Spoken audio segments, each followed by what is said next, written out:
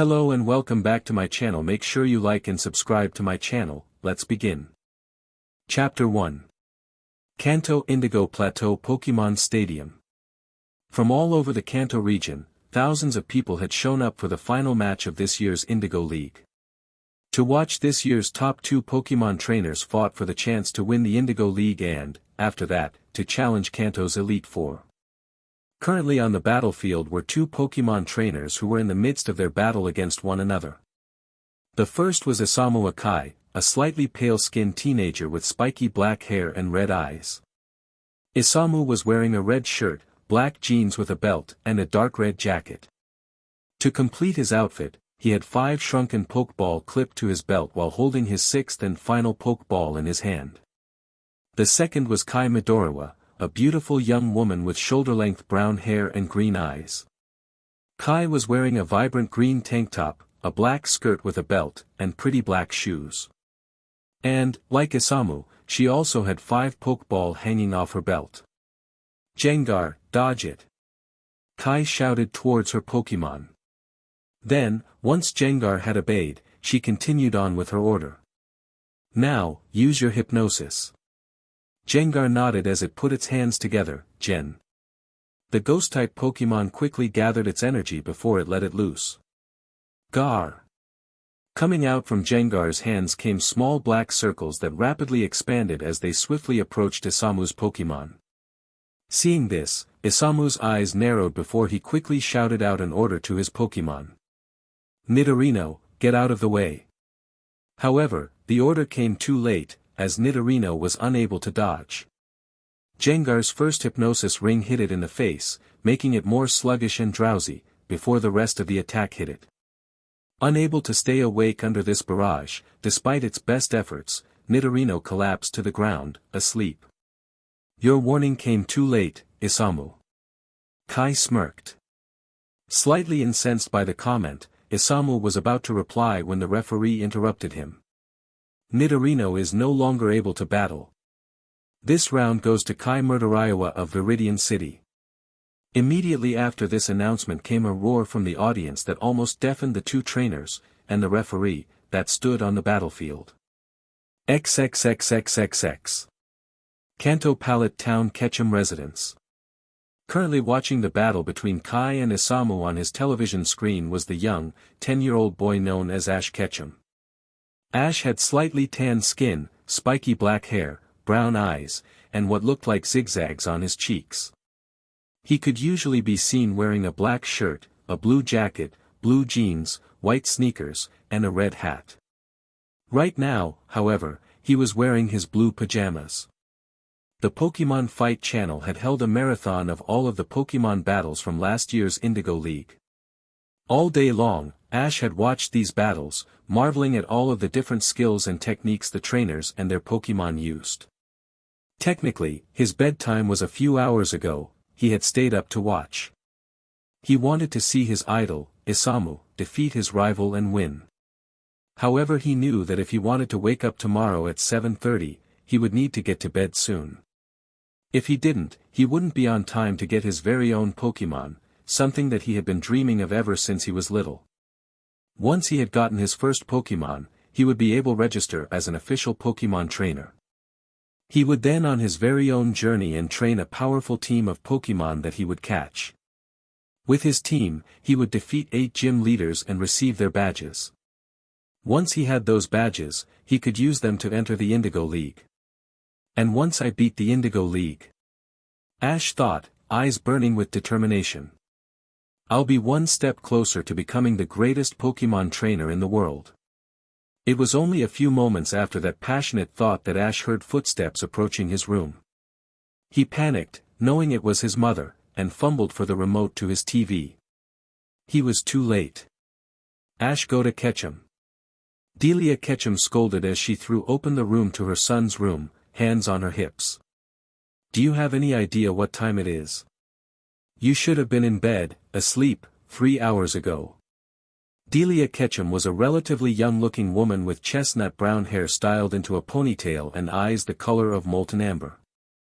Like most days, she was wearing a simple yellow blouse, a light pink sweater, a light purple skirt, and black slippers. But I was too excited to sleep, Mom. And I wanted to see if Isamu beat Kai and won the Indigo League. Ash complained. Delia's stern face softened as she remembered her own pre-journey jitters and how late she had stayed up before she grabbed Ash's TV remote.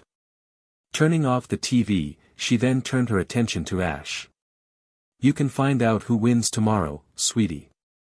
Right now, it's way past your bedtime. You need to get some sleep, honey, your big day is tomorrow. Delia said. With that, Delia quickly went over before she gave her son a warm hug. She said goodnight. She then flicked light switch off, plunging the room into darkness, just as Ash crawled underneath his comforter. Drained, Ash fell asleep only 2 minutes after his head hit his pillow. XXXXXX. Ketchum residence, Ash's bedroom. PDPID. A bird Pokémon chirped from the tree branch of the tree that was just outside of Ash's closed window. Pidgey.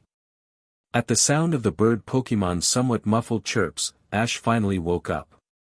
He yawned, rubbing the sleep out of his eyes, before he looked around his room. He quickly spotted the broken remains of his Voltorb-shaped alarm clock before he panicked.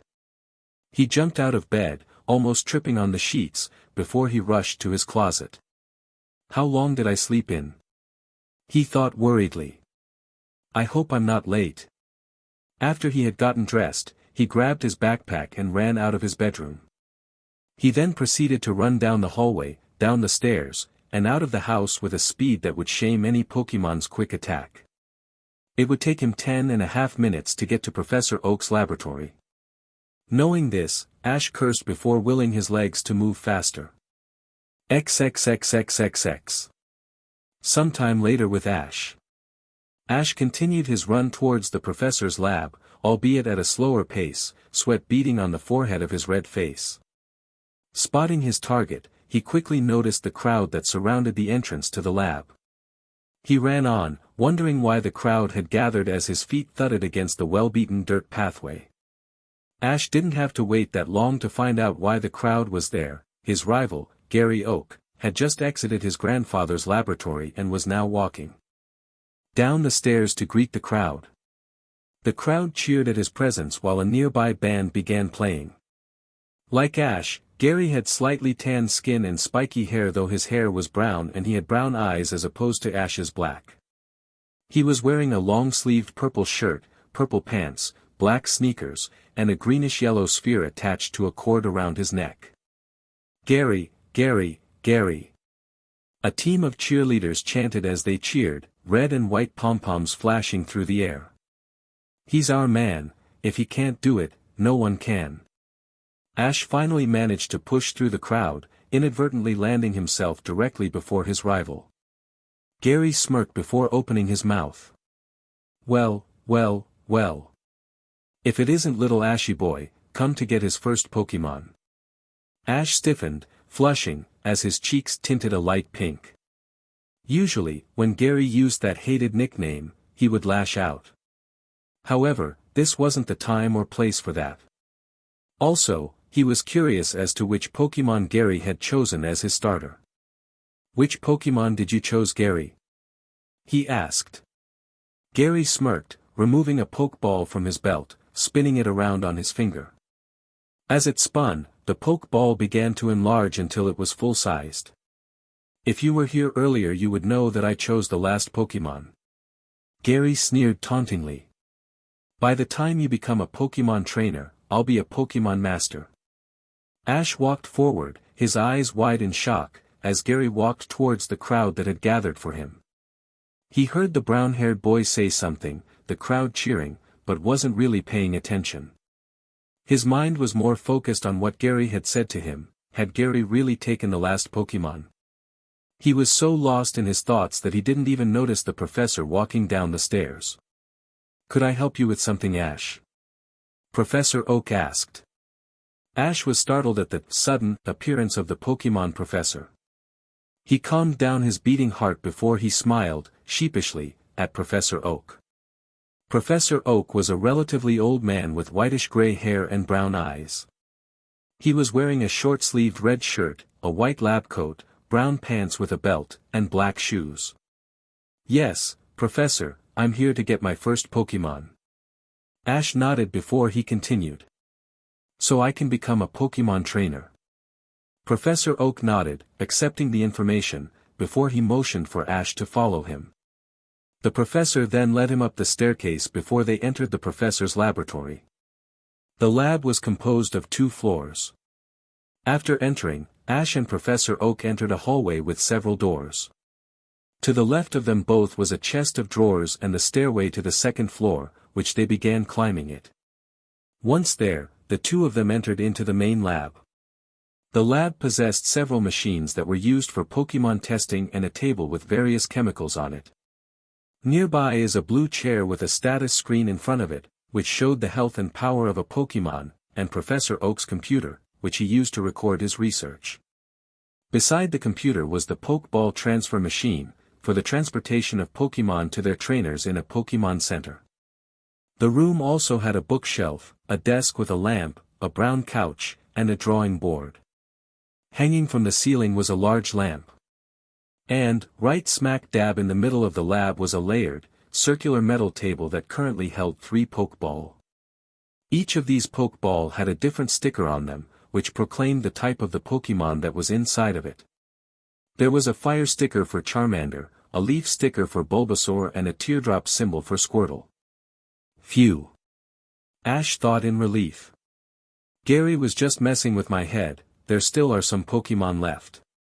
With that thought in mind, Ash moved over to the table, Professor Oak standing behind him, silently watching. Once at the table, he reached for the Pokéball with the teardrop-like sticker on it. However, instead of releasing a Pokémon like it was supposed to, the Pokéball simply opened. It was empty. Frowning, Ash moved on to his second choice, Bulbasaur, only to get the same results. Panicking, Ash quickly turned to the last Pokéball and prayed that it still had a Pokémon inside of it. Like the others, however, the Pokéball turned out to be empty. Downtrodden and slightly hurt, Ash turned towards Professor Oak. If you had already given out all the Pokémon, why didn't you just tell me? Professor Oak flinched slightly. And why are there Pokeballs still here? Professor Oak's shoulders sagged slightly before he sighed, closing his eyes. Opening them, he then took a step towards Ash with an apologetic expression on his face. I'm really sorry, Ash. Professor Oak said. Those Pokeball are the 3 Pokeball I use to hold the Bulbasaur, Charmander, and Squirtle every year. Once a trainer chooses it, the Pokémon is transferred to one of the trainer's new Pokeball. Ash nodded at the explanation, still hurt, before the reality of his situation fully impacted him. There were no more Pokémon left. So, Gary was right after all. He would have to wait for who knows how long until Professor Oak caught, or bred, another starter Pokémon. That meant that he wouldn't probably have enough time to travel around Kanto and get 8 gym badges, missing this year's Indigo League. His desperation over his situation and a fierce passion to not get behind Gary fueled Ash's next few actions. Taking a step forward, Ash addressed Professor Oak with a pleading expression. Please, Professor, there has to be another Pokémon I could use. If I don't start my journey now. His shoulders slumped. I won't ever be able to catch up with Gary. Professor Oak bit his lip cautiously, looking away. He knew of the rivalry between Ash and his grandson. He knew how Gary would probably taunt and mock Ash for being unable to start his journey on time. The professor also knew of Ash's fierce love of Pokémon. He knew that, if Ash could get a Pokémon, he would do his best to make sure it was treated right. Well, Professor Oak said after a moment, hedging on the idea, before he admitted. I do have 1 Pokémon left.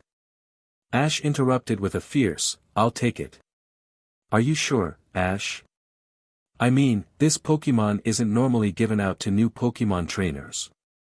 It could be quite the handful. I'm sure, Professor. Ash said. Professor Oak nodded with a sigh, having expected Ash's answer before he walked out of the main area of his lab. He returned a couple of minutes later before he placed a rectangular red device along with 6 Pokeball on the table. Then, he removed another Pokeball with a brown, star-like symbol on it from the pocket of his lab coat. Handing Ash the Pokeball, he then took a step backwards. He watched as Ash quickly pressed the small, silver button on the Pokeball, enlarging it. Ash then released the Pokémon that was inside of it with a flash of brilliant, white-colored light. The Pokémon took form as a mammalian creature with brown fur, a bushy tail that had a cream-colored tip, and a large furry collar that was also cream-colored. It also had 4 short, feline-like legs with 3 small toes on each foot. To finish it off, this Pokémon had curious honey-colored eyes, long pointed ears, and pink paws. Eevee? The Pokémon asked with a cute tilt of its head. This Pokémon is known as Eevee, the evolution Pokémon. Professor Oak explained. As a species, Eevee are usually affectionate, loyal, and fairly energetic. However, it is their very energy that makes Eevee hard to handle sometimes. Bending his knees, Ash watched as the Pokémon Eevee approached him with a cautious expression on its face. When Eevee was a foot away, he slowly reached out with his hand, allowing the Pokémon to sniff it. After a few tense seconds in which Eevee sniffed, Eevee opened its mouth before it began to lick Ash's hand. Seeing this as a sign, Ash moved his hand slightly and began to scratch Eevee on the head. Eevee purred. Eevee, Eevee. Ash smiled, "It's nice to meet you too, Eevee. My name is Ash." Eevee. Eevee purred, rubbing its head against Ash's palm. Eevee. Professor Oak coughed, getting both Ash and Eevee's attention before he pointed towards the items he had put onto the table. These are the most basic, standard version of Pokéball. Using them, you can catch weakened wild Pokémon. He then pointed towards the red device, picked it up, and flipped it open to show an assortment of buttons and a small black screen. This is your Pokédex. Its main function is to provide you with information about Pokémon you might encounter. It will also record any information about any new Pokémon that you might discover. After all, there are still many Pokémon just waiting to be discovered. XXXXXX. The Kanto region, Pallet Town. It was soon after Professor Oak had finished explaining everything that Ash would need that he registered Ash as a new Pokémon trainer. Once that was done, he explained that Ash would have 1,000 yen to start him off on his journey, so he better use it wisely. Then, Professor Oak accompanied Ash down the stairs and outside his laboratory, only to see a small crowd had gathered at the bottom of the hill, led by Ash Ketchum. When this crowd spotted Ash, the people began to play their instruments, applaud, or hold up white banners that read, "Good luck on your journey, Ash." Ash had barely gotten past the gate to Professor Oak's lab when his mom rushed at him before giving him a massive, bone-crushing hug. "I'm so proud of you, honey." Delia gushed, tears in her eyes. "You're finally going off to fulfill your dream and start your own Pokémon journey." "Mom," Ash complained. Then, his mom seemed to notice Eevee, who was now sitting next to his feet before she finally released him.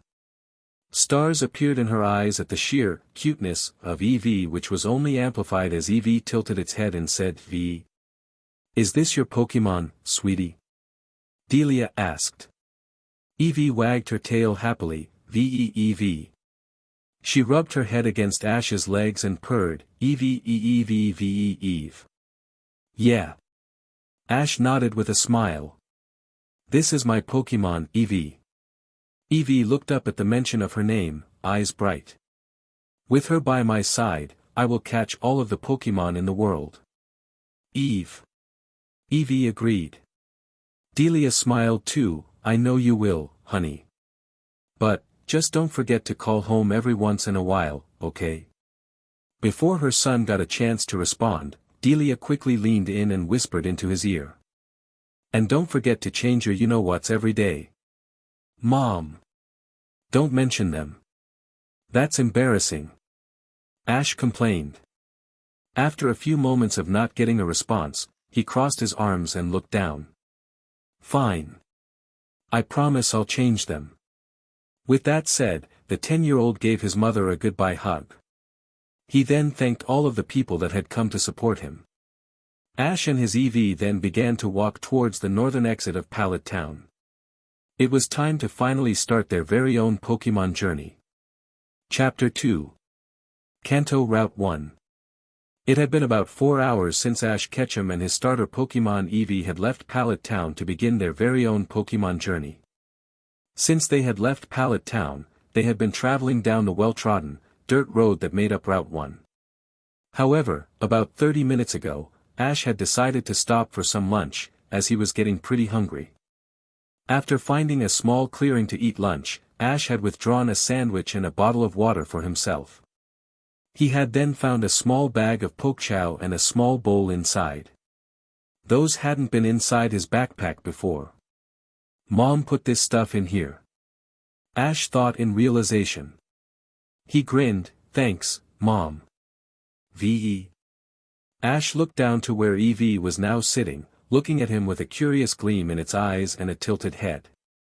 He grinned at his Pokémon before he showed it the bag of Pokechow, which caused it to lick its lips.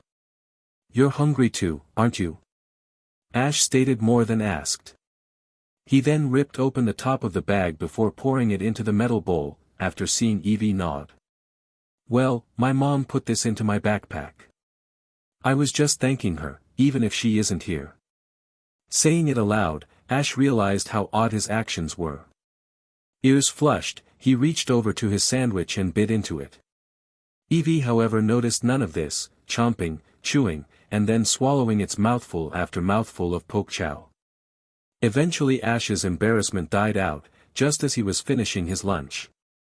He then put away his half-drained bottle, his bunched-up sandwich wrapper, Eevee's empty bowl, and the bag of Pokechow into his backpack. Ash had just about finished when he caught sight of a small Pokémon not too far away from where he and Eevee were. The Pokémon resembled a small, plump-bodied bird. It was a brown color, with the tips of its wings, belly, and throat being a nice cream color. Both of its taloned feet and beak were a pinkish-gray color. It also had black markings around its eyes and a small crest of brown and cream feathers above its eyes. This bird-like Pokémon was foraging around in the grass around it, appearing to be looking for its own lunch. What made it perfect was that this Pokémon's back was turned to him and Eevee. This is perfect, Eevee.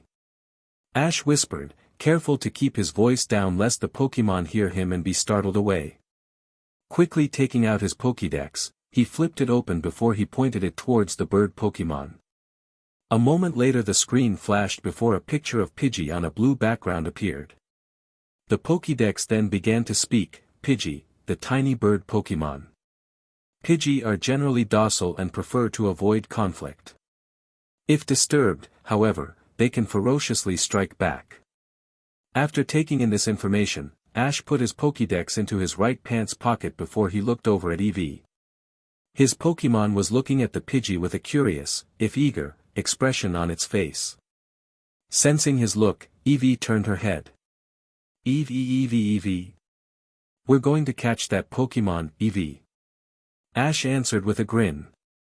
V.E. Eevee yipped, wagging her tail, as she got up. The sound caused Pidgey to tense up slightly as Eevee rushed forward.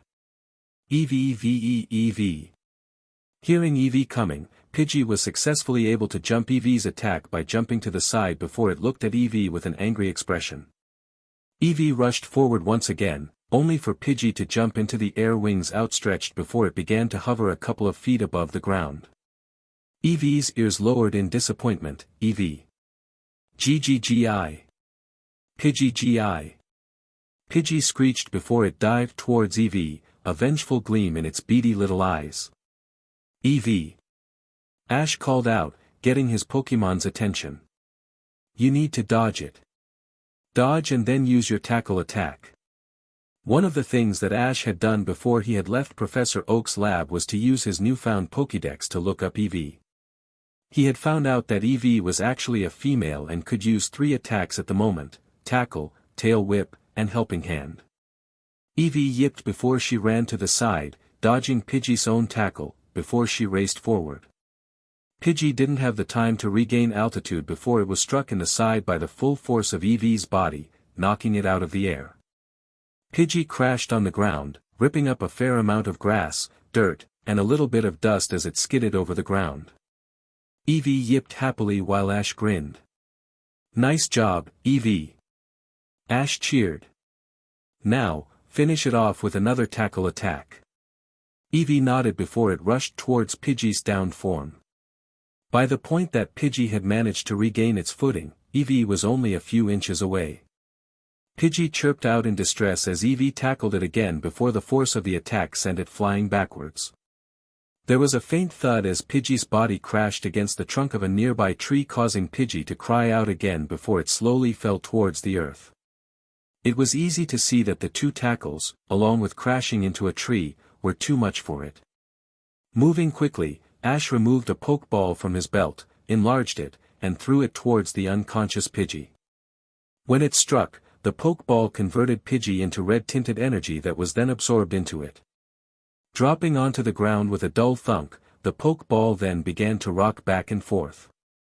This rocking was caused by Pidgey's subconscious while fighting the Pokéball to escape.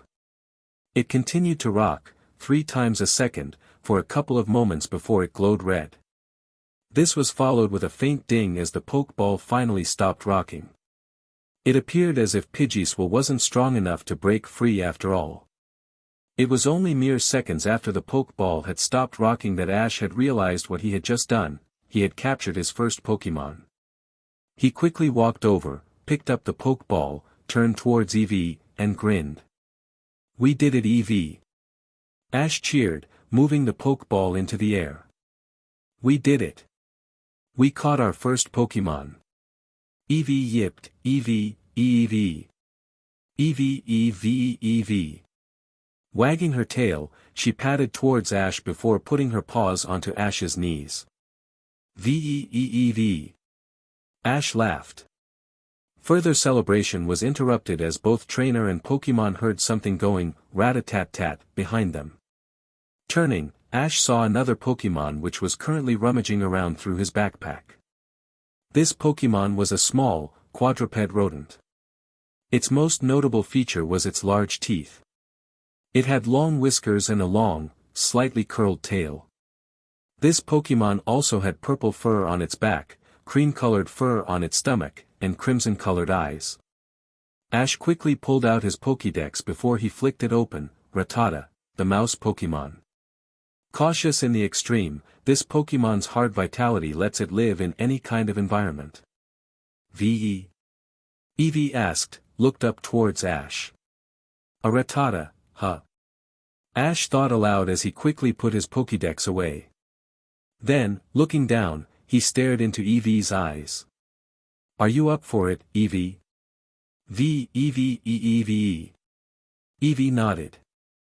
Ash smiled before he moved slightly, causing Eevee's forepaws to plop onto the ground. "Alright then, let's do this." Eevee's ears flattened against her head. "Now, use your tackle attack." Eevee yipped excitedly before she rushed forward.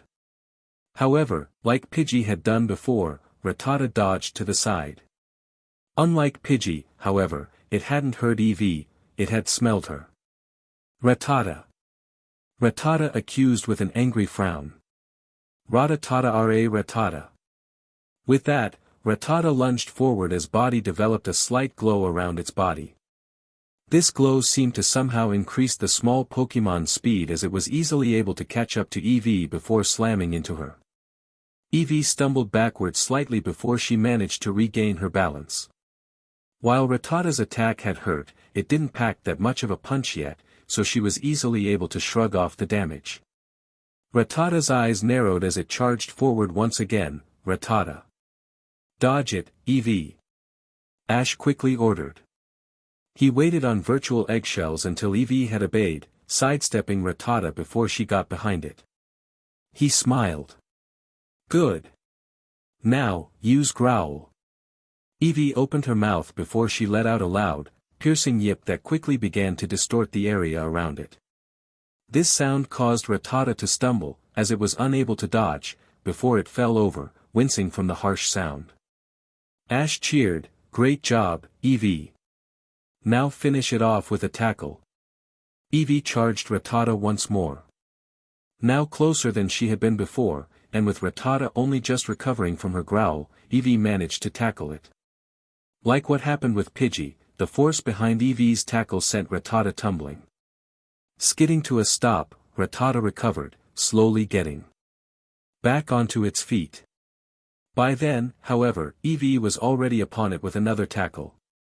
This time, along with forcing Rattata backwards, the force behind Eevee's attack was enough to have knocked Rattata unconscious. Ash quickly unclipped another Pokeball from his belt before he threw it towards the downed Pokémon and said, "Go, Pokeball." After a few seconds, the Pokeball struck Rattata before it converted the unconscious Pokémon into red energy and sucked it inside of itself. Falling towards the ground, the Pokeball began to rock. 5 seconds passed before it stopped rocking and released a ding. Ash quickly retrieved his new Pokémon's Pokeball before he turned towards Eevee. "Yes. We caught a Rattata. XXXXXX. Later, Kanto Viridian City. 3 hours had passed since Ash had caught Pidgey and Rattata, picked up and put away his stuff, and got back onto Route 1. He had just officially exited Route 1 and was about to enter Viridian City when somebody stopped him with a harsh command. "Halt!" Turning around, Ash caught sight of a woman with shoulder-length spiky blue hair underneath a blue policewoman's hat and teal-colored eyes. She was wearing a standard police uniform but with a knee-length skirt instead of pants. "Before you can enter into Viridian City, I'll need to see proof of your identification," the policewoman said before extending a gloved hand. "Please hand over your Pokédex for inspection." Not wanting any trouble, Ash obeyed, quickly taking out his Pokédex and handing it over to the policewoman. Confused and a little bit worried, he watched as she flipped his Pokédex open and then press a few buttons. After a moment, the Pokédex spoke. "I am Dexter, the Pokédex programmed by Professor Oak for Pokémon trainer Ash Ketchum.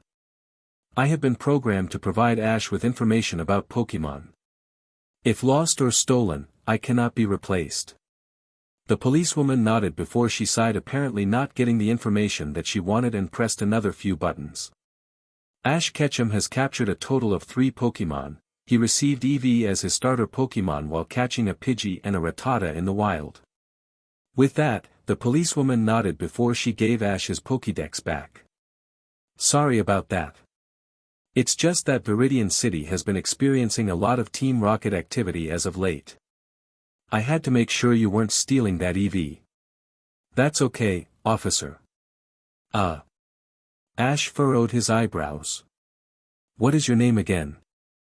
This actually caused the policewoman to blush slightly, gloved hands moving to rub the back of her head sheepishly. "Oh, sorry. My name is Officer Suzanne Jenny, one of the Officer Jenny that patrol Viridian City." Calming, she then asked, "Now, can I help you with anything, young man?" "Yeah. Do you know where the nearest Pokémon Center is?" Ash asked. "That's easy. All you have to do is continue on this street for a couple of blocks. The Pokémon Center will be the huge roof that looks like a Pokeball," Officer Jenny informed. "You really can't miss it." Ash nodded, repeating the information in his head before he smiled. "Thanks for your help, Officer Jenny." Turning, he began walking into Viridian City proper. "Come on, Eevee, let's go. Stay out of trouble. XXXXXXX. Meanwhile, Kanto Viridian City. A little over 300 feet in the air above Officer Jenny's guard station was a giant, Meowth-shaped balloon with 3 figures standing inside of it. 2 of these 3 figures appeared to be humans, while the third was a Pokémon that stood on its hind legs. The 2 humans were currently staring a wanted poster that they had just used a fishing wire to remove from Officer Jenny's guard station. Staring at it, it was like they were looking in a mirror. After a few moments, the female figure crumbled the poster into a large ball before she threw it over her shoulder. "A wanted poster, how flattering." The woman sneered. "Flattering?" the man asked as if offended. "This picture makes me look terrible. The woman smirked, then you should be happy that the photographer captured the real you. Exactly. There was a moment of silence before the woman looked down at the lighted, sleeping city underneath their balloon. We'll show these bumpkins. The people of Viridian City will be sorry that they ever had to see this face. The man agreed as he wiped a lock of lavender-colored hair away from his eyes. We are all sorry to your face, James. The Pokémon hissed as it came up from behind the two humans, looking at them disapprovingly. You two need to stay focused. We're here to capture rare, valuable, or unusual Pokémon. Don't ever forget that. Me oath. Absolutely. The woman replied. But of course. The man James said. And just remember. The Pokémon warned. That I'm the top cat around here.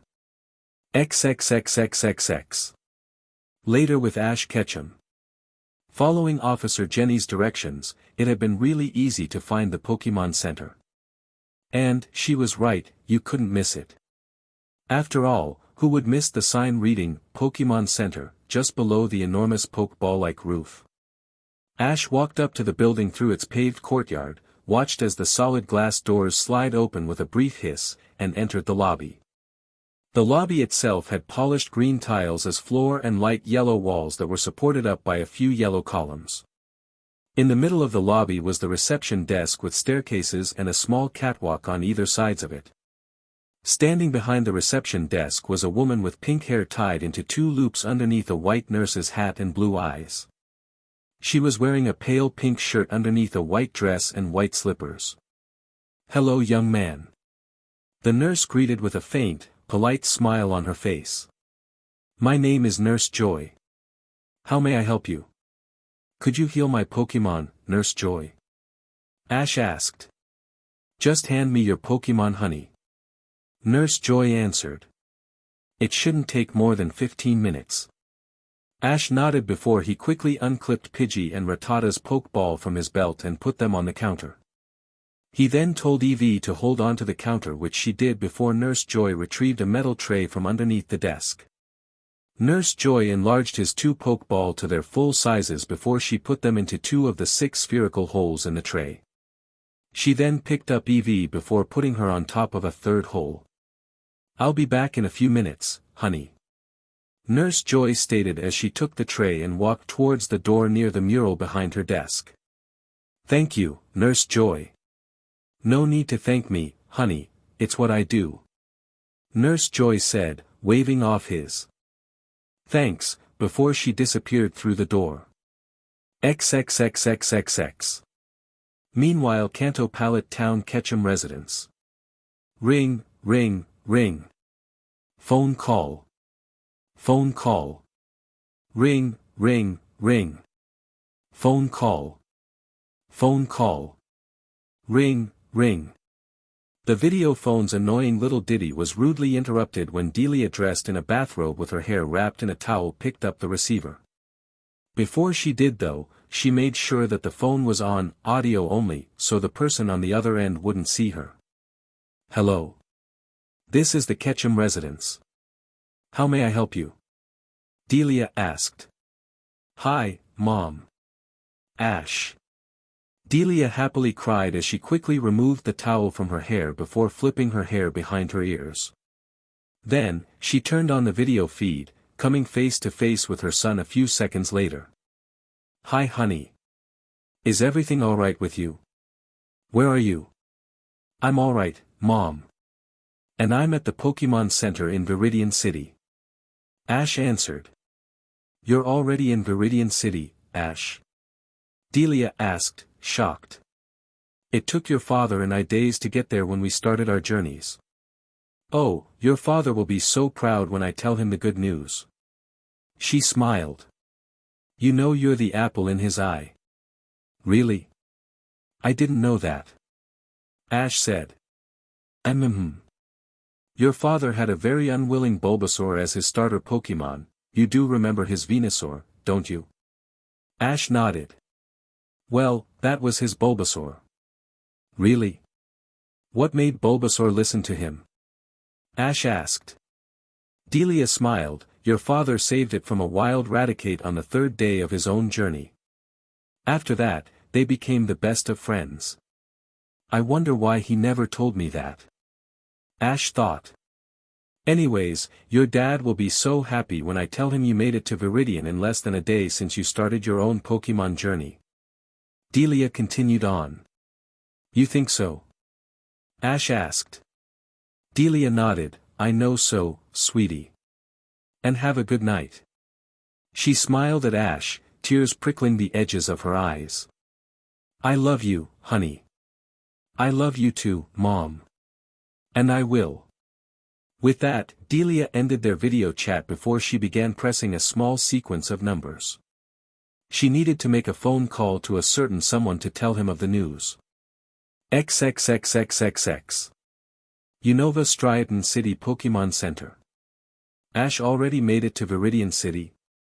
Jonathan Ketchum asked as he stared at his wife through the video phone with a shocked expression on his face. Jonathan was a rather tall, tan man with spiky black hair and dark blue eyes. He was wearing a simple white, button-down shirt, a pair of black slacks with a belt, and black shoes. He did. Delia affirmed. Jonathan sat down on the stool next to him, stunned. Despite his best efforts, it had taken him at least 4 days to get to Viridian City when he had begun his own journey. For his son to make it there in less than a day, it was simply extraordinary. That's amazing. Jonathan whispered. After a couple of moments, he lifted his head. Which starter Pokémon did he choose? Has he caught anything yet? Deliver smiled. Well, he didn't actually get one of the 3 basic starter Pokémon, instead, he got an Eevee. Ignoring Jonathan's questioning glance, she continued on. And yes, I do think he caught 2 Pokémon, but he didn't tell me what. I'll have to ask him the next time he calls. Jonathan nodded, stroking his beard. With that information it only made Ash's quick arrival to Viridian City all the more impressive. Can you send him my regards, sweetie? Tell him how proud I am. Jonathan asked. I would myself, but I'm kinda busy at the moment. XXXXXX. Meanwhile with Ash Ketchum. After finishing his call to his mother, Ash had been drawn to the mural that stood on the computer screen behind the reception desk. The mural showed what appeared to be 4 ancient Pokémon carved onto 4 different colored stones. I wonder why that bird Pokémon is so familiar looking. Ash mused to himself, frowning. I know I haven't seen it before. So, why? Further thought was interrupted as the computer started to blare with an all too familiar ring, ring, ring, ring. Phone call. Phone call. Ring, ring, ring. Phone call. Phone call. Ring. Having made his way over to the computer, Ash quickly pressed a couple buttons before he saw the words, audio only, flash across the screen. Hello. This is Ash Ketchum. Who's calling? Ash asked. Here. I'm over here, Ash. Hearing the voice coming from behind, Ash turned around, only to see that the lower left drawing of the mural had been replaced. Instead of the stone that depicted an ancient Pokémon was what looked like a live feed of Professor Oak's laboratory. At the moment, Professor Oak was looking at a screen that had Ash's face on it, seemingly unaware that Ash could only see the aged professor's backside. Don't you recognize me, Ash? Professor Oak asked. I mean, we only saw each other just this morning. Ash smirked. No, Professor, I didn't recognize the back of your head. Huh? Professor Oak asked, turning around. Oops. Wrong camera. Pressing a button, the screen shifted to show Professor Oak's face. There. I just finished speaking to your father. He told me that you had made it to the Pokémon Center in Viridian City. Is that true? Yep. 'Cause that's where I am. Ash nodded. I see, the other Pokémon trainers from Pallet Town have also arrived there. I'm certainly surprised that you got there so soon, Ash. I had my doubts that you could handle the Eevee I gave you. Huh. Ash asked, confused. After I told Gary that you had gotten your own Pokémon, he insisted that you wouldn't be able to catch a single Pokémon by the time you got to Viridian City. Professor Oak smiled.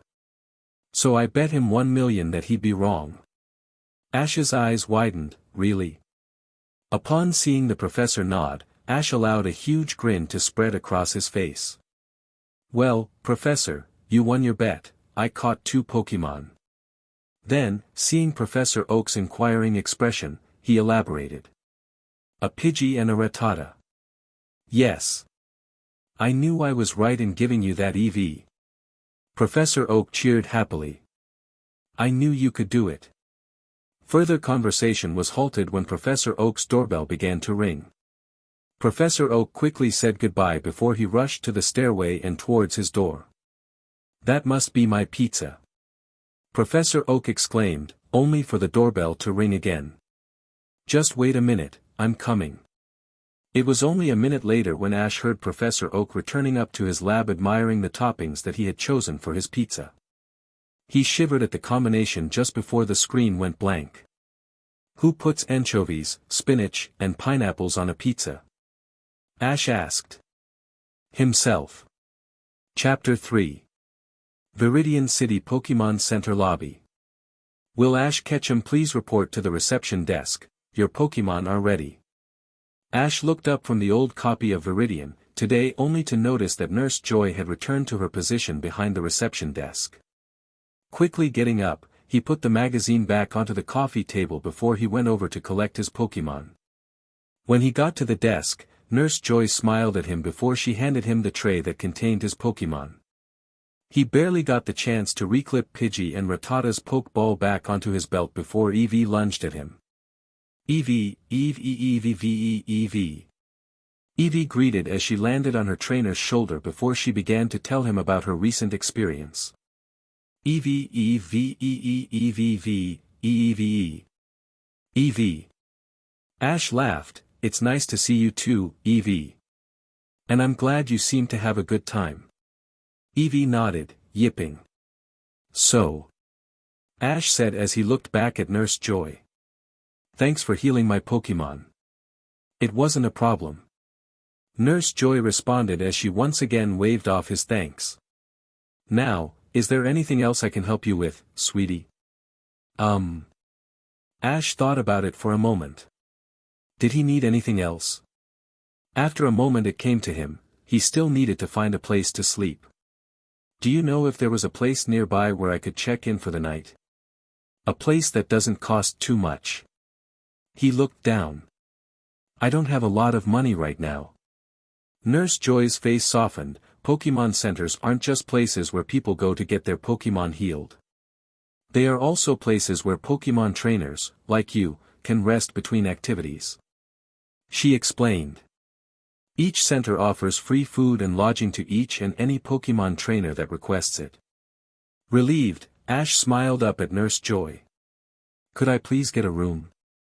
Before Nurse Joy had the chance to answer him, a high-pitched, wailing alarm began to blare. Eevee put her paws over her ears, the sound hurting them, while Ash turned a confused, worried glance towards Nurse Joy. What was happening? Your attention please. Our Viridian City radar system has detected an aircraft of Pokémon thieves heading towards the Pokémon Center. XXXXXX. Meanwhile with Team Rocket. Jessie smirked as she heard the numerous alarms that had begun to blare. Accompanying this was the multitude of people that had begun to run about, like bees swarming out of their hives. It was quite amusing to watch, really. I guess that we woke up this sleepy dump. Jessie remarked. James crossed his arms with a frown. How dare they act like we're criminals? He scoffed. They should welcome Team Rocket. We'll teach them to respect that name. Jessie assured. Meowth smirked as he lifted a paw to inspect his recently sharpened claws. Finding them acceptable for what was to come, he put his file away. Turning, he addressed his 2 human companions. Meowth. When we snatch all of their Pokémon, those scared little mice will know that I'm the top cat. We know, Meowth, we know. With that, both Jesse and James grabbed a Pokeball before they tossed them into the air. They then watched as gravity pulled them below. It was only a couple of moments later when the spiraling orbs crashed through the skylight of the Pokémon Center, sending shards of glass in every direction. Jesse turned. "Let's go, James." "Of course." XXXXXX. At the same time with Ash and Nurse Joy. Shortly after the alarm had gone off, the skylight had exploded into shards of glass that fell upon the lobby like rain. It had been luck that none of the glass hurt anyone, though it had left a few little nicks and scratches. When they were recovering from the sudden attack, two Pokeball hit the floor, drawing everyone's attention. In two flashes of red-colored light, two different Pokémon were released. The first was a round, purple Pokémon that was floating in mid-air with a blissful expression on its face. It had several, crater-like protrusions all over its small body with a few along them releasing a faint, black gas. To complete its look, there was a white skull and crossbones symbol underneath its face. Coughing. The second Pokémon greatly resembled a rattlesnake. It had a yellow rattle at the tip of its tail, and was mostly purple. Also, this Pokémon's underbelly, eyes, and the bands on its body were yellow. Eekins. Before anyone could react to these two Pokémon's sudden appearance, the small round one coughing quickly began to fly around the lobby. While this happened, black smog poured from the crater-like protrusions on its body to make an effective smokescreen. Coughing from the smoke, Ash managed to hear two somethings land with a thud before he heard footsteps. "It's the Pokémon thieves." Nurse Joy coughed. "Prepare for trouble. Make it double. To protect the world from devastation. To unite all peoples within our nation. To denounce the evils of truth and love. To extend our reach to the stars above. Jesse. James. Team Rocket, blast off at the speed light. Surrender now or prepare to fight. Meowth, that's right." By this point, coughing smokescreen had cleared enough to reveal the Pokémon Thieves Team Rocket to both Ash and Nurse Joy. Jessie was a woman with dark blue eyes and magenta-colored hair that was styled in a ponytail that ended at her hip. She was wearing a white shirt with a red R on it, a white skirt with a black belt, elbow-length black gloves, and thigh-length black boots.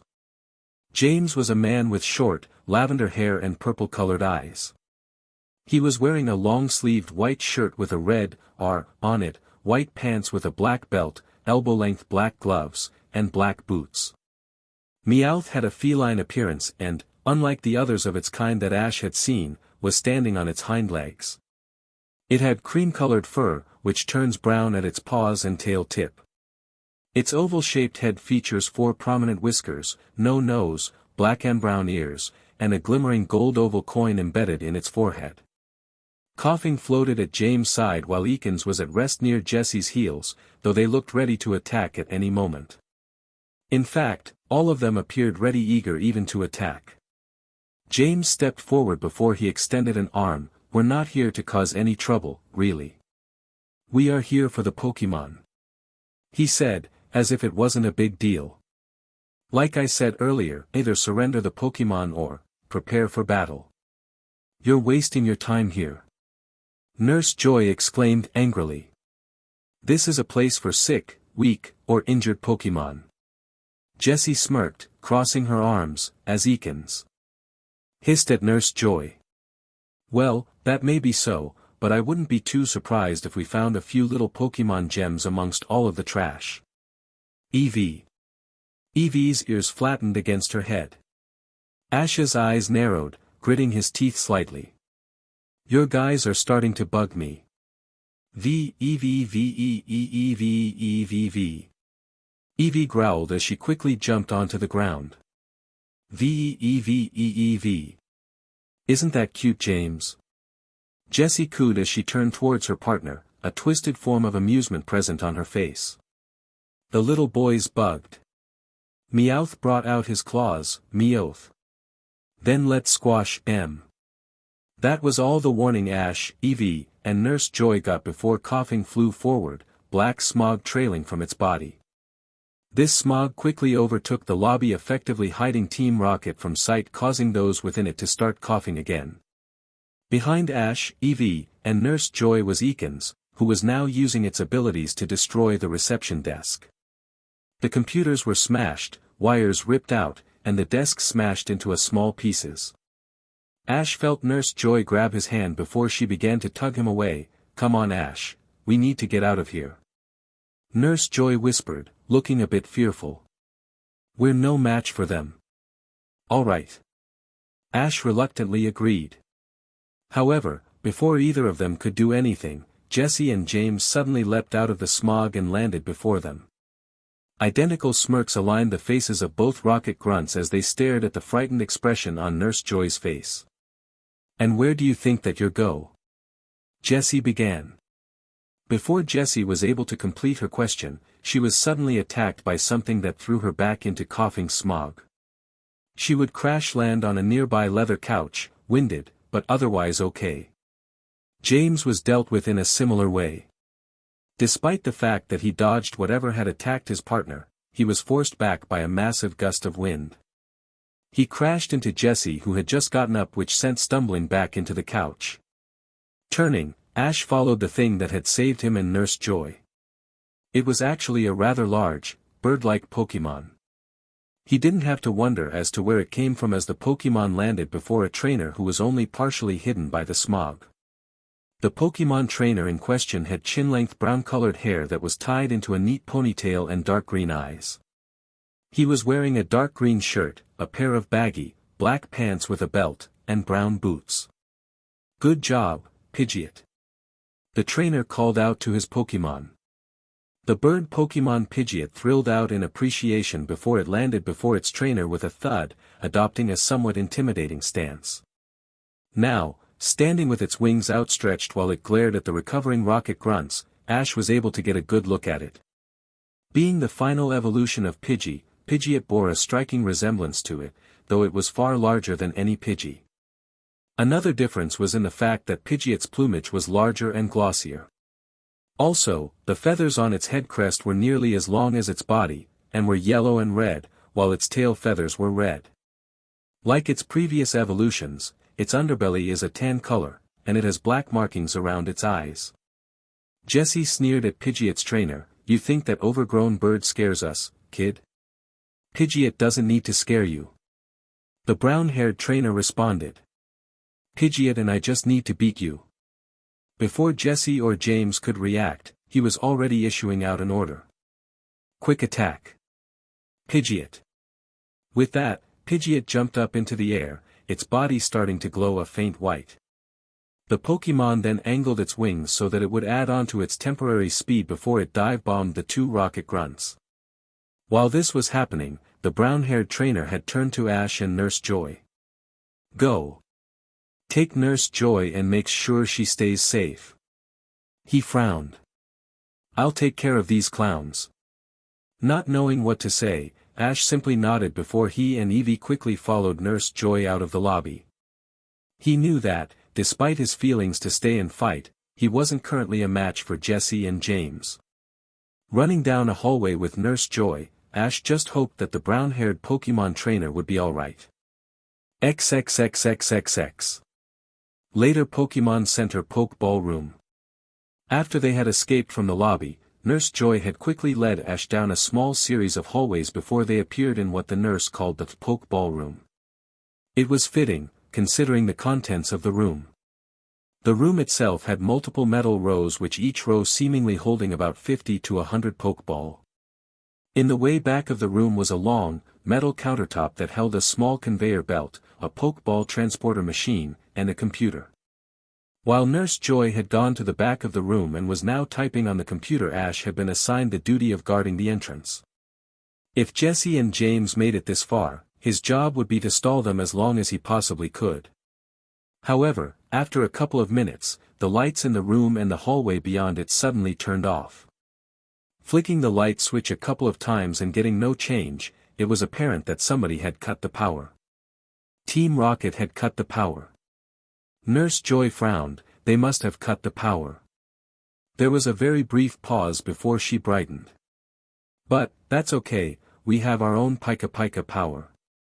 With that, Nurse Joy quickly walked over to a nearby machine that appeared to have been built into the wall before she pulled a lever. This, in turn, caused the top of the machine to retract into the wall, revealing a small circular track. A small ring of Pokeball on the track then popped open, releasing the Pokémon inside of them, before the Pokeball were retracted inside the machine. The newly released Pokémon grabbed onto the bars situated before them, connected to a small rod in the middle of the machine before they began to run in place. All of this had happened in less than seconds. This machine converted the Pokémon's energy into electricity before, acting like an emergency generator, restored the power. As Nurse Joy went back to her desk, her computer rebooted from the sudden loss of power it had went through.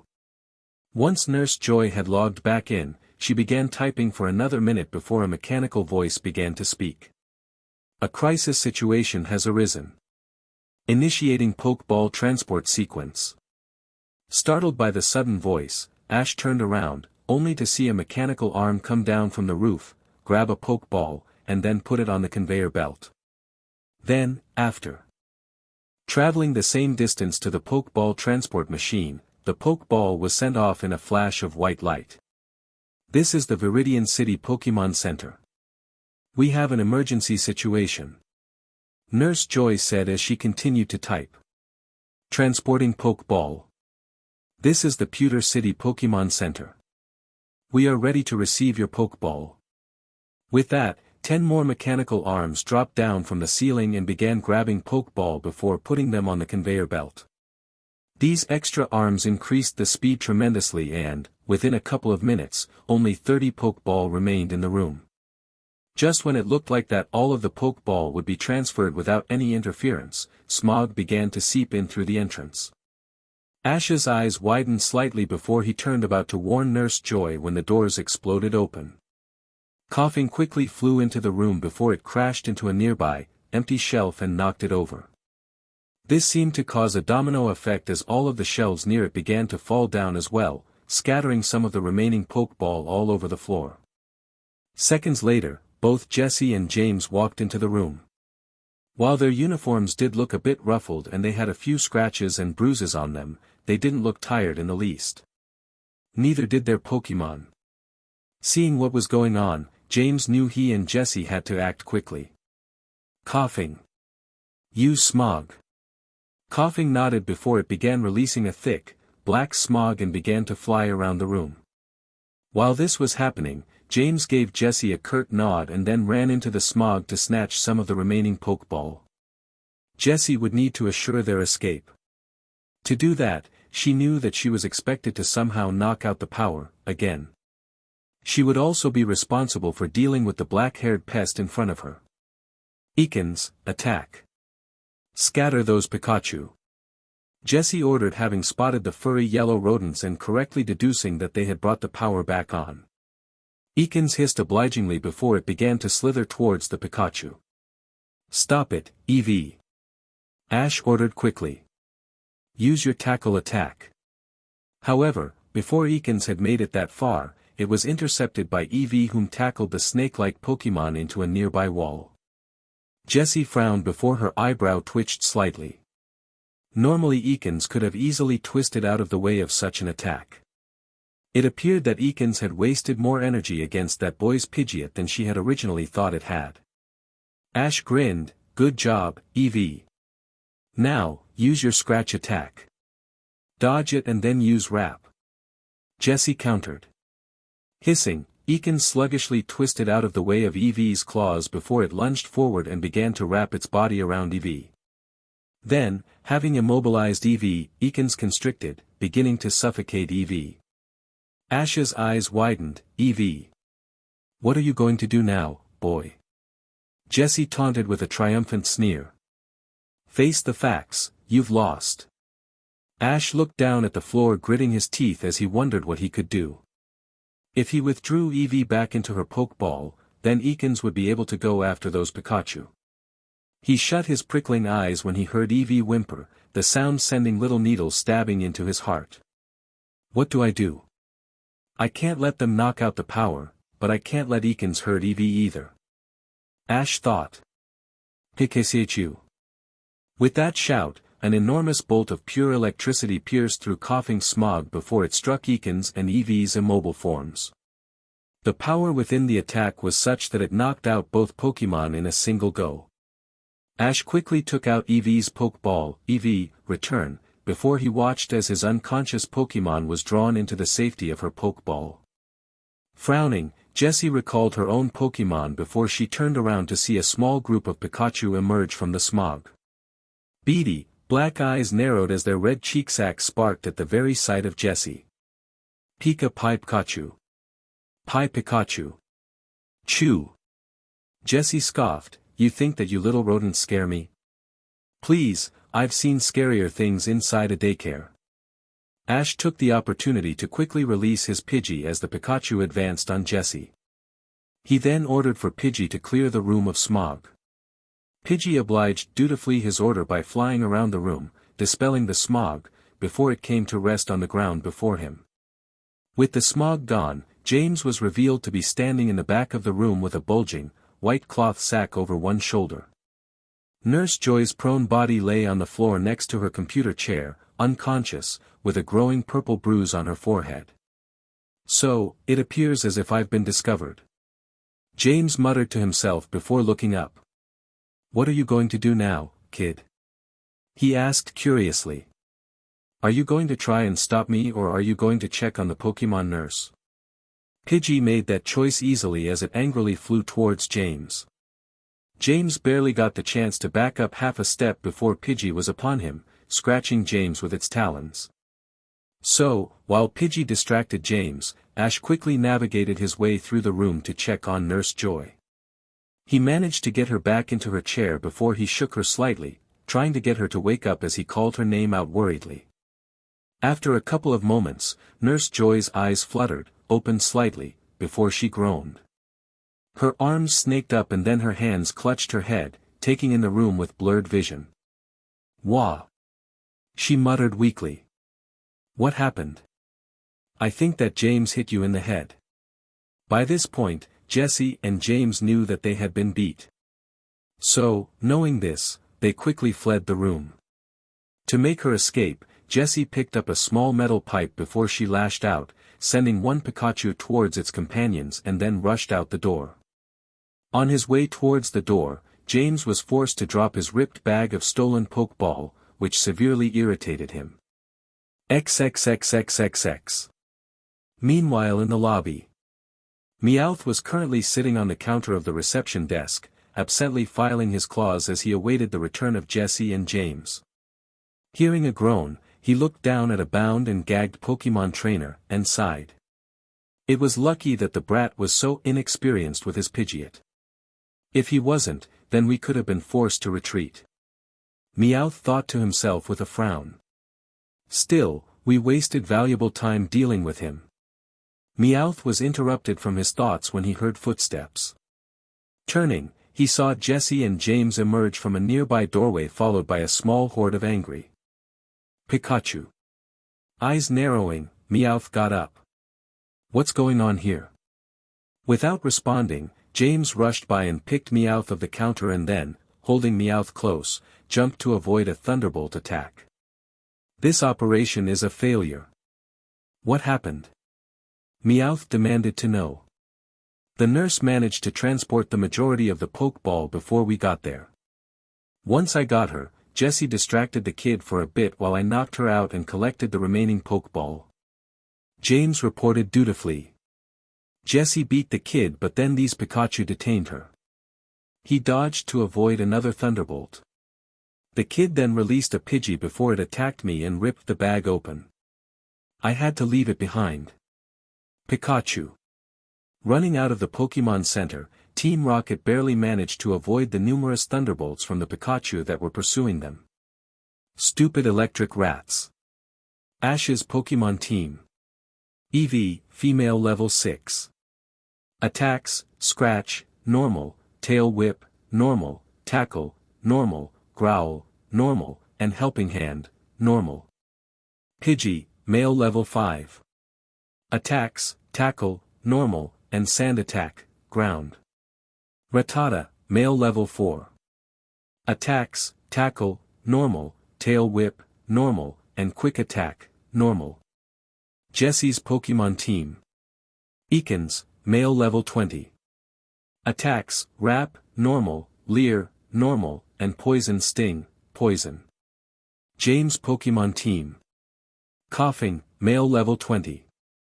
Attacks, tackle, normal, smog, poison, and self-destruct, normal. S Pokemon team. Pidgeot, female level attacks, tackle, normal, sand attack, ground, gust, flying, quick attack, normal, and agility, psychic. Chapter 4. Team Rocket attacks the Viridian Pokemon Center. Written by Jacob Smith. At 9 p.m. yesterday evening, the Viridian City radar system managed to detect a Meowth-shaped balloon that was heading towards the Pokemon Center. Alarms blared across the city, warning the city of the danger. However, before the police could arrive, Team Rocket attacked. According to reports, the two rockets used the poison-type Ekans, see page 3, and coughing, see page 4, to break into the Pokemon Center. After breaking in, the two rockets briefly talked to the resident Nurse Joy and a new, rookie Pokemon trainer from Pallet Town, Ash Ketchum.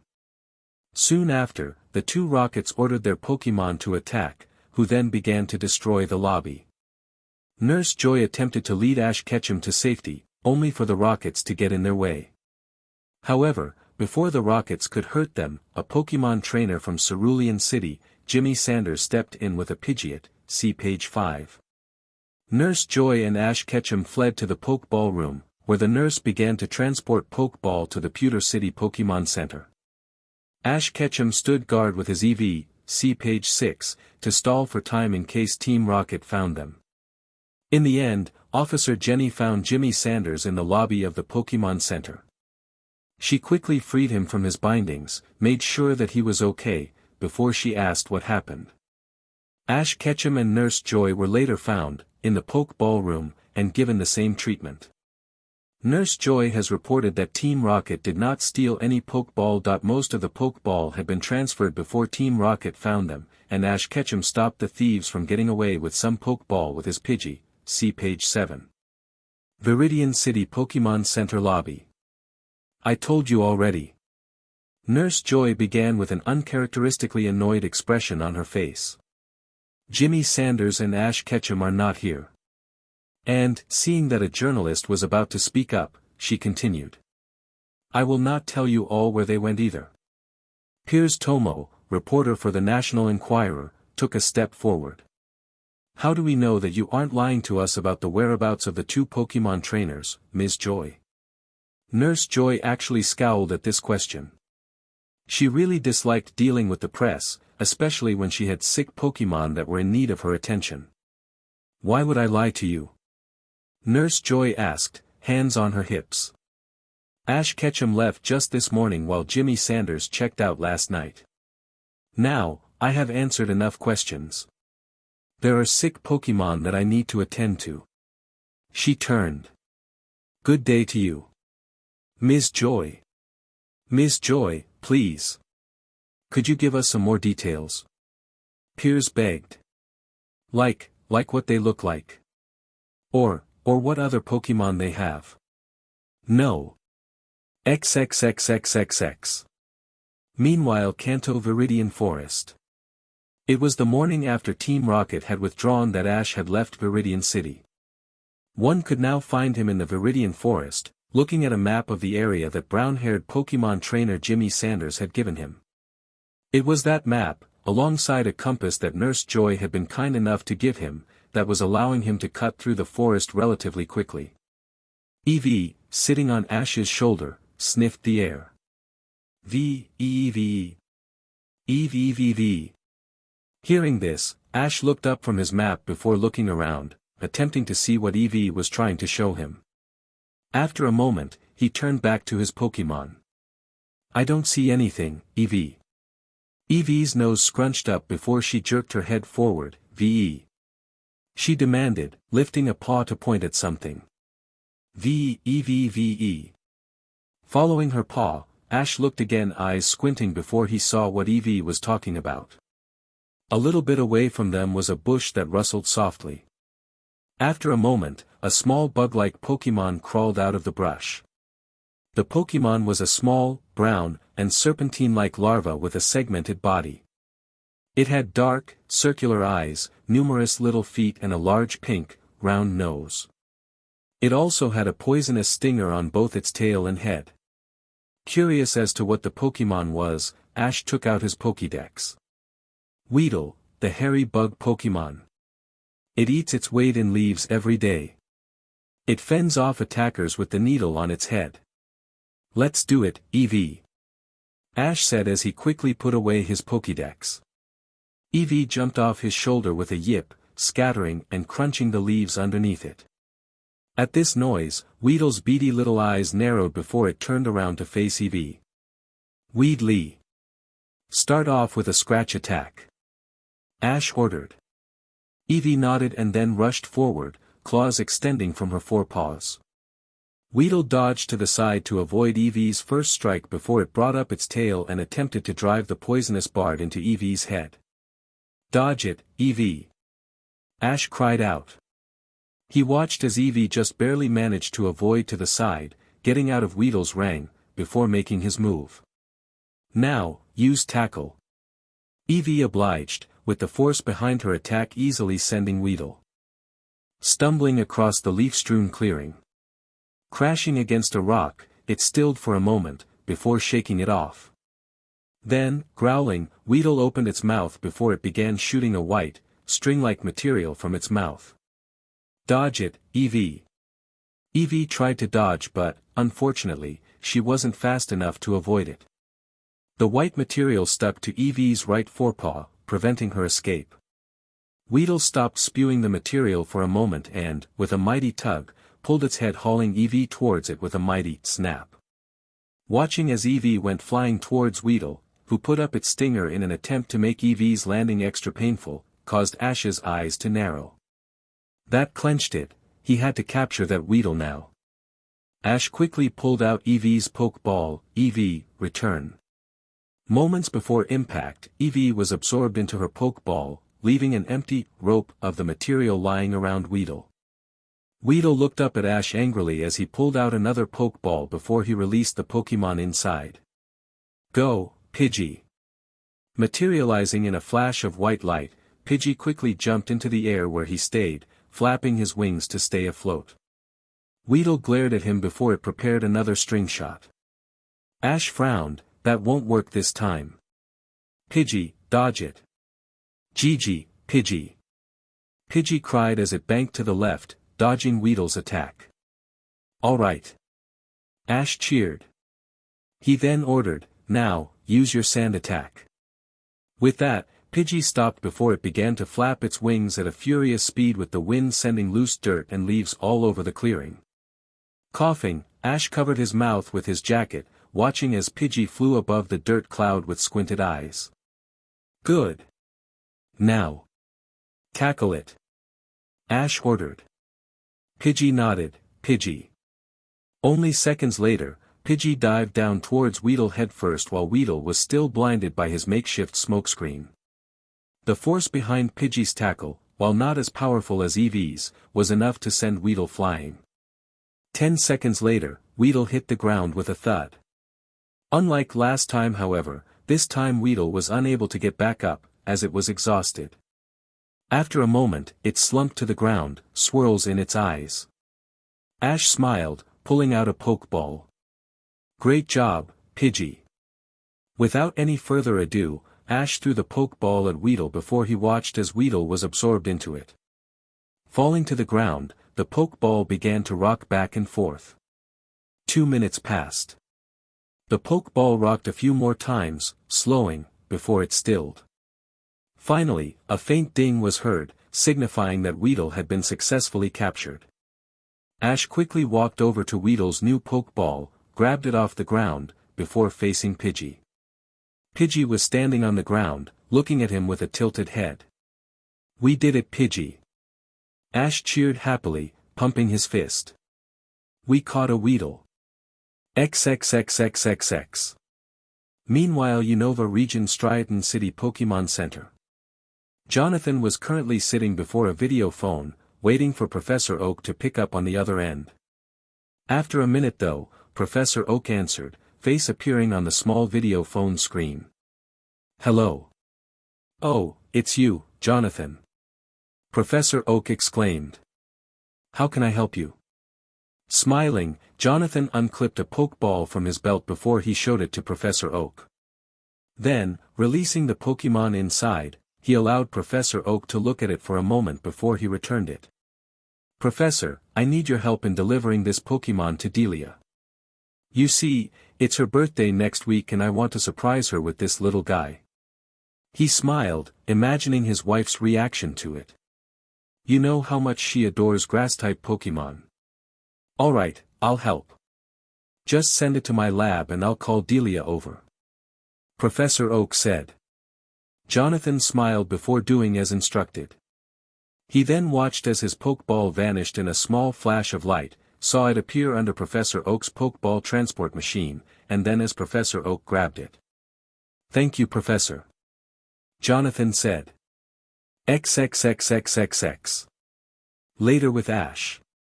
Alright, guys. Ash said as he tossed his 4 Pokeball into the air. Come on out. There came 4 identical flashes of white light as all of Ash's current Pokemon materialized. They then looked around, each wondering why they had been called out, only for Ash to set a couple of bowls in front of them. Then, Ash removed a bag of Pokechow from his backpack, opened it, before he began to pour some Pokechow into the bowl. Once he was done, he quickly sealed the bag before he reached into his backpack again. This time he removed his own lunch, a peanut butter sandwich and a bottle of water. Without further ado, Pokemon and human dug into their lunches. However, Eevee wasn't eating. Instead she was staring out into the forest, ears flattened down against her head. Seeing this, Ash raised an eyebrow. What's the matter, Eevee? Don't you like the Pokechow? V.E. Eevee cried, shaking her head. Ash scratched his head, wondering what Eevee was talking about. She was so insistent and kept gesturing, towards the forest, with her head. Itchem. Maybe she had seen another Pokemon. Yarg. Turning, Ash saw something that looked to be straight out of a historical fiction book rushing out of the bushes. What appeared to be a kid his age dressed in full-on samurai gear was rushing towards him, sword drawn. Ash quickly rolled to the side, causing the samurai to rush past him before his Pokemon reacted to the samurai's threat. Weedle used String Shot to bind the samurai's legs together, which caused him to stumble before falling to the ground. Rattata ran up and bit the samurai's hand, forcing him to release his sword. Pidgey then swooped down to pick up the weapon before he took the weapon away. To finish it off, Eevee moved to stand before Ash, growling. The samurai blinked. What just happened? I dodged and my Pokemon took you down when you tried to hit me with a sword. Ash responded angrily. You could have killed me. Pidgey dropped the samurai's sword on the ground, far away from the samurai, before he flew back to his trainer. Rattata also trotted up to Ash's side though Weedle stayed, further binding the samurai by tying his wrists together with String Shot. The samurai struggled, call them off. He pleaded. I didn't mean to hurt you. I just meant to test you. Why should I? You could be lying. Ash retorted, crossing his arms. I wanted to test you. I wanted to see if you were the 4th trainer from Pallet Town. To see that if you were as strong as the other 3 Pallet Town trainers that I fought. That doesn't give you the right to rush at me with a sword. Ash growled. You could have killed me with that thing. XXXXXX. Meanwhile with Professor Oak. What? There was an attack in Viridian. Professor Oak exclaimed as he looked at his newspaper. His eyes bulged. Ash was involved. He read some more before he stood up. I have to tell Delia. Quickly walking over to his video phone, Professor Oak dialed Delia's number. Then, he waited anxiously for the woman to pick up. Come on, come on. Pick up, pick up. Hello. This is the Ketchum residence, Delia speaking. How may I help you? Thank goodness you're home, Delia. Professor Oak said. Have you read today's paper yet? No, I just got off the phone with Jonathan. He was telling me about his work. Why? Should I have read the paper? Delia asked. Professor Oak gulped. Well, there was an incident in Viridian City. 2 members of Team Rocket attempted to rob the Pokémon Center. Chapter 5. Kanto Pallet Town. Professor Oak's laboratory. What? Professor Oak backpedaled from his video phone with a sheepish expression on his face. He put his hands up in the air to show that he meant no harm. A couple of minutes passed again before Delia spoke again. I'm okay, Professor. It's just so surprising to hear that. I never thought that Ash could get involved with them. I mean, Delia threw her hands into the air. Isn't that what the police are for? You know that the police can't always get to the scene in time, Delia. Professor Oak said with a somewhat chiding tone in his voice. If Ash and that Jimmy boy hadn't stepped in, then all of the Pokémon in the Pokémon Center would have probably been stolen. Delia sighed. She did know from her own experiences that Professor Oak was right, the police couldn't be there all the time. She also knew that when it came down to it, most Pokémon trainers would do anything to protect their Pokémon. It was just hard to apply that knowledge when it came to this situation. For years, she had kept her son safe from any and all dangers while trying to keep him happy. Now that he was on his journey, she was beginning to learn that she couldn't do that anymore. I know, Professor. Delia sighed, looking down. I'll talk to Ash the next time he calls me. Lifting her head, a hard glint entered them. Because he is in so much trouble. Meanwhile with Ash and Samurai. I, Samurai, do here solemnly swear on my life that I won't use my sword on Ash Ketchum or any of his Pokémon. Samurai vowed before he opened his eyes. He looked up at Ash grumpily. Is that good enough for you? Ash nodded before turning to Rattata, making a shooing motion. Rattata nodded before he scampered over to Samurai's arms and began biting through the sticky, white material that bound them together. Then, after Rattata had finished Samurai's wrists, he moved on to Samurai's feet. As this was happening, Samurai was rubbing his wrists to get the feeling back into them. Samurai then began to help Rattata tear off the remaining material. Good job, Rattata. Return. Ash said once Samurai had been fully freed, pointing Rattata's empty Pokeball. Before he was reabsorbed into the Pokeball, Rattata chittered happily from his trainer's praise. It was only a few seconds later when Rattata was pulled back into his Pokeball. With that done, Ash began to pick up his and his Pokémon stuff, having finished eating their lunch while Samurai was still bound. So, do you want to battle? Samurai asked. Ash shouldered his backpack with a smile, turning to face Samurai. He then began to walk towards Samurai before he passed him entirely. Samurai looked confused. Hey. Where are you going? If we're going to battle, then we'll need to find someplace to act as a battlefield. Ash said with a small smirk on his face. Duh. XXXXXX. Let's see how you compare to the others, Ash. Samurai said as he looked at Ash from his side of the battlefield, tossing a Pokeball in his right hand. Go, Metapod. Once the customary flash of white light had faded, Samurai's Pokémon was revealed. The Pokémon in question resembled a green, serpentine chrysalis. Also, on either side of its head were droopy white eyes. Metapod pod. Metapod stated monotonously. What is that? Ash wondered as he pulled out his Pokédex. Flicking it open, he pointed it towards Metapod. Metapod, the cocoon Pokémon. A steel hard shell protects its tender body. It quietly endures hardships while awaiting evolution.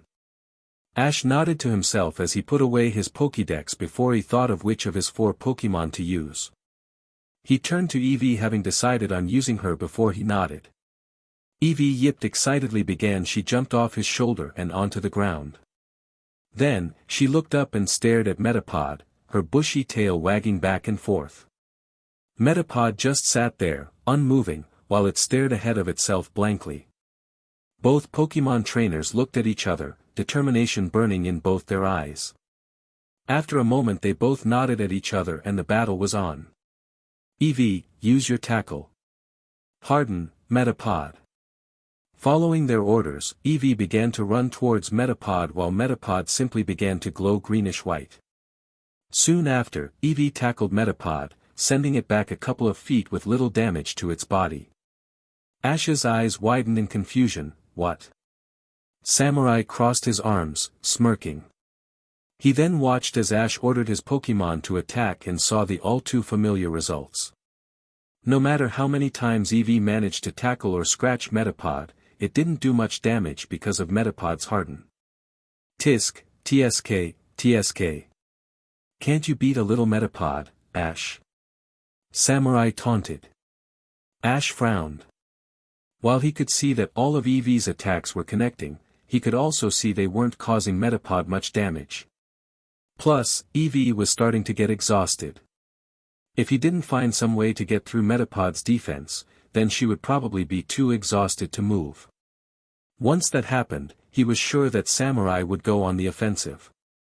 VE. Eevee. EVV. Eevee panted.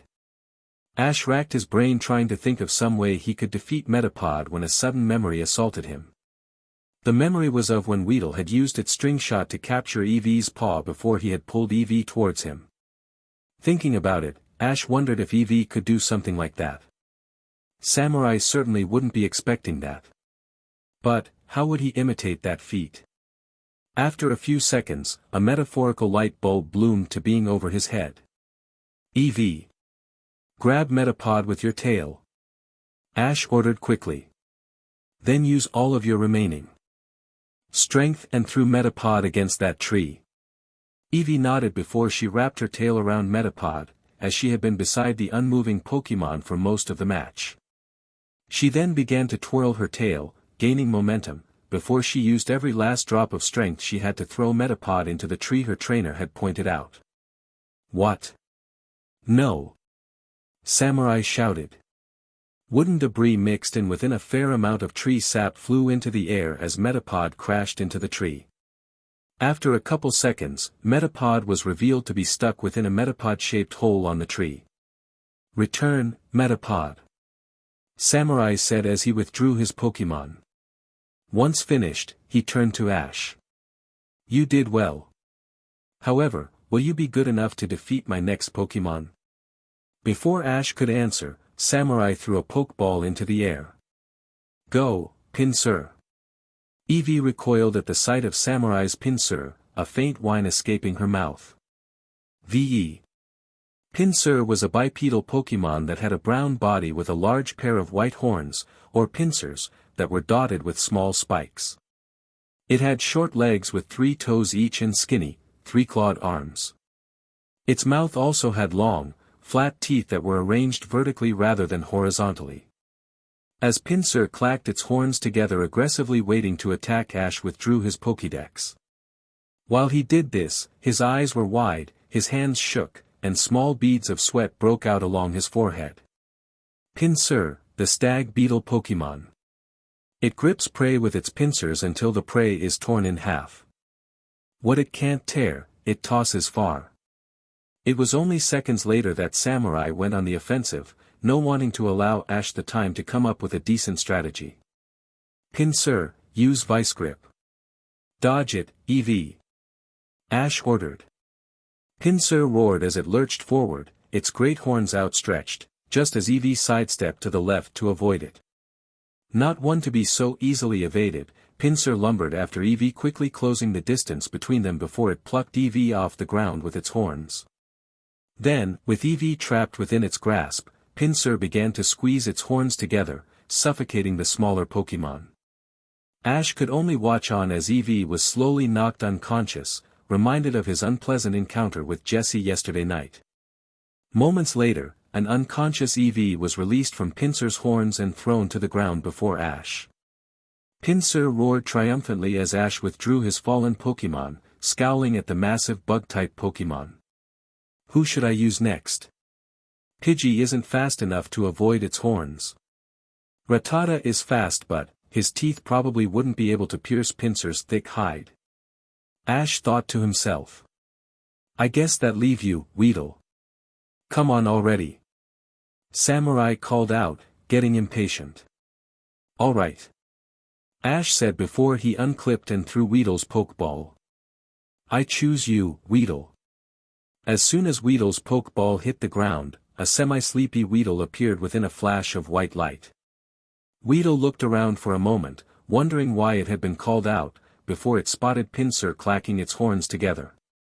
His eyes bugged out. Wee Weedle weedly dlee wee. Weedle cried as he looked at Ash. You're my best shot of defeating it, Weedle. You can do it. Ash said encouragingly.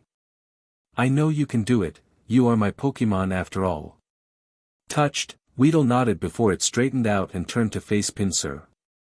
There was a brief silence as both Pokémon looked at each other, each of them waiting for their orders. Like before, Samurai was on the offensive. Tackle it, Pinsir. Use your string shot, Weedle. Ash countered. Weedle nodded again before it began to fire a rope of sticky, white material towards Pinsir. This material collided with the rapidly approaching Pokémon, quickly coating both its face and its horns, effectively blinding it. Also, as an added bonus, Pinsir didn't seem like it could move its horns anymore. Now, dodge. Ash ordered. Weedle scurried out of the way before watching as Pinsir, blinded by its string shot, crashed into a nearby tree. Struggling to remove its head from its wooden prison, some of Weedle's string shot was scraped off. Breaking free in a shower of wooden debris, it was revealed that Pinsir could see once more. Also, Pinsir could move its horns again, as demonstrated when it clacked them together angrily. Pinsir, Pinsir. With that, Pinsir charged towards Weedle. Ash hastily ordered for Weedle to dodge to the side, though it came slightly too late. Pinsir managed to tackle Weedle, sending it skidding over the grass. When he stopped, it was obvious that Weedle had taken a great deal of damage from Pinsir's attack. In fact, it looked as if Weedle's will was the only thing keeping him awake at the moment. Weedle struggled to stand up again and, after a couple of moments, somehow found the strength within himself to do so. Sure, Weedle looked shaky and as if a small gust would push him over, but he had managed to stand up again. Now glaring at Pinsir, Weedle knew that he couldn't lose. His trainer believed in him that he could win this battle. He could not let his trainer down. He had to show his trainer that he had a right to believe in him. Pinsir, finish him off with another tackle. Samurai ordered. Weedle shouted out as a translucent, white glow covered its body. Then, as Pinsir charged him, the white glow surrounding Weedle became hard to see through before it seemed to becoming a bit bigger. When Pinsir was only a few feet away, the glow around Weedle completely disappeared. Weedle was no more. In its place was a yellow, serpentine cocoon Pokémon. It had a dome-shaped head and black, triangular eyes. It also had two scythe-like arms in the middle of its body. It was now a Kakuna. That's impossible. Samurai shouted out in disbelief. How could it have evolved into a Kakuna so quickly? Ash grinned, we know. Kakuna. Use your string shot. Kakuna nodded, nah. White, sticky material flew out from an almost invisible hole of Kakuna's chrysalis. Arcing through the air, the string shot landed directly on Pinsir's eyes, effectively blinding it once more. Roaring, Pinsir reared its head back, inadvertently pulling Kakuna towards itself. It was kind of like the direct opposite of what Kakuna had used against Eevee when it was a Weedle. Yes. Samurai cheered. When it's within reach, use Vice Grip. Kakuna, use Harden. Ash countered, having remembered the move Metapod had used earlier and hoping that Kakuna would be able to use it. Apparently, Kakuna did know the move, as a yellowish-white glow overcame Kakuna's body, hardening it. Seconds after this glow faded, Kakuna landed within Pinsir's horns. However, despite Pinsir squeezing with all its might, it was unable to hurt Kakuna like it had Eevee. Suddenly, a loud crack was heard as one of Pinsir's spikes broke off from its horns. Samurai stared on in horror as the rest of his Pokémon spikes began to break off before falling to the ground. No. Alright, Kakuna. Ash cheered, grinning. Now, let's finish it off with a bug bite. Earlier, after he had caught Weedle, he had used his Pokédex to discover if it knew any other moves besides String Shot. He had discovered that it knew the move Bug Bite. Kakuna's two little arms glowed a faint white and lengthened at least an inch outward.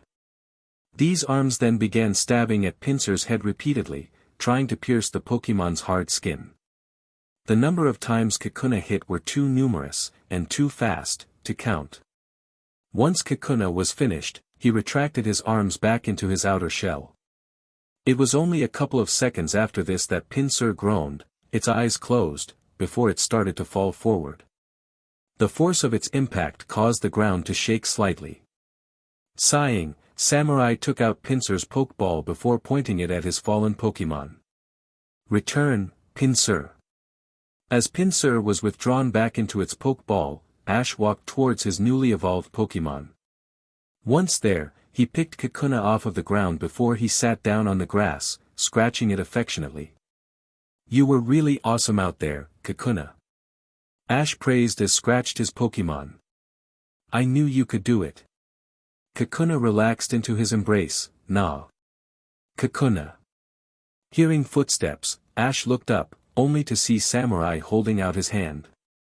Taking it, he allowed himself and Kakuna to be pulled up, before Samurai retracted his hand. You did really well, Ash. I thought that I was going to win there for a couple moments, but you sure turned it around. Great job.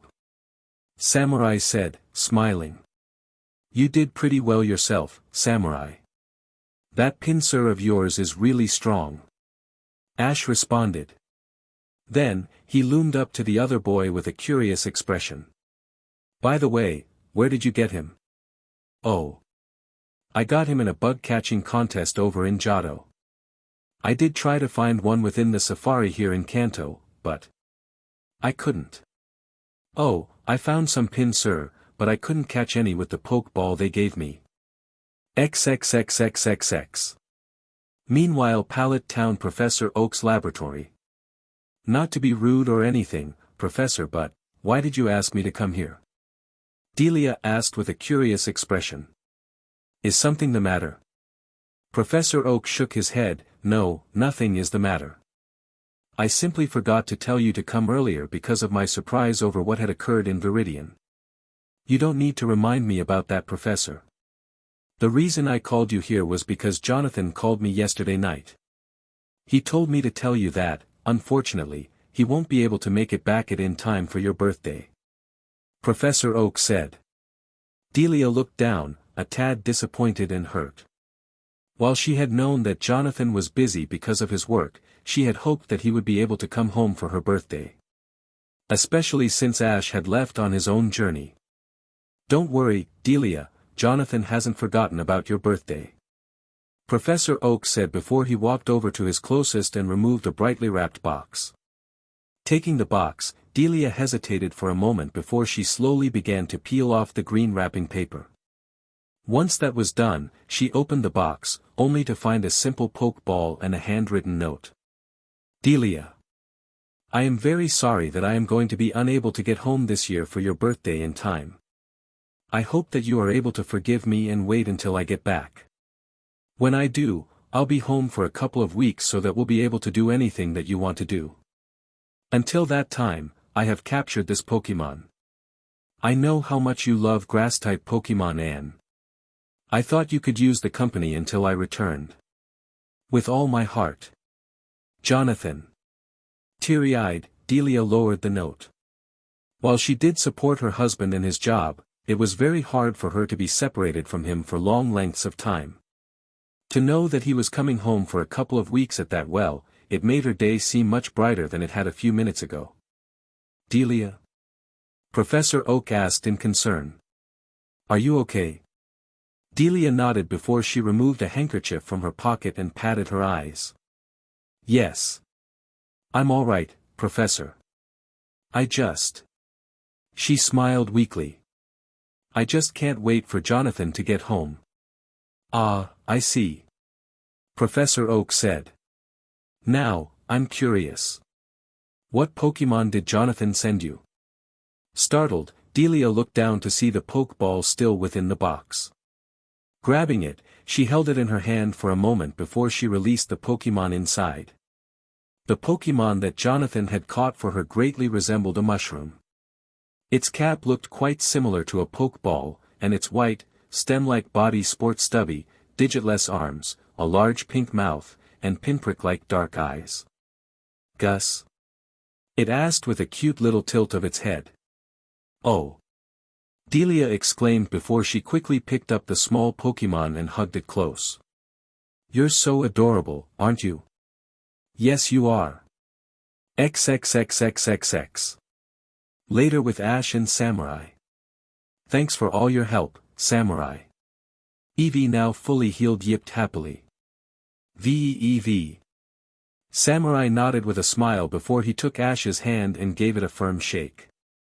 Then, he nodded towards Eevee before he turned his back to them. However, before he walked away, Samurai spoke. "Be ready the next time you travel into the Viridian forest, Ash, because I'll be waiting to show you the true strength of my bug-type Pokémon." Ash grinned. "We'll be ready, Samurai, right, Eevee?" Eevee. Eevee agreed. "I'm sure that it will be an impressive match," Samurai said, still not facing either Ash or Eevee. "And Ash?" "Yeah?" Ash asked. "Good luck in Pewter City. You'll need it when you face Brock," Samurai said. Ash looked at Samurai with a confused expression. "Brock? Who was that?" Confused, he voiced his question aloud, hoping that Samurai would tell him. Fortunately, Samurai did. "Brock is the first of the 8 gym leaders you'll need to face in order to get into the Indigo League," Samurai informed. "And I said, good luck, because you'll need it. Brock deals in purely rock-type Pokémon." He paused for a moment. "With your current team, it will be extremely difficult for you to defeat him." Ash nodded, taking in this information before he thanked Samurai for telling him. Samurai nodded once more, before he waved goodbye and walked back into Viridian Forest. When Ash couldn't see Samurai anymore, he turned to face Eevee. "You ready for this, Eevee?" Ash asked with an enormous grin. Eevee yipped excitedly, "V-E-V-E-V-V." Together, Ash and Eevee took their first steps out of the Viridian Forest and on the road that led Pewter City. The first of the gym leaders they needed to beat was waiting for them, and they didn't want to be late. Chapter 6. After saying goodbye and thanking Samurai for his help, Ash had begun the small trip to finally ask the Viridian Forest. The relatively flat, grassy path he had been traveling on slowly dissipated as he traveled, being replaced by rock. There were still trees, however they sat, perched, on top of the boulders that littered the side of the pathway. Spotting something ahead, Ash rushed over to a nearby boulder so he could get a better look. Looking down from the boulder, he could suddenly see Pewter City in its entirety. From his viewpoint, Ash saw numerous house and store-crowded streets, parks, and some other small shops. While most of the city was colored a light, stone gray, the overall lack of color didn't bother Ash in the slightest. It felt good to be returning to the city after a couple of days in the Viridian Forest. Phew. For a while, I thought I'd never get out of that forest, Ash muttered after a moment, sitting down on top of his boulder. Even with the map, and Samurai's help, it was a maze in there. Pewter City is gray, the color of stone.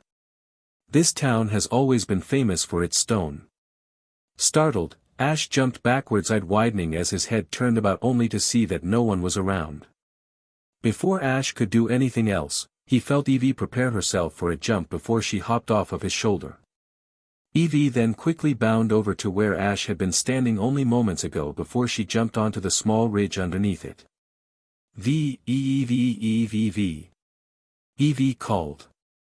Crawling over, Ash quickly poked his head over the ridge and saw Eevee standing before the owner of the voice that had spoken out mere moments ago.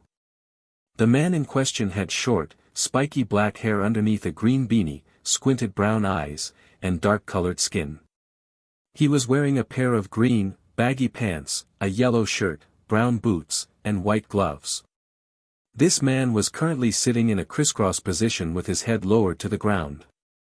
In the palm of the man's hand was a decent-sized rock, which he appeared to be observing, before he put it down a minute later. "Who are you?" Ash asked, curious. "The name's Flint." The man Flint said as he got out of his crisscross position before getting up. "And you're sitting on some of my merchandise, young man." Ash quickly backpedaled off of the rock, apologizing as he went.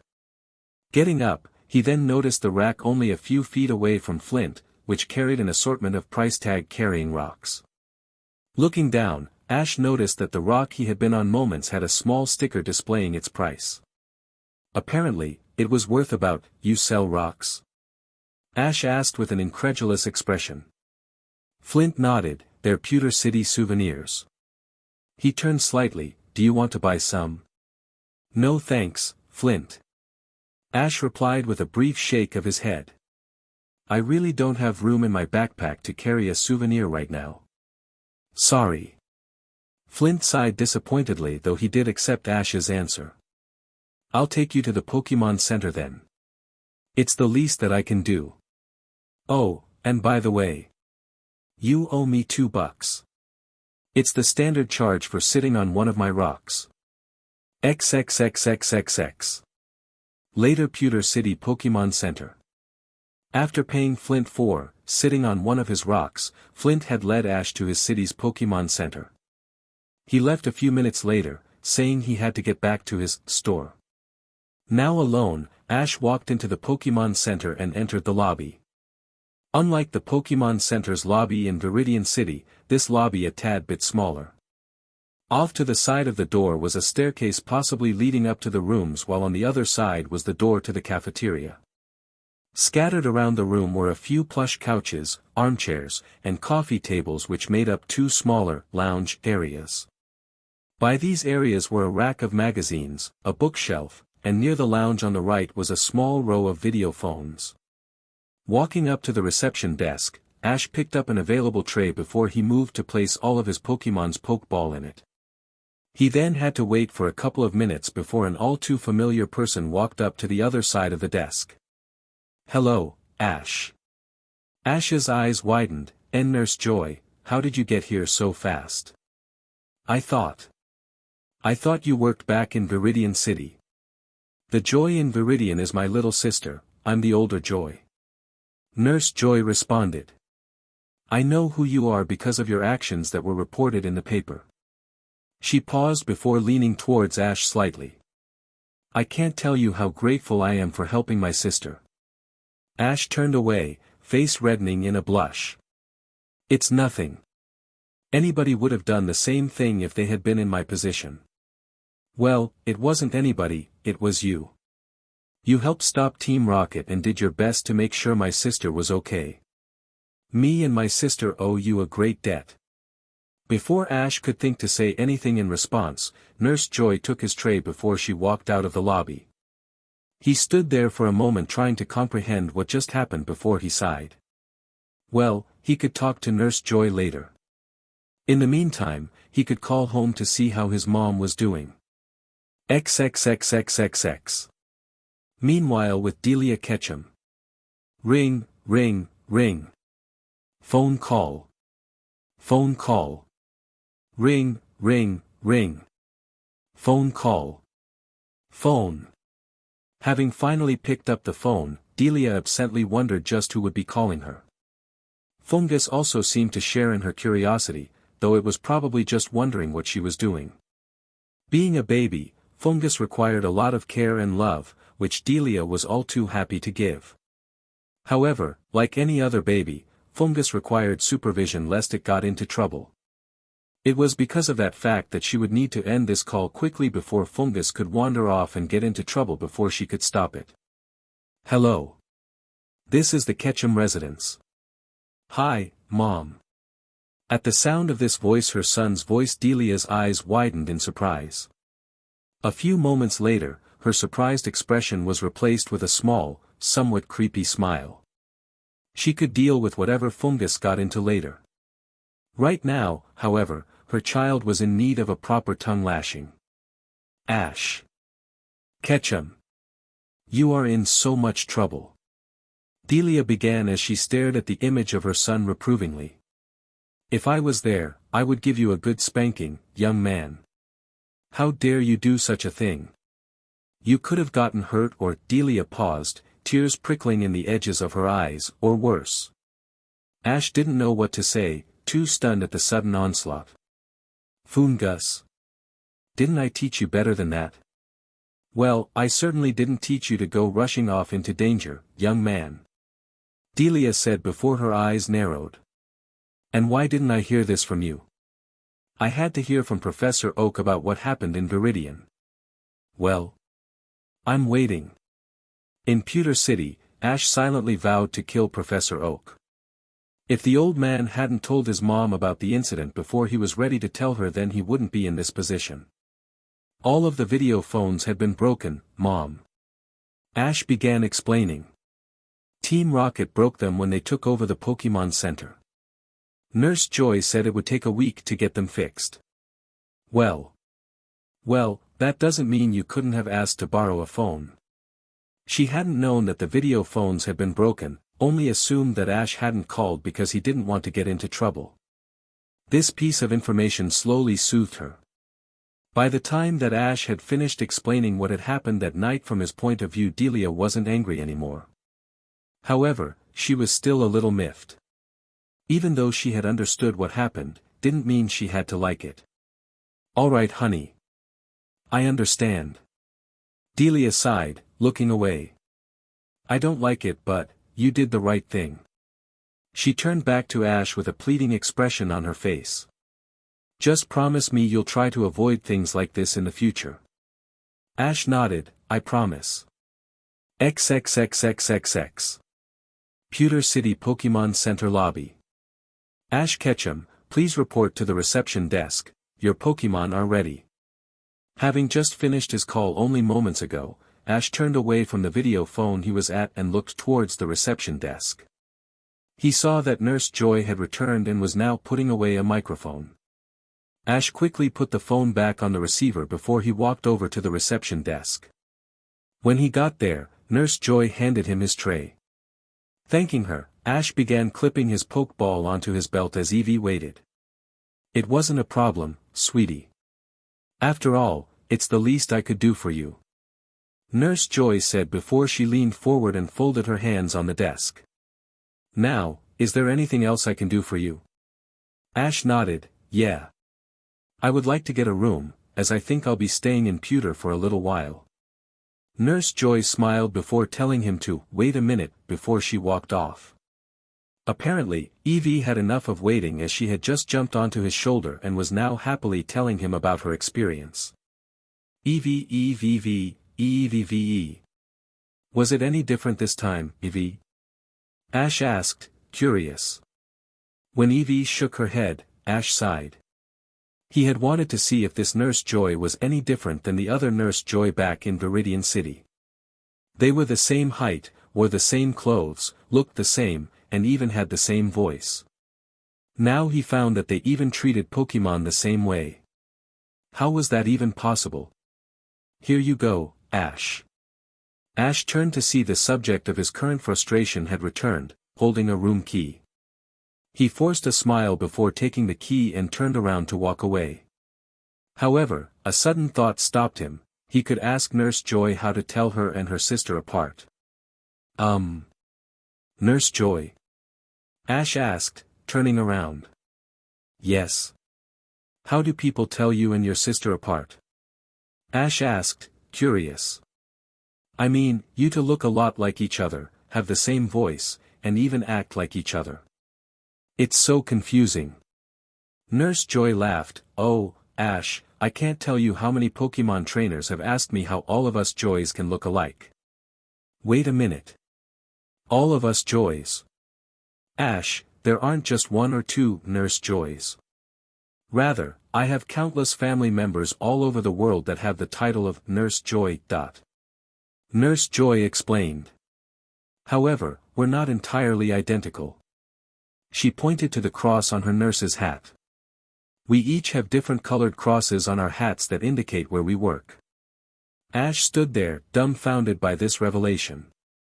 There were countless Nurse Joys around the world, all looking and acting the same with only a cross on their hats to distinguish themselves. Why was no one questioning this strange phenomenon? How could countless people all over the world look, act, and dress in the exact same way? It didn't make any sense. If that's all, Ash, I'll need to get back to work. Nurse Joy said as she began to turn away. There are a few sick Pokémon that are in need of my attention. Ash stood there for a couple of minutes before he shook his head, ridding himself of his previous thoughts. If the rest of the world didn't question this strange crazy happening, then why should he? It wasn't like he would find out what caused it. Eevee questioned, looking at her trainer curiously. Ash sighed, don't ask. XXXXXX. Later, Kanto Pewter City Geodude Park. Soon after getting a room at the Pokemon Center, Ash had left as it was still relatively early. He then got directions from a passing woman to a nearby park in which he could train his Pokemon. If he was to challenge Brock, then he would need to make sure his Pokemon could fight Rock-type Pokemon. With this in mind, Ash traveled to Geodude Park, which, as the name suggested, was a large area where Geodude could be found. Traveling into the park, he looked for a large enough space to train his Pokemon. Only minutes later, Ash found just what he was looking for. It was a small, secluded field near the southern edge of Geodude Park. Scattered around the field were large, mossy boulders that could rival the size of a Pinsir. Ash quickly unclipped the Pokeball from his belt as Eevee jumped to the ground. Alright everyone, come on out. 3 Pokeball were tossed into the air before they released identical flashes of light that quickly traveled to the ground. Once there, the light morphed into Ash's Pokemon, who looked around themselves curiously. Kakuna asked. Pidgey tilted his head, Pidgey. Rattata. Ash didn't answer. Instead, he removed his backpack, placed it on a nearby boulder, and walked over to his 4 Pokemon. We're going to train. Ash stated as he bent over before sitting down on the grass. With all of your help, I plan to enter the Indigo League. He explained. In order to do that, I need your help in defeating 8 Pokemon trainers called gym leaders. Kakuna? Kakuna asked. According to Samurai, the first gym leader is a man named Brock. Samurai also told me that Brock uses rock-type Pokemon, so he's sure to be tough. That's why we need to train. Ash answered. Rattata stepped forward, eyes narrowed in determination. Rattata rat. Rattata rat. Kakuna na kaku kunaku. Kakuna agreed. Pidgey nodded his head, Pidgey, pie. Eevee wagged her bushy tail excitedly before she got up. Eevee. Ash smiled at his Pokemon's response. Standing, he then removed his Pokédex from his jacket before he pressed a few buttons. He then pointed it toward Eevee. This Pokemon is a level 6, female Eevee. It can use the attacks, Scratch, Tail Whip, Tackle, Helping Hand, Sand Attack, and Growl. I should have used this function earlier. Ash exclaimed with a shake of his head. I mean, I would have never guessed that you knew Helping Hand or Sand Attack, Eevee. Eevee yipped, Eevee. Ash nodded before he pointed his Pokédex towards his next Pokemon, Rattata. Rattata stilled, waiting for the strange device to speak. This Pokémon is a level 5, male Rattata. It can use the attacks, Tackle, Tail Whip, and Quick Attack. Ash took a moment to take in the information as Rattata quickly padded its way to Eevee's side. Eevee titled her head, curious, as Rattata stood on his hind legs to whisper into one of her ears. Rattata, Rattatat. Eevee twitched, confused. VE. This Pokémon is a level 5, male Pidgey. It can use the attacks, Tackle and Sand Attack. Rattata. Tata Rattata. Rattata said. Eevee didn't look convinced. Veve. Ratta. Rattata insisted. Eevee. Eevee hedged, thinking about it. Eevee. Rattata Ratta. Eevee nodded, finally consenting. This Pokémon is a level 5, male Kakuna. It can use the attacks, String Shot, Poison Sting, Bug Bite, and Harden. Nodding thoughtfully, Ash put away his Pokédex, thinking about how he could use this information to his advantage. He was so deep in thought he didn't notice Rattata and Eevee walking over to Pidgey and Kakuna. Turning after a few moments to go sit down on a nearby boulder, he never noticed Eevee close her eyes before all but one his Pokémon were bathed in a pale blue glow. XXXXXX.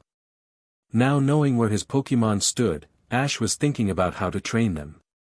He was also thinking about how he could use them against Brock and his Rock-type Pokémon. Ash knew that Rock-types had an overall high defense on average, so physical attacks wouldn't do all that much damage against them. He also knew that many Rock-types had a slow speed. If he could train his Pokémon to be fast, he could use that slowness to his advantage. He would need to, however, also train his Pokémon in endurance so that they wouldn't get exhausted in the middle of a match. Also, he would have to try and make sure that Brock's Pokémon never landed a hit on his Pokémon. The strength and weight behind one of their blows would probably knock his Pokémon out after a couple of hits. Kakuna. Ash's eyes widened fractionally as new ideas started forming at a blinding speed. What if he were to use Kakuna and Eevee or Kakuna and Rattata to battle Brock? Kakuna could probably poison Brock's Rock-type Pokémon in the beginning of battle. He could then recall Kakuna and send out Eevee or Rattata, who would then use quickly attack and then dodge before Brock could counterattack. If Eevee or Rattata were to be knocked out, Kakuna could use Harden. With the heightened defense that move provided, Kakuna would be able to last longer and take moderately lesser damage. Kakuna could then use String Shot to slow down Brock's Rock types or swing around the battlefield. If that happened, Brock's Pokémon wouldn't be able to catch Kakuna. Then, if Kakuna had managed to poison his opponent, all Ash would need to do was avoid being knocked out until Brock's Pokémon eventually succumbed to it.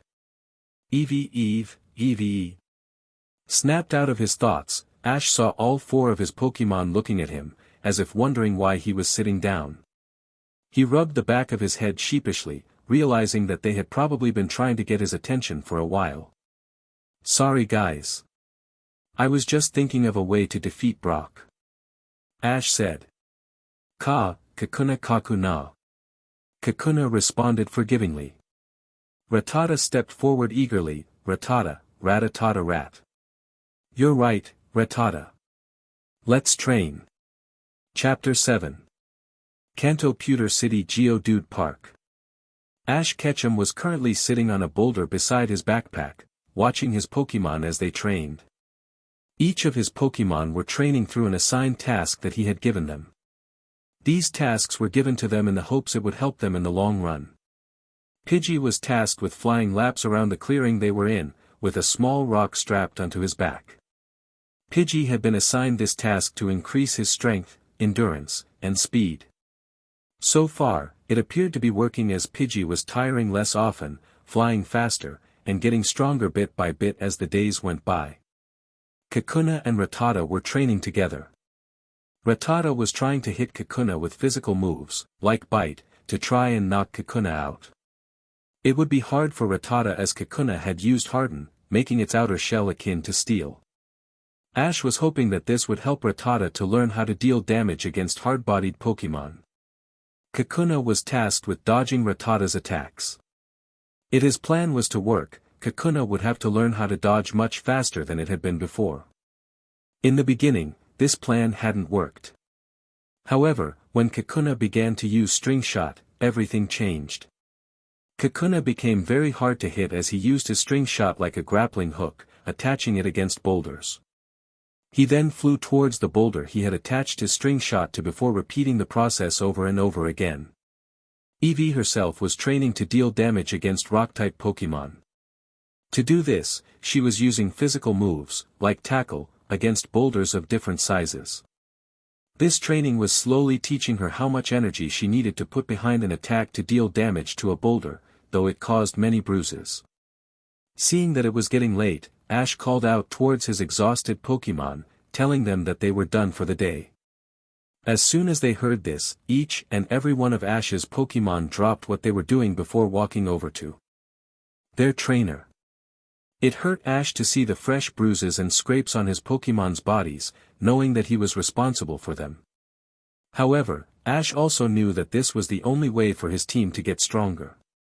So, with this thought, Ash managed to force back his guilt before he got up. It's getting late, so we'd better get back to the Pokémon Center. Ash said before he heard his stomach grumble. We'll eat and then go to bed, okay? Eevee. Rattata. Kakuna, Nakaku. Pidgey Pi. Right. Let's go. Ash said. With that, Ash turned before he began to walk away. He stopped, however, when he heard Eevee and then turned around. Seeing his Pokémon's exhausted and battered state, he instantly felt bad. So, after recalling Pidgey, Rattata, and Kakuna back to their Pokéball, he bent over and offered Eevee his shoulder. Eevee yipped before climbing up onto his shoulder. Then, once she was settled, Ash nodded and they were off. XXXXXX. Later Pewter City Brock's gym. The next day found one Ash Ketchum standing before Brock's gym, hesitating on entering the building because he was feeling a bit nervous. He had spent the last 2 weeks training up his Pokémon but he still had his doubts. Had he trained them enough for this? Were Kakuna and Eevee going to be strong enough to defeat Brock and the man Rock-type Pokémon? Would his plan actually work or would it fail? Should he have thought up a few backup plans? Shaking his head, Ash pushed these doubts to the back of his mind. He had no time for doubts right now. So, taking a deep breath, Ash squared his shoulders before he walked into the gym. The inside of the gym looked really awesome. The gym's floor was composed of mixed earth with a few boulders of varying sizes scattered about. The walls were painted dark gray. On either side of the gym were a set of bleachers, suspended in mid-air by a series of stone columns. At the far end of the gym was a raised platform made out of stone with a few smaller boulders and rocks on it. Sitting on this platform was the gym's gym leader, Brock.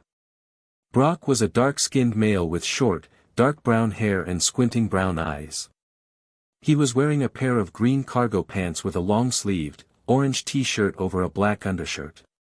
He also wore a pair of brown-colored shoes, with black soles, and a black belt. At the sound of Ash's footsteps, Brock looked up. Who goes there? I'm Ash Ketchum, from Pallet Town. Ash responded with a determined expression on his face. After a moment, he threw his right arm forward and pointed at Brock. I'm here to challenge you for the Boulder Badge. All right. I'll accept your challenge. I trust that you know the rules, Ash. Brock asked. Ash nodded.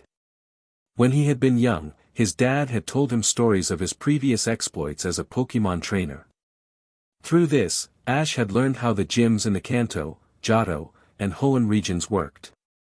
In Kant, gym matches were supposed to be 2-on-2 Pokémon battles between the gym leader and the challenger. During the battle, the challenger would be able to switch out his Pokémon thought the gym leader would not. I do. Ash said. Brock nodded, good. Now then, Walk over to the other end of the gym and call out your first Pokémon. When you have done that, I will call out my first Pokémon and we will begin the battle. Obeying, Ash quickly made his way over the other end of the gym. Once there, he unclipped Kakuna's Pokeball before he stopped. Taking a deep breath, he prayed that his plan would work, before he released Kakuna onto the battlefield. After looking around for a moment, "Nah, Kakuna," Kakuna called out determinedly. Brock sighed, right hand slipping into his pants pocket before it locked around a single Pokeball. It seemed that he had overestimated Ash Ketchum. What fool would bring Bug-type Pokemon to fight against Rock-type Pokemon? Oh well, it wasn't his problem if Ash lost. Brock tossed the Pokeball into the air. "Go, Geodude." In a flash of white light, Brock's first Pokemon was revealed. It was a gray boulder-like creature with bulged, rocky eyebrows and trapezoidal eyes with brown irises. It also possessed a strong set of 5-fingered, muscular arms. Geodude pumped one of its arms. "Dude, Geodude. Begin." Brock announced, officially starting the match before he ordered. "Let's get this started. Geodude, use rollout." Geodude nodded before it quickly curled itself into a ball, where it then began to gather speed as it spun in place. Then, once it deemed it had enough speed, Geodude launched itself towards Kakuna's unmoving form. "You know what to do, Kakuna. Use your string shot." Ash countered. Kakuna nodded once before he opened his mouth. Then, a rope of sticky white material flew from his mouth and towards the ceiling. Seeing it stick on the roof, Kakuna shot off towards the ceiling, using his little arms to climb. A mere half a second later, Geodude whirled right where Kakuna had been standing and then over it. It stopped soon after, uncurling itself, only to look around with a semi-angry expression on its face. "Geodude, dude." Geodude cursed. Brock frowned. "Geodude, rock throw." Geodude nodded before it ripped out a clump of the earth beneath it, crumbling it in its hands before it hurled it upwards. It then repeated the process until no less than 20 rocks were rocketing up towards Kakuna's position on the roof. Kakuna knew what to do. He fired another string shot, this time at one of the approaching rocks, before he detached himself from the roof. "Go for it." Gravity pulled the rocks unable to have touched the ceiling towards the ground, with Kakuna sitting on the top of his own rock. He then jumped off before shooting another string shot at Geodude's head, detaching himself from the rock. As Kakuna swung down towards Geodude at an alarming speed, Kakuna's shell hardened, which caused Brock to frown.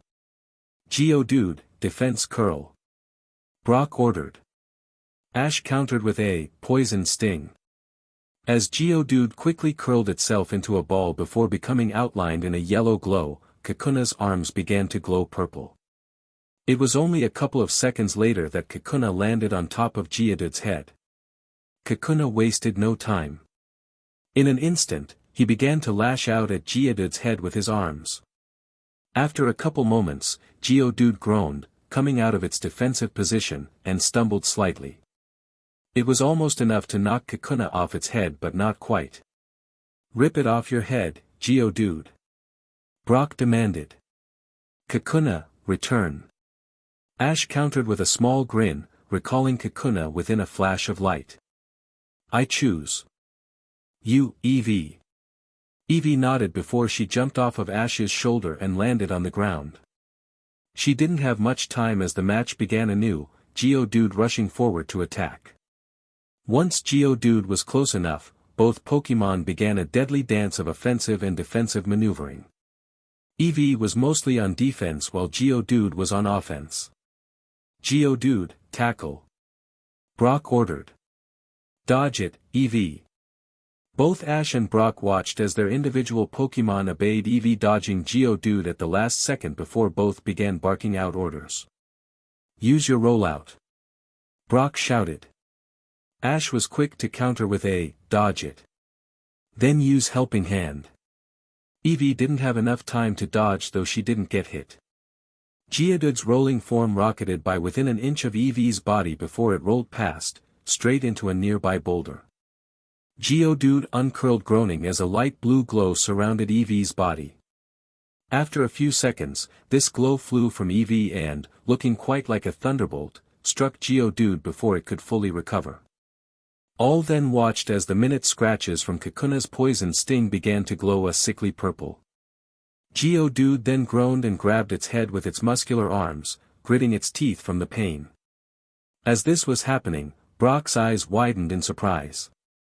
He could see Ash's little plan now. It was ingenious. Clever plan, Ash. Brock called out to Ash, smiling slightly. He smirked, too bad that it won't work. Geodude, rock throw. Follow it from a rollout. Geodude groaned once more but complied with Brock's orders. Opening its eyes, it ripped chunks of earth from around itself before it hurled them at Eevee. Then, as the rocks whistled through the air, Geodude rolled into a ball before it launched itself towards Eevee. Eevee. Use the rocks as springboards. Eevee nodded, tensing slightly as the rocks approached. A few moments later, she jumped into the air avoiding the first rock before she jumped onto the second. She then used it as a springboard, leaping over Geodude and then landing the ground behind it. Ash seized his chance. Now, sand attack. Use rollout. Brock countered. Dude. Eevee began to run around the battlefield at such a high speed that a trail of dust began to follow her as she ran. Geodude pursued, quickly gaining ground, with a similar trail of dust following it. Soon, the entire battlefield had been consumed within a massive cloud of dust. However, even though Ash and Brock couldn't see what was going on, they could still hear what was happening. They heard rocks crashing against rocks, startled yips and yelps, and the sound of something heavy impacting against a rock. Soon, all became quiet, which meant that one Pokémon had been knocked out. When the dust finally settled, it revealed Geodude to be lying on the ground with swirls in its eyes. A semi-tired Eevee stood above it. Then, after a few moments, Eevee looked up with a small, tired smile on its face. Eevee, Eevee, Eevee. Eevee yipped, panting slightly. Good job, Eevee. Ash grinned. Geodude, return. Brock ordered, quickly recalling his Pokémon, before he looked at Ash. That was a good plan you had, Ash. You used your Pokémon to poison mine and weaken it enough so that your second Pokémon could take it out with physical moves. He smirked, drawing out a second Pokéball. Too bad it won't work a second time. Go, Onix. Ash's eyes bulged at the sight of Brock's final Pokémon. Onix resembled a giant chain of gray boulders, with a rocky spine on its head.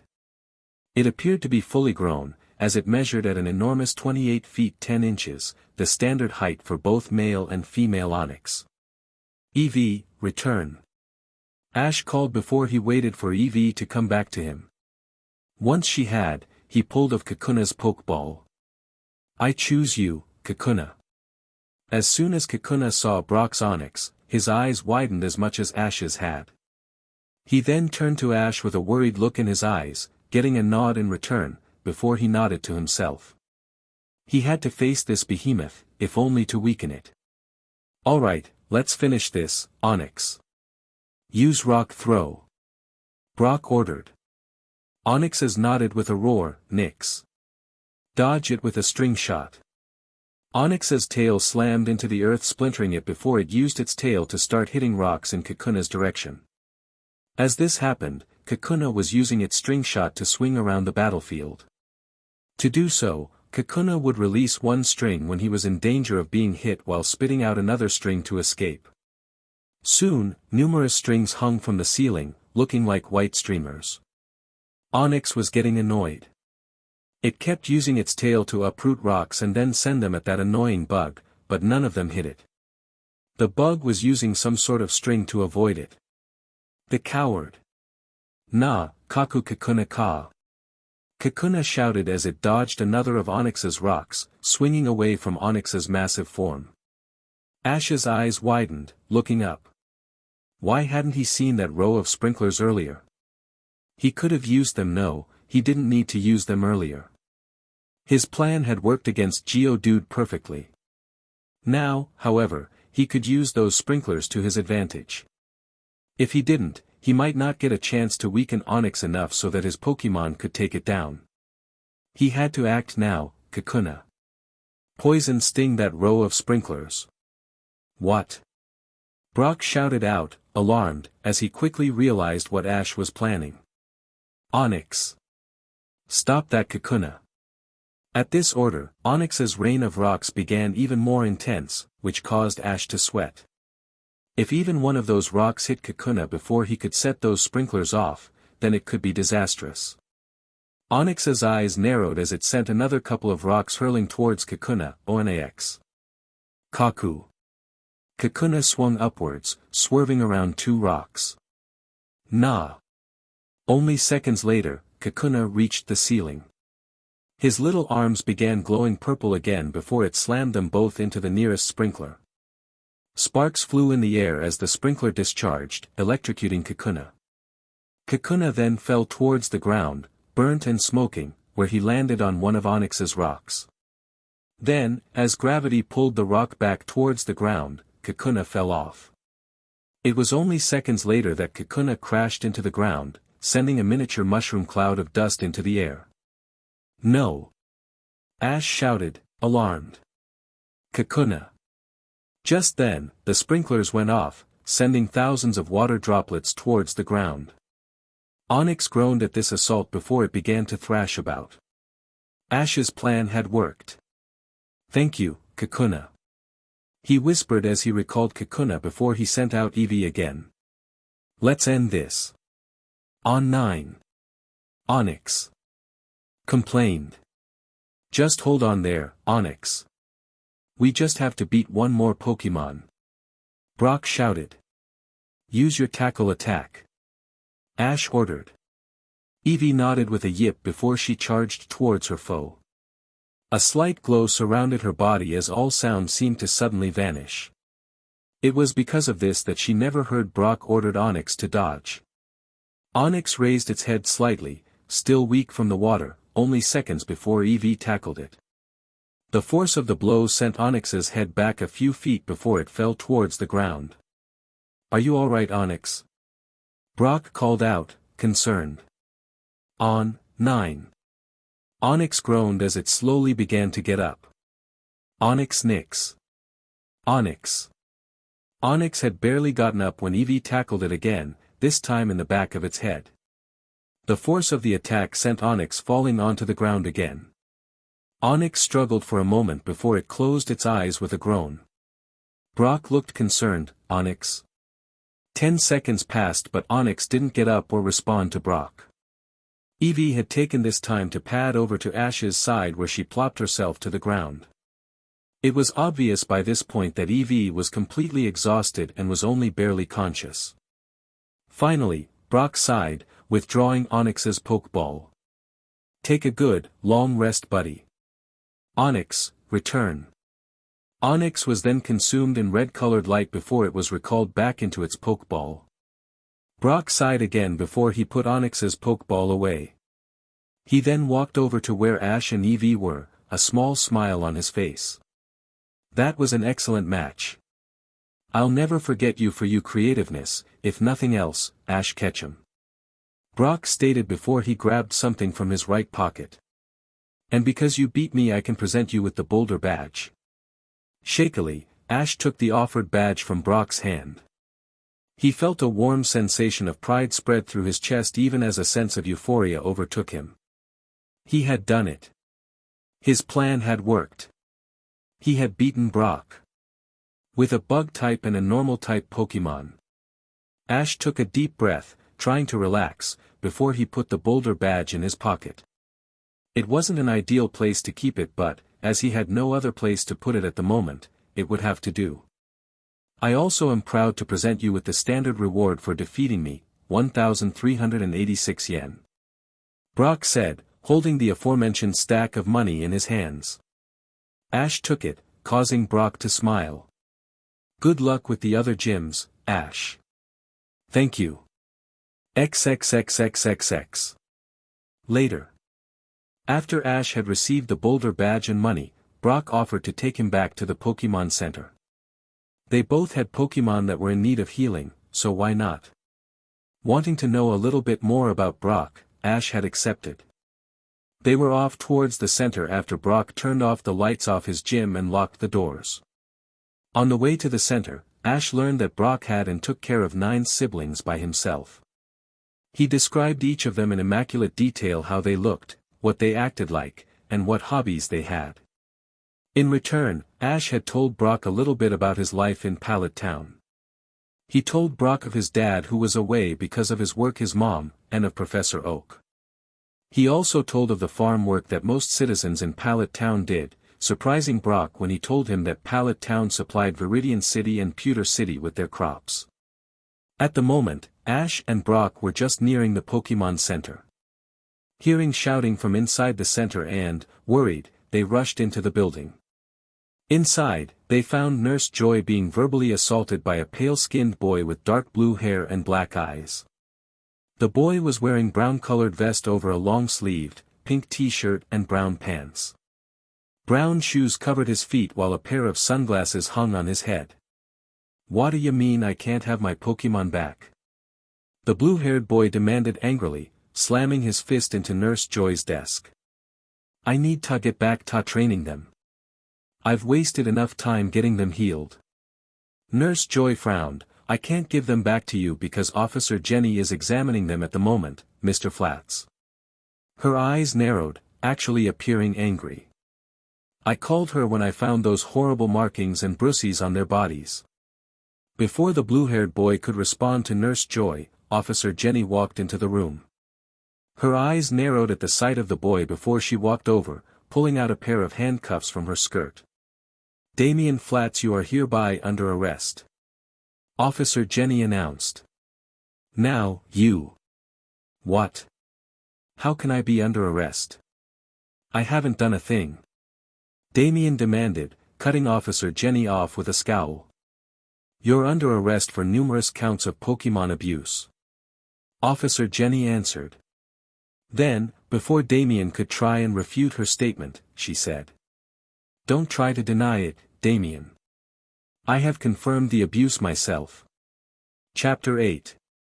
Pewter City Pokémon Center Lobby. As soon as Officer Jenny had mentioned Pokémon abuse, the lobby had become deathly silent. Pokémon abuse was a very serious topic and one not to be taken lightly.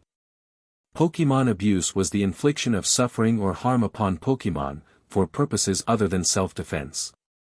More narrowly, Pokémon abuse can be harm for specific gain, such as killing Pokémon for food or for their fur. Broadly speaking, there were 2 approaches to this issue. The Pokémon Welfare Association, PWA, holds that there is nothing inherently wrong with using Pokémon for human purposes, such as food, clothing, entertainment, and research, but that it should be done in a humane way that minimizes unnecessary pain and suffering. Pokémon rights theorists criticize this position, arguing that the words unnecessary and humane are subject to widely differing interpretations and that the only way to ensure protection for Pokémon is to end their status as property, and to ensure that they are never used as commodities. Laws concerning Pokémon cruelty had been designed to prevent needless cruelty to Pokémon rather than killing for other aims such as food, or they concern species not as eaten as food in the region involved, such as those regarded as pets. In Kanto, the 1894 Pokémon Welfare and Management Act stipulated that no person shall kill, injure, or inflict cruelty to Pokémon without due course, and in particular, criminalizes cruelty to all Pokémon possessed by Pokémon trainers. So, for Damian Flats to be accused of Pokémon abuse meant that he had broken Kanto law. In addition, from Officer Jenny and Nurse Joy said, Damian Flats' Pokémon had long-term signs of abuse. Officer Jenny stepped closer to Damian, her usually kind blue eyes as hard as steel. Damian looked around himself as his heart rate increased. He knew that the jig was up. "If you don't come with me quietly, then I'll have to add resisting arrest to your current list of charges, Damian," Officer Jenny warned as she approached. "It would be best if you just came with me now. I haven't done anything wrong." Damien protested, backing up. Damien had now backed himself up against the western wall of the Pokémon Center, near the wall of video phones. Seeing this, Officer Jenny sighed before she pulled out a Pokéball from the pocket of her skirt with a white glove. Throwing it into the air, Officer Jenny released her Pokémon. It was a bipedal Pokémon that resembled a tapir. Its eyes were tired-looking and it had a trunk above its mouth. Its arms were quite short in length and its hands each had 3 fingers. The upper half of its body was yellow and the lower half was brown, with a wavy line separating the 2 halves. It had a round belly and its legs were quite stubby. Its feet were brown, except for its 2 toes, which were yellow.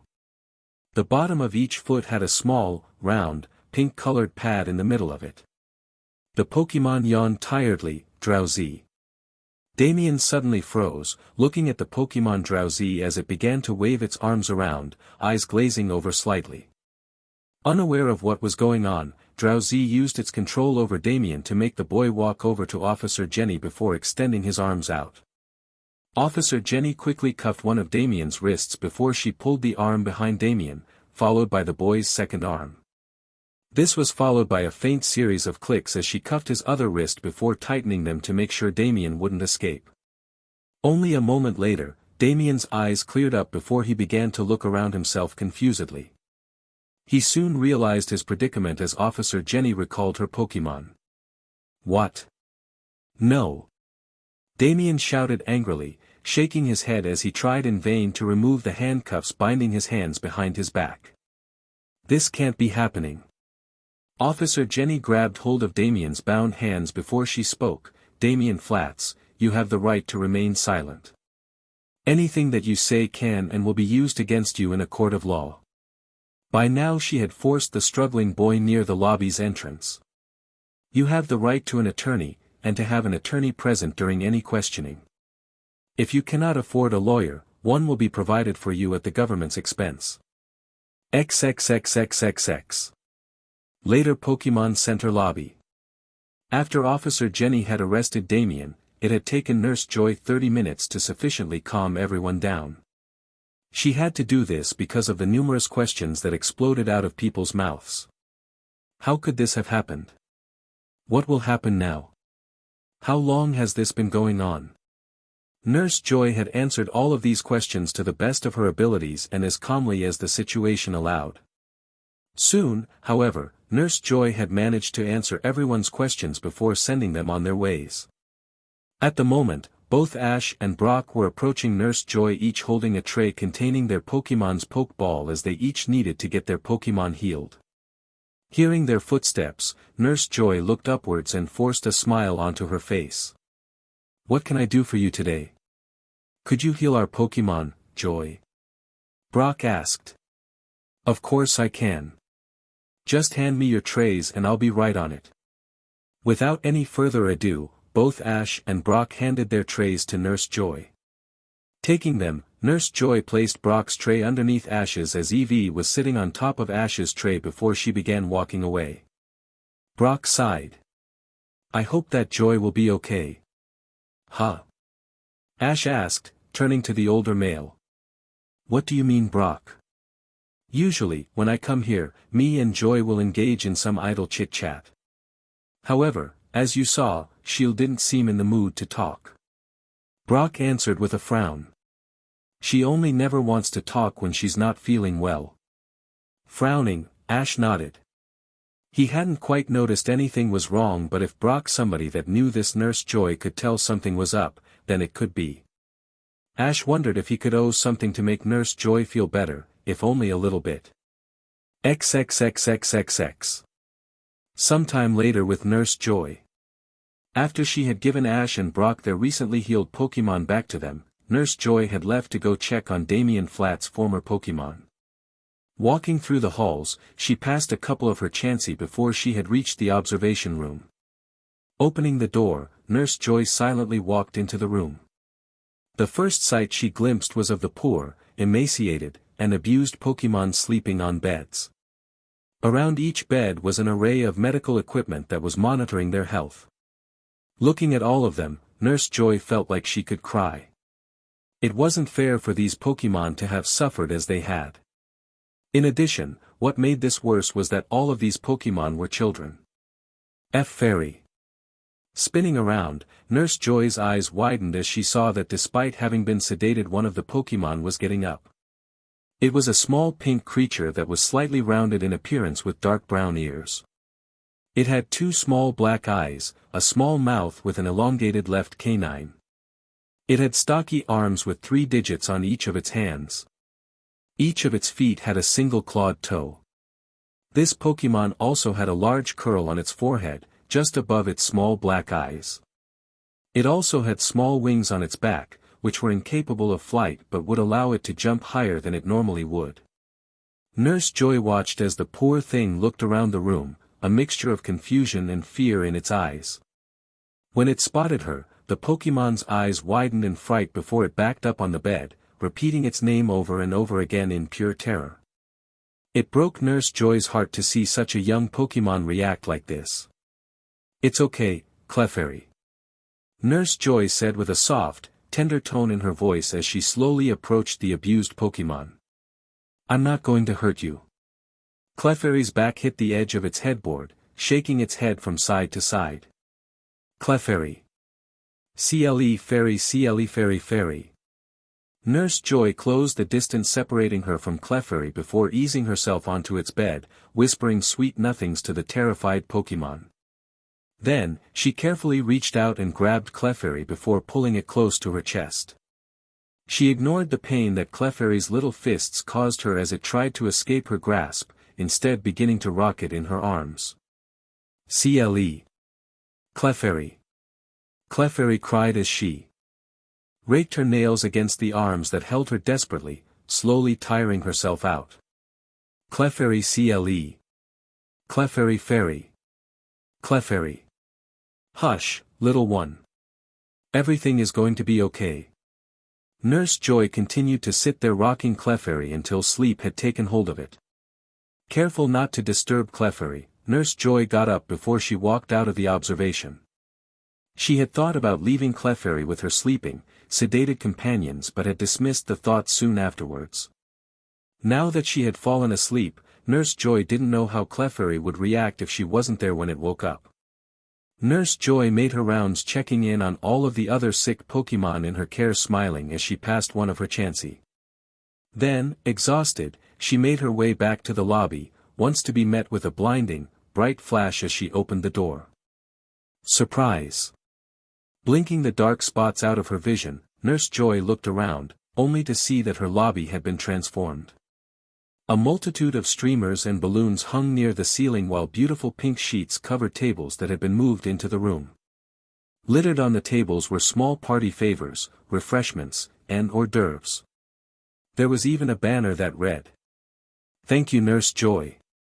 You're the best." Nurse Joy's eyes widened even further when she caught sight of her younger sister standing on the right side of Ash. Her sister smiled before she rushed over and embraced her in a loose hug, careful not to disturb or jostle Clefairy, which relieved her greatly. However, despite how nice this all felt, Nurse Joy was still confused. "What's going on?" The younger Nurse Joy laughed before she motioned for Ash to come forward. Seeing this, Ash walked forward until he was only a foot away from the 2 Nurse Joys. "Ash contacted me in Viridian City this afternoon," the younger Nurse Joy explained before frowning a bit. "After what he told me, I figured that I could pop over for a bit." She laughed softly. "I didn't plan on throwing a party, but everyone here convinced me." "Ash, is this true?" Nurse Joy asked, touched. "Well, yeah. I guess." Ash nodded, looking down. "You just looked so down earlier and I thought." Ash was unable to finish his sentence as, in the next moment, Nurse Joy drew him close and hugged him with her only available arm. She held him there for a minute or two before letting him go, tears prickling in the edges of her eyes. "Thank you, Ash. XXXXXX. Later, Kanto Pewter City. Once Nurse Joy's surprise party had officially ended, Ash had retreated back to his room to get some well-needed rest. He slept until 2 o'clock in the afternoon before he actually looked at the clock, realized what time it was, and got out of bed. After taking a shower and getting dressed, Ash picked up his backpack from the foot of his bed and left his room. He ran down the hallway, down the hallways and staircase, and burst into the lobby. Fortunately for him, it appeared that neither Nurse Joy was here at the moment. He wouldn't get scolded. No running in the Pokémon Center. Turning around slowly, Ash cursed to himself when he saw that Nurse Joy was standing right behind him. He then rubbed the back of his head, said he was sorry, and then promised her that he wouldn't do it again. Nurse Joy looked at him suspiciously for a couple of moments, mirth shining through her mock-serious expression before she shook her head. "I'm sure you won't." She waved her hand towards the door to the lobby. "Now, off you go. And no running. XXXXXX."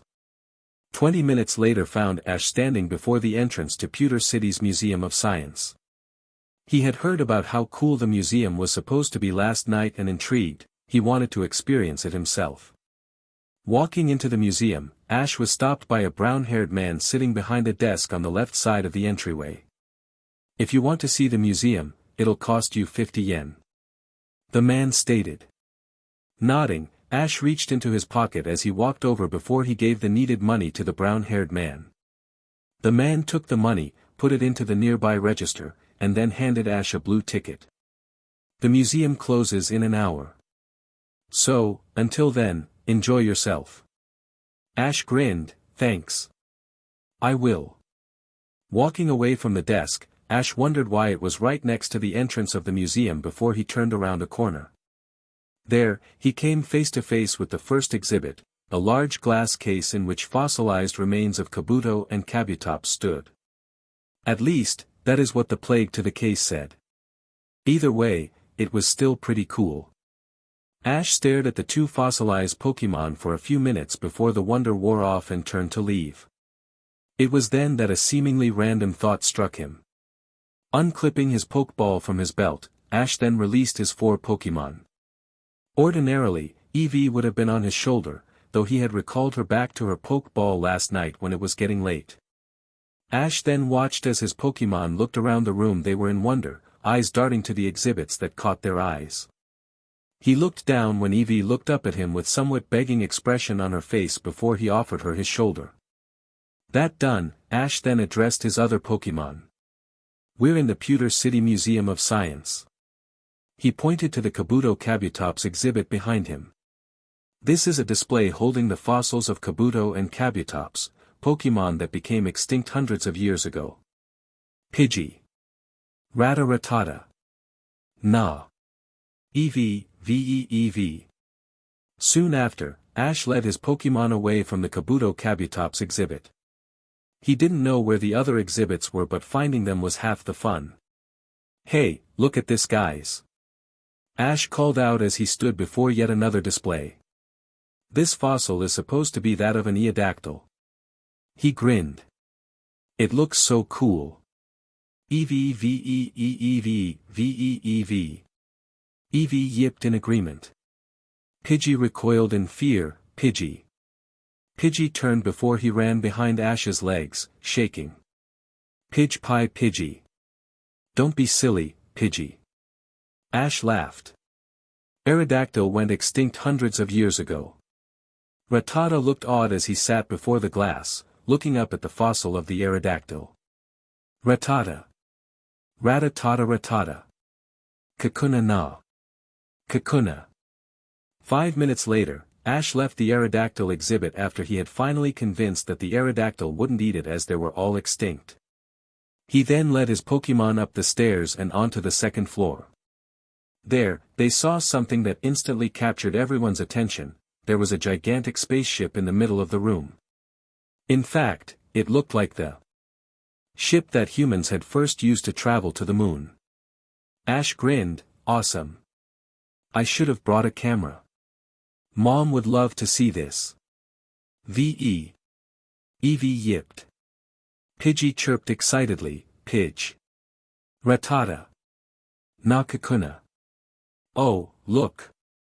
We can actually get on it. Come on, Guys, let's go see what it's like to sit in it.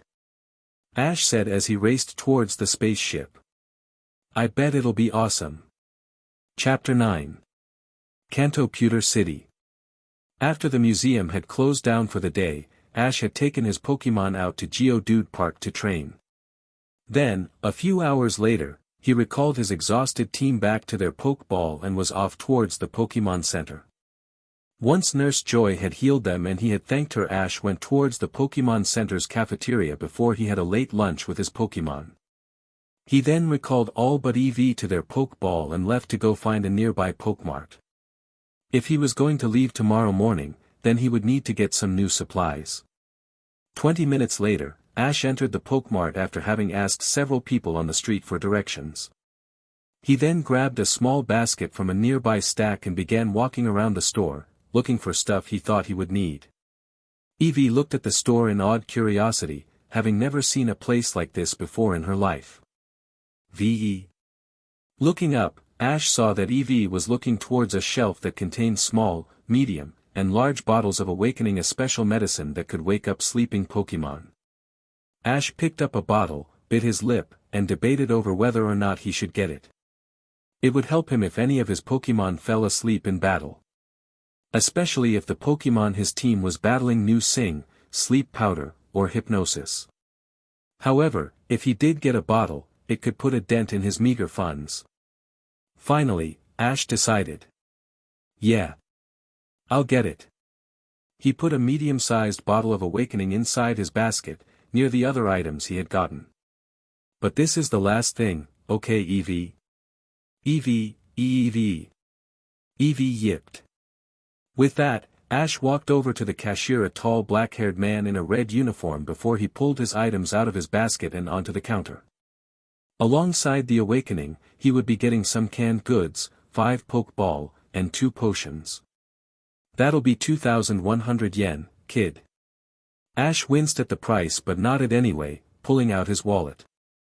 He then pulled out the money and handed it to the cashier.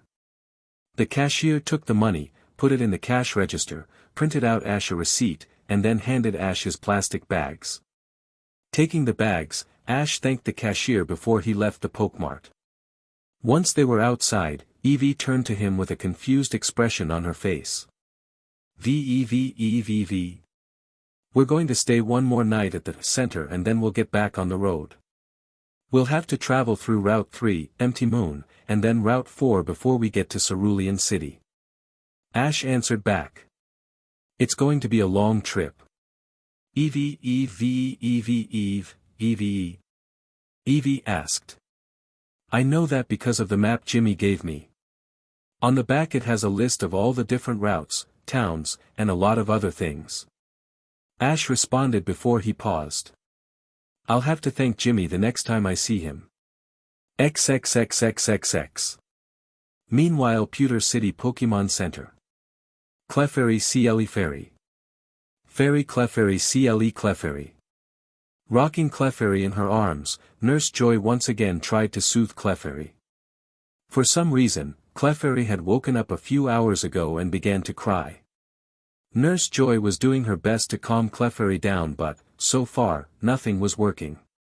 Hush, little one, hush. Nurse Joy whispered in the agitated Pokémon's ear as she rubbed Clefairy's back. There's no need to cry. Come on now, it's okay. Through some kind of miracle, that actually seemed to work. Clefairy stopped crying and opened her eyes, ears perking up, before it began to struggle within Nurse Joy's arms. Nurse Joy winced in pain as Clefairy raked its claws against her arm, her grip loosening just enough for Clefairy to squeeze out and jump to the floor. Clefairy got a 5-second head start down the hall before Nurse Joy had recovered and began running after it. Coming to the door to the lobby, Clefairy actually used Pound to force open the door. It then rushed out into the lobby, making a beeline for a certain Pokémon trainer who had just entered the Pokémon Center. XXXXXX. Clefairy. Ash stumbled when what seemed to be a pink blur hit his left leg before he felt tiny arms wrap around the appendage. Looking down, Ash's eyes widened when he saw just what was holding his leg. It was a small, emaciated Clefairy with multiple multicolored bruises covering the majority of its body. It also had a few scars visible through its short, pink fur. Clefairy Cle. Clefairy Fairy. In the next moment, Eevee jumped off of Ash's shoulder before she landed on the ground, startling Clefairy. The two Pokémon looked at each other, one in confusion and the other in slight fear for a few moments. As this was happening, Nurse Joy walked into the lobby with a pink hue covering her cheeks. She looked around the lobby for a moment before she spotted what was going on. Eevee, Eevee, Eevee, Eevee, Eevee. Eevee asked with a tilt of her head, simply curious. Eevee, Eevee, Eevee, Eve. Clefairy turned away from Eevee before she clutched Ash's leg a little bit harder. Burying her head into the fabric on his leg, she relished in the comforting air that surrounded him. For the first time, she actually didn't feel scared while being close to a human. Clefairy, Cle Fairy Clefairy. Clefairy tentatively answered. Eevee looked confused. Eevee. Eevee ve Eve Eevee Eevee ve. Eevee. Clefairy F Fairy. Ve. Eevee Eevee ve Eevee ve. Eevee responded kindly. Clefairy nodded. Ash was confused. What's going on here? Looking up to him, Eevee quickly began to repeat what was just said. She then made a motion towards Clefairy before his belt of Pokéball, which confused him even more. What was Eevee saying? Clefairy was one of the Pokémon that used to belong to Damien Flats. Nurse Joy said as she approached. She woke up last night frightened and I calmed her down. She sighed. Right about when you left today, however, she woke up and began crying. When you came back, she stopped crying, struggled out of my arms, and then rushed through the hallways until she got here. Eevee Eevee. Are you telling me that this Clefairy feels most comfortable with me? Ash asked. Clefairy nodded. Cle. B. But why? I mean, why would I make you feel more comfortable? I don't even know how to. Nurse Joy would be so much better than me. Ash rambled with a nervous frown on his face. I wouldn't even know how. He swallowed thickly. How to make you healthy again. Clefairy shook her head softly before she clutched his leg even tighter. Clefairy Cle Fairy. I don't think that you have much of a choice in this, Ash. Nurse Joy stated before her face softened. I know you must be confused and wondering how you can help, but it won't be too bad. Biting his lip, Ash looked down towards Clefairy. She seemed to sense him as she turned her head upwards and viewed him with a hopeful, happy expression on her face. This look, combined with Nurse Joy's words, washed his doubts away. He needed to do this. Ash unclipped one of the empty Pokéball from his belt before, leaning down, he pressed it against Clefairy's forehead. Before she was absorbed into it, Clefairy gave him a tentative smile at him, her head ducked slightly. The Pokéball rocked in Ash's hand for a couple of moments before it stilled. A faint ding was then heard, signaling that Clefairy had been successfully captured. Even if he didn't know Clefairy that well, he would do his best to help her. So, with this in mind, Ash called Eevee to his shoulder before he stood up and faced Nurse Joy. You're going to need some supplies. Nurse Joy said before she began walking away. XXXXXX. Later Kanto Route 3. After he had gotten all of the supplies he needed from Nurse Joy, Ash had gone out to the cafeteria to get some dinner. There, he called out all of his Pokémon so he could introduce Clefairy to his older Pokémon. Once everyone had gotten acquainted with each other, he had went over and gotten some food for him and his Pokémon. Then, when everyone had finished, Ash had packed up, recalled all but Eevee to their Pokéball, and went up to his room. When he woke up, he had gotten ready before handing his room key to Nurse Joy.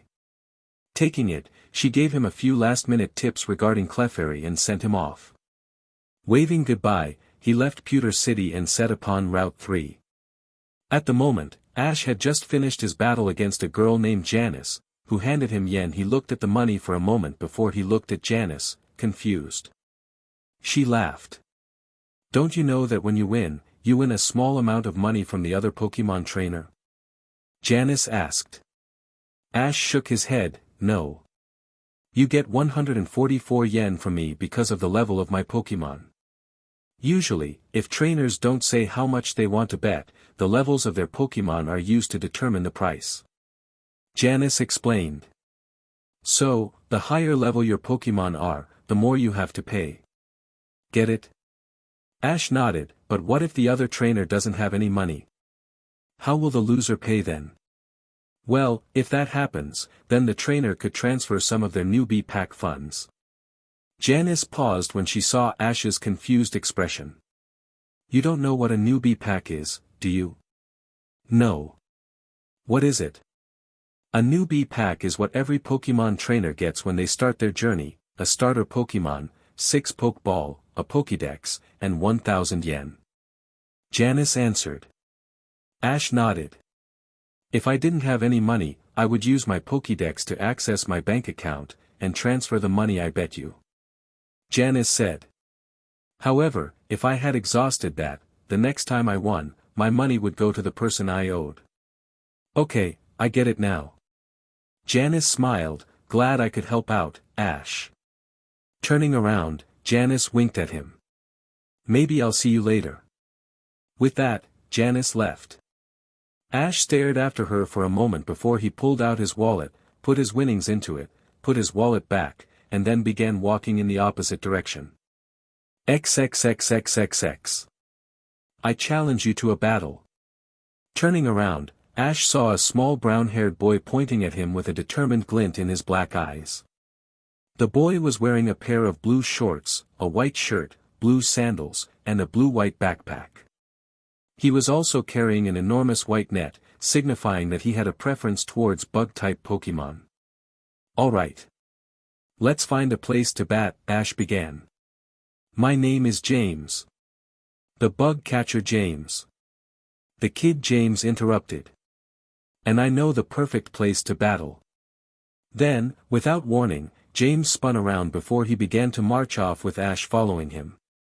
When James stopped, both trainers found themselves in an open, rocky area. There were a few Geodudes scattered around the area but, seeing Ash and James, they quickly ran away. Without missing a beat, James rushed towards the other end of their makeshift battlefield before he climbed on top of a boulder. Alright. Let's go, Caterpie. James said as he released his first Pokémon. There was a bright flash of light before James' Caterpie was revealed to the world. Caterpie was a small, green caterpillar-like Pokémon with a yellow underbelly and bright red antennae. It also had yellow ring-shaped markings running down the side of its body and around both of its eyes. Ash looked at Caterpie for a moment before he unclipped Pidgey's Pokéball from his belt and released Pidgey onto the battlefield. In the air, Pidgey looked around the battlefield before he spotted Caterpie and screeched, intimidating it. That done, Pidgey glided over and then landed on the ground directly before his trainer. Pidgey Pie Pidgey Pidge. Caterpie, use your string shot. James ordered. Nodding, Caterpie then opened its mouth before it spewed a small string of sticky material towards Pidgey. Ash quickly ordered for Pidgey to get into the air, who obeyed, dodging the string shot before the Pokémon screeched warningly. Caterpie flinched. Use Gust. Ash commanded. Pidgey obliged by beginning to flap his wings at a high speed. Soon enough, a small tornado began to form before Pidgey before he launched it towards Caterpie. The other Pokémon didn't have enough to dodge, so it was SCKED into the tornado only to be thrown out a few moments later. As the tornado began to dissipate, Caterpie hit the ground with a groan before it struggled to get back up. Let's finish this off, Pidgey. Ash ordered. Use your quick attack. Pidgey tipped his wings slightly before he came back around. He then extended his talons and dived towards Caterpie at an amazing speed, a faint white glow beginning to surround his body. James looked nervous. Dodge it, Caterpie. Obeying its trainer, Caterpie managed to force itself up before it saw Pidgey rocketing towards it. It then jumped to the side, causing Pidgey to miss, before Pidgey swerved around. This time, Pidgey managed to hit Caterpie before the other Pokémon could react. A small amount of dust was sent into the air when Caterpie landed with a grunt. Then, as the dust settled back down, it revealed Caterpie to be unconscious. James huffed in annoyance before he recalled Caterpie. That done, James then reached into his backpack and took out another Pokeball. Let's see if your Pidgey can deal with this. Go, Metapod. Metapod. Metapod intoned monotonously after it had finished materializing, looking around before it spotted Pidgey. Unlike Caterpie, Metapod didn't seem all that intimidated. Pod Metapod met. Pidgey's eyes narrowed. Pidgey. Pie Pidgey. Pidgey, use tackle. Ash ordered. Metapod, harden. James countered. As Pidgey dived down towards Metapod, Metapod began to glow a brilliant, yellowish-white color. Ash's eyes widened at this. He couldn't let Pidgey hit Metapod now. If Pidgey did hit Metapod, he would take the most damage. Pidgey, don't hit Metapod. Ash called out quickly. Use your talons to grab it instead. James frowned. Use your string shot. Twisting in mid-air, Pidgey managed to adjust itself so that it didn't actually hit Metapod as it flew past, though Metapod's string shot came awfully close to hitting Pidgey. Pidgey turned around and, flying low, flew towards Metapod at a rapid speed, talons extended. Multiple smaller, almost bullet-like globs of sticky white material were launched from the top of Metapod's head and towards Pidgey. While many of these globs came very close to hitting Pidgey, Pidgey managed to fly under, over, and around them. Metapod. Using his talons, Pidgey grabbed Metapod before he flew high in the air. Even though his trainer hadn't said much, Pidgey had caught the gist of his trainer's plan.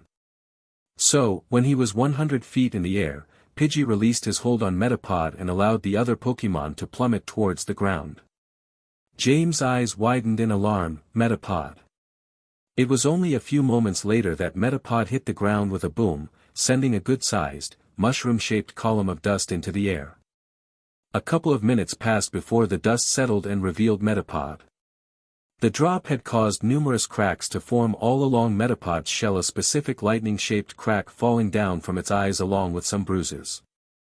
However, despite the pain it must have been in, Metapod was still conscious. Alright Pidgey, let's finish this off with another quick attack. Ash ordered. Pidgey nodded in agreement before it dived towards Metapod, his talons extended once again. Like before, a white hue appeared around Pidgey and increased his speed. Seeing the danger, James hurriedly told his Pokémon to use Harden again. It soon became apparent, however, that Metapod simply didn't have enough energy to use the move again. So, 10 seconds later, Pidgey slammed into Metapod's body with his talons and quickly knocked Metapod out. Feathers ruffled slightly, Pidgey flew back over to Ash as James grumpily recalled his Pokémon. Once that was done, James walked over to Ash. James pulled out 130 yen from his pocket before he handed it over to Ash. Ash took the money, put it in his wallet, put his wallet away, and then shook James' extended hand. You might want to think of getting some other Pokémon so this won't happen again. Ash advised. XXXXXX. Later Kanto Route 3. Dinner time. Following this statement were 4 flashes of light as Pidgey, Kakuna, Rattata, and Clefairy were released. Frightened, Clefairy looked around for a moment before she spotted Ash, ran over to him, and buried her head into his shirt. Ash smiled and picked Clefairy up, only to set her in front of her very own food bowl a moment later. You need to eat, Clefairy. Ash said with a somewhat stern expression on his face, ignoring Clefairy's pout. He then looked around, seeing all his other Pokémon looking at him. And that goes for you guys too, start eating. He didn't need to say it twice. Bar Clefairy, all of his Pokémon descended on their bowls poke-chow as if they were their own worst enemy. After a couple minutes, all of them had finished except Clefairy, who had barely eaten a few pellets. Ash sighed. If you can't anymore then you can just tell me. I'll put it away for later. Clefairy nodded shallowly before she picked up her bowl and handed it back to him. Ash took the bowl, emptied its contents back into his bag of pokechow, and put the bowl back in his backpack. He then zipped the top of the pokechow bag shut and put it in his backpack too. Eevee padded over to Ash before she looked up at him. Eevee. I think we're about 2 miles away from Empty Moon. Ash stated as he looked at his map, a bit confused. At least. I think we're 2 miles away. He turned the map around in his hands, squinting at it. It's kind hard to tell. Clefairy cle fairy. Clefairy murmured as she snuggled into Ash's side. What? We're only a mile away. Ash asked as he looked down at Clefairy. Are you sure? Clefairy nodded tiredly. Ash grinned, that's great news. We can set out early in the morning and then get through Empty Moon tomorrow. All we'll have to do then is cross Route 4 and then we'll be in Cerulean City. Chapter 10. Kanto Route 3. Ash Ketchum woke up to the chirping of some nearby Pidgey. Grumbling sleepily, he pulled his sleeping bag over his head and tried to get back to sleep. He tossed and turned around in the bag for a few minutes before defeated he crawled out of his sleeping bag. Once he had stretched for a bit, Ash looked out to see that the small campfire he'd made last night was gone. His stomach growled then, causing Ash to blush slightly, before he carefully tiptoed towards his backpack. Rummaging around in his backpack, Ash quickly removed his bag of pokechow and his Pokemon's food bowls. He was just returning the pokechow to his backpack after he had filled the bowls when he saw something, the special bags that Nurse Joy had given him. Ash looked at the bags for a minute, wondering why he had them again, before he remembered. Nurse Joy had given him the bags as she said that Clefairy wouldn't be able to eat normal food for a while. The bags were supposed to contain a special slurry of different foodstuffs that Clefairy would need to drink to get better. No wonder Clefairy hadn't eaten any of her food last night, she knew that her stomach couldn't handle regular pokechow. Ash looked at the bags with a guilty expression. How could he have forgotten to give Clefairy some of this stuff, after what Nurse Joy had told him? Clefairy, cle fairy. Turning around, Ash saw that Clefairy had just woken up. She looked around from her place on his sleeping bag before she looked at him with a tired and curious expression on her face. You must be hungry. Ash said after a moment. I'll get you some food before waking up the others, okay? Clefairy nodded, yawning. Fairy. Ash quickly retrieved Clefairy's bowl, opened up a package of slurry, and poured it into the bowl before he placed it on the ground in front of Clefairy. Clefairy sniffed the bowl for a moment, then began to start liking it up. With that done, Ash got up before he went to wake up his other Pokémon. Once up, each looked at him grumpily before they spotted their food bowls and wandered over. Eat up, guys. We've got a long day ahead of us today. Ash said as he dug into his own breakfast a couple of sandwiches and a bottle of water. Clefairy was the first to finish. Picking up her empty bowl, she quietly walked over to Ash before she handed him the bowl. After Ash had taken the bowl from her, Clefairy crawled up into his lap. There, she closed her eyes, sighed contentedly, and began to snore. I won't forget again, Clefairy. Ash thought, clenching his hands. I'll remember everything that Nurse Joy said and help you get better. That is my promise to you. XXXXXX. Once everyone had finished their breakfast, Ash had dumped his Pokemon's leftovers into his pokechow bag. He had put the bowls back into his backpack and then rolled up and tied his sleeping bag to the top of his backpack. Ash then recalled Kakuna, Rattata, and Pidgey back into their Pokéball. He had thought about recalling Clefairy to her ball, but some part of him rebelled against the idea. It was because of that he was carrying Clefairy in his arms while Eevee rode on top of his right shoulder. At the moment, Ash was walking down an old, dirt path. He was excited because of how close Empty Moon appeared, as it meant that he was almost there. Turning around a nearby corner, Ash caught sight of a Pokémon battle going on between two Pokémon trainers. On one side of the makeshift battlefield was a young, brown-haired boy with black eyes. He was wearing a brown t-shirt, dark blue shorts, white socks, and dark blue sneakers. The Pokémon that this boy was using was a Rattata.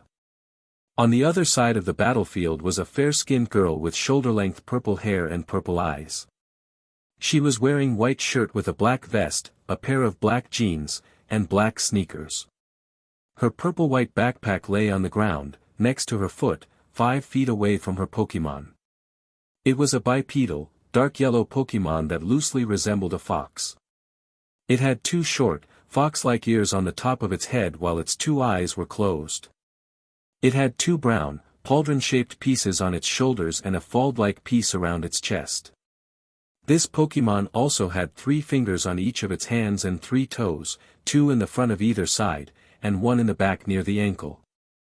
Its tail, which was fairly thick, had a small brown band that was wrapped around it, near the top. Ash moved Clefairy into one arm before he used his other to grab his Pokédex from his pocket. Abra, the Psy Pokémon. Using their psychic powers is such a strain that an Abra needs to sleep 18 hours a day. You might have beaten Ekans, but you stand no chance against my Rattata. The brown-haired boy shouted angrily. Rattata, use quick attack. The girl watched as Rattata rapidly approached her Abra, frowning. Hadn't that boy learned that direct assaults wouldn't work against her Pokémon? She sighed, closing her eyes for a brief moment, before she said. Teleport, my friend. With that, Abra vanished within a brief flash of yellow light, only to reappear 10 feet away from his former location. Rattata raced past him not a second later, chattering excitedly, slowing down when it noticed he wasn't there anymore. The girl smiled faintly. Use Psyshock. Abra nodded before he crossed his arms before himself and began to gather psychic energy in a blob before himself. Well done, my friend. Now use teleport again. The girl thought. The boy hurriedly told his Rattata to dodge when Abra seemed like he would launch his attack, which it did. He grew surprised, however, when Abra teleported again. Just what was going on here? Abra began as he reappeared directly above Rattata. R.A. With that, Abra uncrossed his arms and sent his Psyshock rocketing towards Rattata. There was simply no time to dodge or do anything else as, only seconds later, Abra's Psyshock impacted against Rattata's back. The force of the attack caused Rattata to be forced onto its stomach before Abra's Psyshock actually exploded in a flash of white light. Abra teleported again, moments before the resulting smoke could reach him, to the girl's side. When the smoke finally dissipated, it revealed Rattata to be lying within a 5-foot-deep crater with numerous burns covering its back. It also revealed that Rattata had fallen unconscious, Abra's attack appearing to have been too much for the poor thing. Frowning, the boy recalled his Pokémon before he walked up to the girl. He grumbled a bit before he handed her some money. Taking the money, she put it inside of her wallet and then put her wallet away. I would suggest that you learn not to try direct, frontal assaults when you know that your enemy can dodge them. The girl advised. You have to be creative when facing an opponent that can dodge. By this point, the boy was already walking away. Blah, blah, blah. He shrugged. See you later, Annabelle. Shaking her head, Annabelle sighed before she turned away. It was there that she saw another Pokémon trainer 50 feet away from her, carrying 2 Pokémon, a Clefairy in his arms and an Eevee on his shoulder. The trainer in question had short and spiky black hair, brown eyes, and what looked like zigzags on his cheeks. He was wearing a black shirt, a sleeveless blue jacket, blue jeans, white sneakers, and an Indigo League Expo hat. Annabelle's eyes narrowed in anger when she got a closer glimpse at the Clefairy catching the fading bruises and the bones that jutted out of its fur. That Pokémon had obviously been abused. In her anger, she would have marched over there and given the trainer a severe tongue lashing, maybe even have slapped him. She was stopped, however, when she felt the emotions that were radiating off of the Clefairy. Clefairy was feeling happy. Though there was still some underlying fear and uncertainty, it was obvious that Clefairy didn't feel any of those emotions towards its trainer. He can't have abused that Clefairy if it actually feels safe within his arms. Annabel thought as she calmed down. The black-haired trainer reached her not a few seconds later, allowing her to feel his excitement and awe as well as see it in his eyes. From the way he stared, he must have seen the battle she had with Ben earlier. That battle was amazing. The black-haired trainer stated, confirming Annabel's thoughts with an excited grin. I never knew that a Pokémon could teleport with an attack before. It seemed that his grin was infectious, as Annabel couldn't help the smile that slowly appeared on her face. Thanks. I have been working with Abra on that particular combination for a while. She spared a fond glance at Abra. He's gotten so good at it that I'm considering trying to teach him something new. It is a really good combo.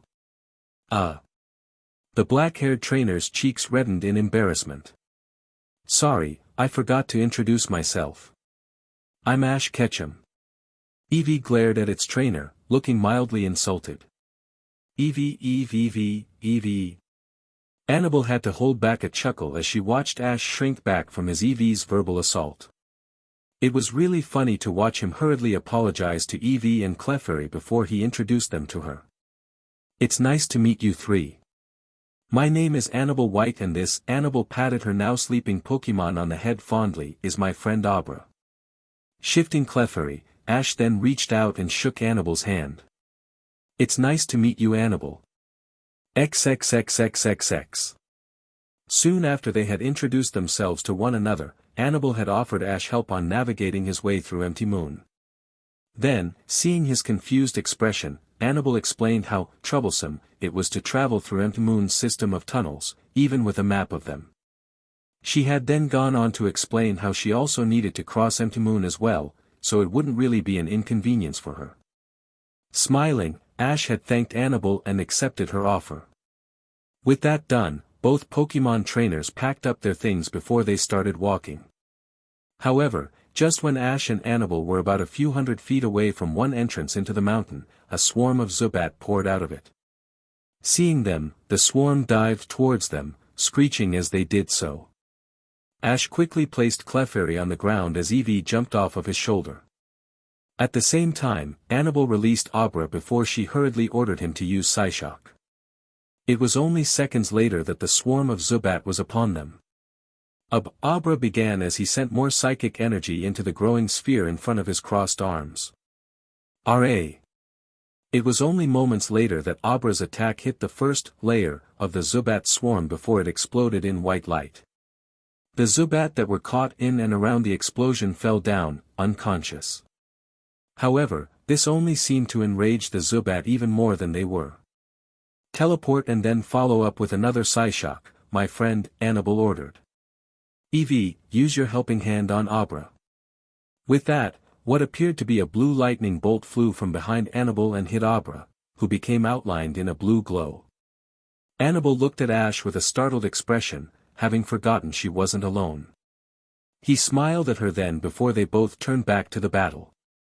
Abra had just reappeared directly underneath the remaining Zubat with a 5x5 large sphere of psychic energy in front of him. R.A. The Psyshock hit the majority of the remaining Zubat before it exploded with a massive boom. Multiple burnt and semi-burnt Zubat were sent flying from within and around where the explosion was, unconscious before they hit the ground. Fearful, the remaining Zubat quickly turned tail and flew back into the tunnel they had just come out from. Once Annabel couldn't sense them anymore, she recalled Abra back to his Pokéball for a well-deserved rest before she turned to Ash. Eevee had just jumped back onto his right shoulder while he kneeled to pick up Clefairy. I didn't have time to call out Pidgey or Rattata, Eevee isn't that good at fighting flying Pokémon yet, and Clefairy isn't ready to fight. Ash said, answering Annabel's unspoken question. I thought about it for a minute and realized I could have Eevee use Helping Hand give Abra a boost. Thanks, Ash. Annabel said. Ash smiled. XXXXXX. So, why do you think those Zubat attacked us? Ash asked as he and Annabel walked through an unusually lit tunnel. He frowned. I thought that Zubat were nocturnal. Annabel nodded, Zubat are nocturnal. I think they attacked us because something is making them upset. She bit her lip, thinking. They probably haven't gotten any sleep since whoever put those lights up put them up. Because Zubat rely on their hearing, they probably attacked us because we sounded like the ones that had set them up. Can't we do something about them, then? I mean, if these lights made those Zubat angry, wouldn't it be best if we take them down? Ash asked. Annabelle stopped in her tracks, a thoughtful expression coming to her face. You're right, Ash. And the Zubat probably aren't the only nocturnal Pokémon in these tunnels. But how would we? She bit her lip for a moment until her eyes widened. Abra. Ash looked at Annabelle for a moment, confused. Annabelle appeared to not have noticed the look or to have ignored it, instead reaching for Abra's Pokeball. Come on out, my friend. There was a brief flash of light as Abra materialized before he looked around himself and then towards Annabelle. Abra are Abra. I need you to teleport the lights hanging on the walls, my friend. Ash's eyes widened in understanding, he could see Annabelle's plan now. The lights are upsetting the nocturnal Pokémon that live in these tunnels. Abra nodded before he vanished in a flash of yellow light. He then reappeared on the nearby wall directly above the lights before he placed both hands on the string of lights. It was only a few seconds later that the lights themselves vanished, teleported who knows how far away by Abra's ability. The tunnels were instantly plunged into darkness. Fairy. Clefairy Cle Fairy Cle. Clefairy called out as she struggled within Ash's grasp, completely terrified. Clefairy. It's okay, Clefairy. Calm down. I'm here. It's okay. Ash soothed. Clefairy whimpered, Fairy. A beam of light suddenly pierced through the inky black darkness. Looking at it with squinted eyes, Ash soon realized that it was a flashlight. Holding on to the flashlight was Annabelle, who had an apologetic expression on her face. I'm sorry. I should have warned you before I had Abra teleport the lights away. That was really inconsiderate of me. Abra. Abra. Murmured sleepily. Clefairy sniffled in Ash's arms, slightly calmer now that she could at least see him. Ash looked down at Clefairy and shushed her, bringing her closer to his chest, before turning to Annabelle. His eyes weren't cold but, they held a warning, to not do something like that again without telling him. I wish you had told us too because we needed those lights. Ash's eyes widened even as Annabelle quickly turned around and pointed at the owner of the voice just behind her. The flashlight's light exposed 3 familiar forms, casting eerie shadows on their all too familiar forms. It was those 2 people from Team Rocket that had attacked the Pokémon Center back in Viridian City, Jesse, James, and that weird Meowth of theirs. Annabelle frowned angrily, you were the ones that set up those lights. Why would you do that? Jessie rolled her eyes with a scoff, crossing her arms. However, before she or her 2 friends could answer the brat's question, someone else did. Those guys are from Team Rocket. I encountered them back in Viridian City when they tried to rob the Pokémon Center. Ash informed with a grim expression. They're nothing but a group of criminals that want to steal Pokémon from their trainers. Eevee growled, her ears flattening against her head. You make what we do seem bad. James said. Ash's hands clenched into fists, that's because it is. You have no right to steal Pokémon. The time for talking is over. James, let's show these brats why they should respect Team Rocket. Jessie snapped as she pulled out her Eakin's Pokeball. James pulled out Coughing's Pokeball, but of course. Smirking, he threw Coughing's Pokeball into the air. It's time to battle, Coughing. Eevee quickly jumped to the ground as the 2 familiar, and hated, forms of Eakins and Coughing materialized in a flash of white light. Abra teleported in front of Annabelle, his former sleepiness gone, and glared. Clefairy whimpered. You think that you can actually beat us? Jessie scoffed incredulously. You brats will barely even be a challenge. We'll see. Annabelle said. Ash nodded, besides, we've gotten way stronger since the last time we met. Eevee growled, VE. Without warning, Ekans suddenly lunged forward and struck out towards Abra. Ekans was momentarily surprised, however, when Abra simply teleported out of the way and Annal sidestepped. Ekans crashed against the wall.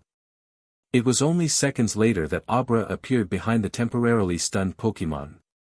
In front of crossed arms was another, completed sphere of psychic energy. Jessie's eyes widened in slight alarm. "Get out of there, Ekans." Ekans' head snapped around towards Abra, who then proceeded to launch his attack with A.R.A. Ekans quickly twisted out of the way of the attack, which hit the wall behind him and exploded not a second later. The tunnel wall shook as a fair amount of dust and earthen debris was sent flying in all directions. Unharmed, Ekans quickly twisted around before he lunged towards Abra. He reached Abra before the other Pokémon could teleport and then begun an onslaught of offensive maneuvers. While this was happening, Eevee jumped back and avoided another tackle from Coughing. While he turned around, Eevee took the opportunity to jump onto Coughing. There, she began to angrily beat her tail against Coughing's head, giving it a massive headache. "Self-destruct," James ordered. Hearing this, Coughing closed his eyes before his body began to glow. "Jump into the air," Ash shouted. Eevee jumped into the air just as Coughing finally exploded. While she remained relatively unharmed by the explosion, it did manage to hurt Eevee's legs and singe the fur on them. So, when Eevee landed, it was with a wince of discomfort. "Clefairy! Clefairy cle fairy!" Clefairy began to cry, frightened by the explosion and upset that Eevee had gotten hurt. "Clefairy! Cle fairy fairy!" Ash gave Clefairy a reassuring squeeze before he returned his attention to the battle. Somehow, Coughing had recovered from what should have knocked it unconscious, and was now releasing a thick, black smog. He also noticed that, on Annal's side of the battlefield, it appeared as Abra was going to be defeated by Ekans. Abra just didn't have enough time to teleport away from Ekans, who was unleashing a rapid series of attacks that were quickly weakening it. "Jump to the left and then teleport," Annal ordered. "Follow it up with a confusion." Ash suddenly had an idea. He quickly ordered Eevee to use Helping Hand on Abra, ignoring Team Rocket's jeers just before Abra reappeared. Eevee's Helping Hand consumed Abra as Abra's eyes began to glow a sickeningly blood-red color. It was only milliseconds later that Ekans' massive, open jaw erupted out from Coughing smog, threatening to consume Abra whole. Chapter 11. Kanto Empty Moon Tunnel. Ash suddenly had an idea. He quickly ordered Eevee to use Helping Hand on Abra, ignoring Team Rocket's jeers just before Abra reappeared. Eevee's Helping Hand consumed Abra as Abra's eyes began to glow a sickeningly blood-red color. It was only milliseconds later that Ekans' massive, open jaw erupted out from Coughing smog, threatening to consume Abra whole. Time seemed to slow down for Abra. He couldn't hear his Pokémon trainer shouting for him to dodge nor the Helping Hand that Eevee was sending him. All he could hear was the sound of his own heartbeat. All he could see was Ekans' massive, gaping maw rushing towards him. "Up!" Abra shouted, closing his hand. "R.A.!" Ekans froze as, not a second later, its entire body was consumed with blood-red energy. He glared fearsomely at Abra as his mouth was forcefully shut, struggling to break Abra's control over its body. He could have succeeded if not for Eevee's Helping Hand. As soon as the Helping Hand hit Abra, the red glow around his eyes brightened significantly and his hold on Ekans' body became that much stronger. He had been struggling to control Ekans, but now it only took a little bit of effort to do so. Jessie was furious. "You little... I'll make you pay for that." Annal frowned. Then, having sensed Coughing's emotions, she had Abra dodge. She was correct in doing so as Coughing emerged a few milliseconds after Abra had teleported away. Coughing looked around in confusion before Eevee jumped out of the smog in an attempt to intercept it. "Not so fast, little foxy," Meowth stated as he jumped out of the smog and used his right leg to kick Eevee back. Landing in a crouch, he then extended his claws. "Meowth is gonna play with ya." Eevee crashed against the right wall of the tunnel, letting out a brief exclamation of pain. She barely got up in time to see Meowth running towards her, his eyes shining eerily in the dark. Tackle. Meowth never got the chance to question what the twerp was thinking. That little fox was in no position to tackle him before he was hit in the side by a small, purple Pokémon. He yowled as he was sent tumbling backwards, kicking up a small amount of dust as he flew. Rattata chittered proudly as he came to stand before Eevee, who looked at him in thanks. Then, when Meowth had gotten back to his feet, Rattata waved his curly tail to taunt the other Pokémon. "I'll make you pay for that, you little rat." Meowth hissed as he ran towards Rattata, fury dancing in his eyes as his claws extended once more. Rattata then waited for a few moments before he kicked off into the air and somersault over Meowth. As he landed, Rattata then lunged forward and used Bite to grab on of Meowth's paws, causing the other Pokémon to yowl in pain. "Get off me, you rat! Get off!" Meowth shouted. In Meowth's distracted state, he never noticed Eevee had recovered and was now running towards him at a rapid speed. Eevee tackled him a few feet backwards before she used Tail Whip to hit Meowth in the face. Meowth hissed before he swung his Rattata-covered paw at Eevee and sent the little foxy back a few steps. He then tried to bash Rattata's face into the ground, only for Rattata to jump off as Eevee rushed back towards him. While this was happening, Coughing was experiencing its own bit of trouble. He was trying to follow his master's orders to damage the Abra, but nothing he was doing was working. To make it worse, two other Pokémon had entered the fray and were now blocking him from the Abra. He had to keep dodging to the side to avoid the Pidgey as it flew towards him and the sticky ropes of the Kakuna. To say that he was mostly on the defensive would be correct, as he had no time to attack at the moment. James clenched his teeth, use Smokescreen. Kakuna, String Shot. Pidgey, use Quick Attack. Ash ordered as Coughing began to release a thick, black smog from its mouth. Fly left. Good. Now, hit Coughing with a tackle. Pidgey dived towards Coughing, his claws extended, and followed Coughing as it fled backwards with smoke trailing from its mouth. In his haste, Coughing never realized that he wasn't paying attention to the Kakuna. In the next second, 3 ropes of sticky white material lunged from the smog-covered floor and wrapped around Coughing's body. With a tug, Coughing was pulled towards the darkened floor, where Kakuna was hiding. Coughing struggled in an attempt to escape from his bindings, but it proved difficult as he had no easy way to tear it off him. He did, however, manage to loosen the bindings enough to start wriggling out of them before Pidgey hit him with a tackle. Breaking free of the string shot, Coughing was sent rocketing backwards into a nearby wall. Crashing into it, a small cloud of dust was created on impact. When Coughing rolled to the bottom of the wall, it was obvious that he was unconscious. As this happened, Ekans was being thrown back towards Jessie with swirls in its eyes. Abra had used his hold over it to slam it into the ground until it was unconscious, leaving it with numerous, multicolored bruises all over its body. His job done, Abra then teleported back to Annal as the red glow faded from his eyes. Annal spared him a brief smile. Meowth rushed past Annal not a second later, holding his sides. It was obvious that he had a hard time against his own opponents as, like Ekans, there were a lot of bruises visible under his short white fur. He also had a few bite marks scattered all over his body, courtesy of Rattata. Jessie, seeing that they had lost, glared at Ash and Annal. "You may have won this time, brats, but..." An almost eager gleam appeared in her eyes. "We'll be back." "But bye." James mocked, waving. With that, both Jessie and James threw smoke bombs onto the ground. This added to Coughing's dissipating smoke, cloaking Team Rocket as they recalled their Pokémon and fled. When all of the smoke had cleared, it revealed that Team Rocket had gotten away. "DMN it." Ash cursed with an angry frown. "They got away, again."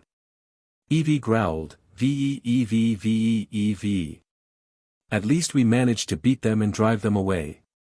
Annal said. "That's good, right? I guess." Ash muttered. "XXXXXX. Later with Ash and Annabelle. Soon after Team Rocket had fled, Ash and Annabelle recalled their Pokémon back to their Pokeball before they set off down the tunnel.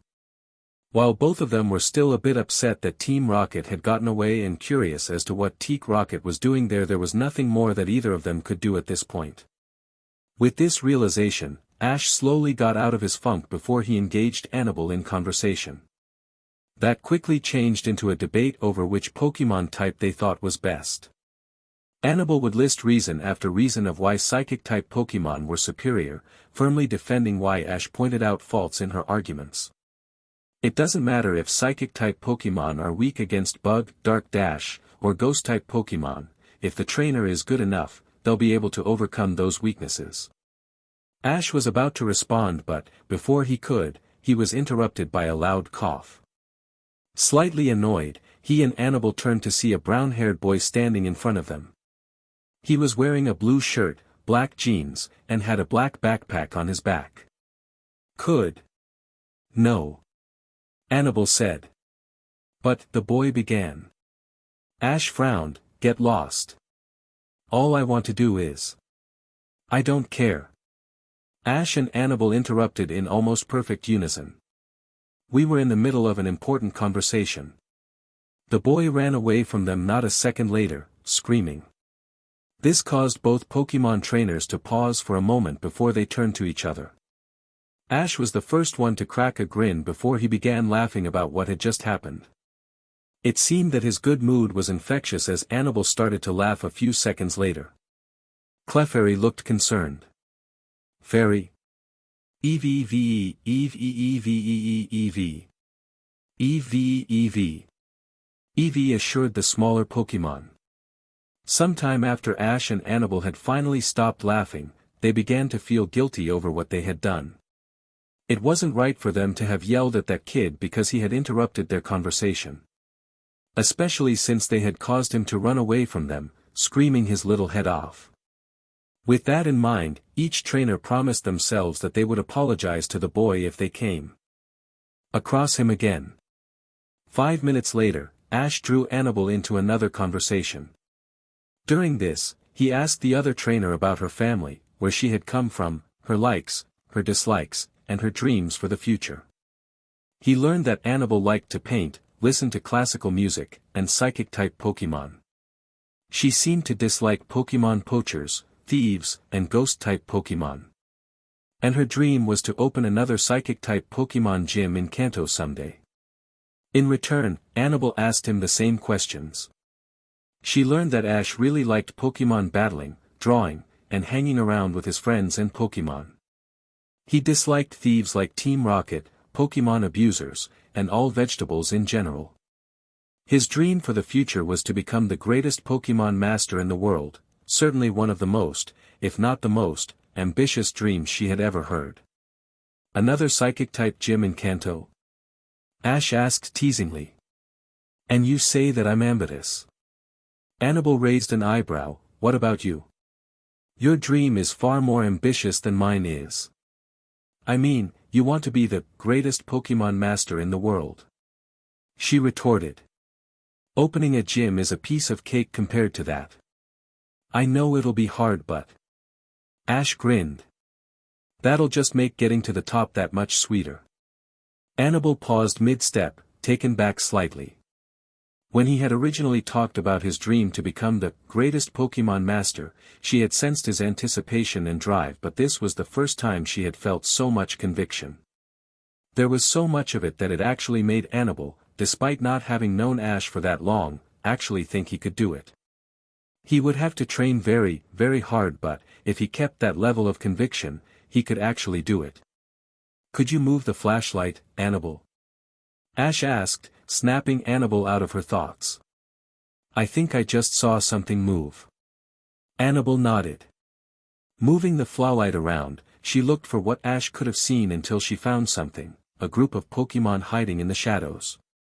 The Pokémon in question were red, crab-like creatures with 6 legs, 2 pincers, small and round blue eyes, and a small mouth. The only other thing of note were the red mushrooms with yellow polka dots and white stems that were growing on these Pokémon's back. Following this discovery, Annabel heard Ash rummaging for something before she heard a click as something flipped open. Confused, she was then scared out of her wits when a loud mechanical voice spoke out from behind her. Paras, the mushroom Pokémon. In the wild, paras grow by sucking nutrients from the roots of trees. The mushrooms on a para's back are called Tachikaso and grow as the paras grows. It was just Ash's Pokédex. Annabel assured herself. A bit angry, she turned on Ash. Could you please give me some warning before you do that? You almost gave me a heart attack. Ash looked down, guilty. I'm sorry, Annabel. Please just don't do it again, okay? I'll try not to. Ash agreed before her turned his head towards Eevee. Come on, Eevee. We've got a paras to catch. Eevee yipped before she sprung off of Ash's shoulders, landing on the ground only a few seconds later. She quickly took off in pursuit of the group of paras, who had looked up when Annabel's light had shone on them. While they couldn't really see Eevee because of the light that shined directly behind her, they could see her outline and hear her as she approached. Those that had not already fled from the light retreated, not wanting any trouble. Ras. Paras. Papa Ras. Pa. Eevee, use your tail whip.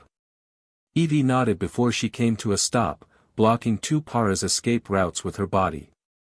Before either of the two paras could react, however, Eevee quickly turned around and hit one of them with her bushy tail. The force sent the paras tumbling back a few feet and back into the dark though. Instead of taking the chance to flee, this paras got angry.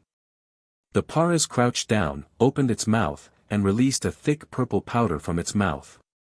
That's poison powder. Annabel said in recognition. Be careful. If Eevee breathes any of that powder in, she'll be poisoned. She frowned. From the density of that cloud, it wouldn't take long for Eevee to go unconscious. Ash nodded, thanks Annabel. Eevee, jump over that poison powder. Then use a tackle to knock it back. Eevee yipped in acknowledgement of her orders before she kicked off into the air and jumped over the poison powder. She then started to run towards Paras, who released another poison powder towards her in retaliation. This was followed by another cloud of powder, though this cloud was yellow as opposed to the purple of the first cloud.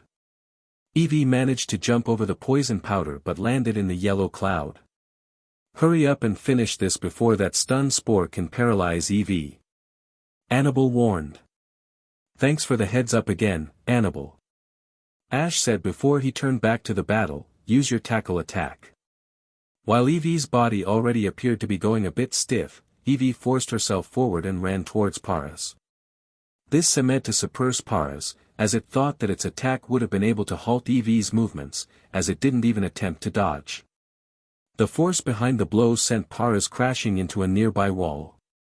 However, instead of staying down, Paras soon got back up on its feet, though Eevee's attack had taken the wind out of its sails. Paras ras Paras. Paras clicked out before it opened its mouth and released a thick white powder towards Eevee. Moving over to the side, Eevee managed to avoid the attack. Then, as Paras closed its mouth and prepared itself for another dose, Eevee rushed towards it. Once she got to the other Pokémon, Eevee began to scratch it rapidly, slowing with each strike as Paras' stun spore took effect. Alright Eevee, that's enough. Ash said as before he pointed Eevee's Pokéball at her. Return. He used his unoccupied arm to clip Eevee's Pokéball to his belt before he removed another Pokéball from his belt. Go, Pokéball. When the Pokéball struck, it converted Paras into red energy before it absorbed it into itself while in midair. The Pokéball then fell to the ground, shaking, as Paras fought against it. The Pokéball continued to rock, 3 times a second, for 6 seconds before it finally glowed red. A faint ding was heard. Ash quickly walked over to the fallen Pokéball, grabbed it with his unoccupied hand, before he moved it into the air. Yes. I've caught a Paras. Congratulations. XXXXXX. Kanto Route 4, near Mount Moon. You mean to tell me that a couple of brats managed to drive you off? One of which was partially responsible for your failure in Viridian City. Jessie flinched, sweating, before she exchanged a look with James. He made a shooing motion, causing her to scowl, before she turned back to the screen of the cellular phone she held. Her boss was thrumming his fingers on his desk, an expectant expression on his face as he waited for her answer. "Yes, sir," Jessie murmured. "Get your heads together." The man shouted, his eyes narrowed into slits. "If you two don't bring me the Moonstone within 2 weeks, I will have you both terminated. Meowth will be reassigned as a graduation present for the most abusive of my new rockets." Jessie, James, and Meowth all gulped. "W will get it to you right away, sir." "You better, your very lives depend on it," the brown-haired man replied. With that said, the leader of Team Rocket ended his call. He had already given those 3 clowns a second chance, after that incident at the Viridian Pokémon Center, but if they didn't accomplish this they would die. If he had to, he would kill them himself. Chapter 12. Kanto Route 4 near Empty Moon. After Giovanni had ended the call, Jessie, James, and Meowth knew that they absolutely had to get their hands on the Moonstone. They all knew that, if they didn't get that stone, then it would be their lives on the line. If they failed, they wouldn't be coming back. There was a brief moment of silence before Jessie took charge. She told Meowth to go back to Empty Moon to ask and threaten the local Pokémon about the location of the Moonstone. He had agreed without protest, a rarity for him, before he set off towards Empty Moon. "What do you want me to do, Jess?" Jessie looked at her partner for a moment, a thoughtful expression on her face. What did she want James to do? What was there she could have him do now, considering the circumstances? The memory of their battle with those 2 twerps in the tunnels of Empty Moon flashed behind Jessie's eyes, causing a viscous scowl to form on her face. Even with all of their Pokémon's experience and obvious strength in battle, they had been bested by sheer numbers. Meowth had been taken out of the fight after 2 of the twerp's Pokémon had ganged up on him. Ekans had been captured after a battle with that female twerp's Abra, and Coughing had been knocked out by 2 more of the twerp's Pokémon.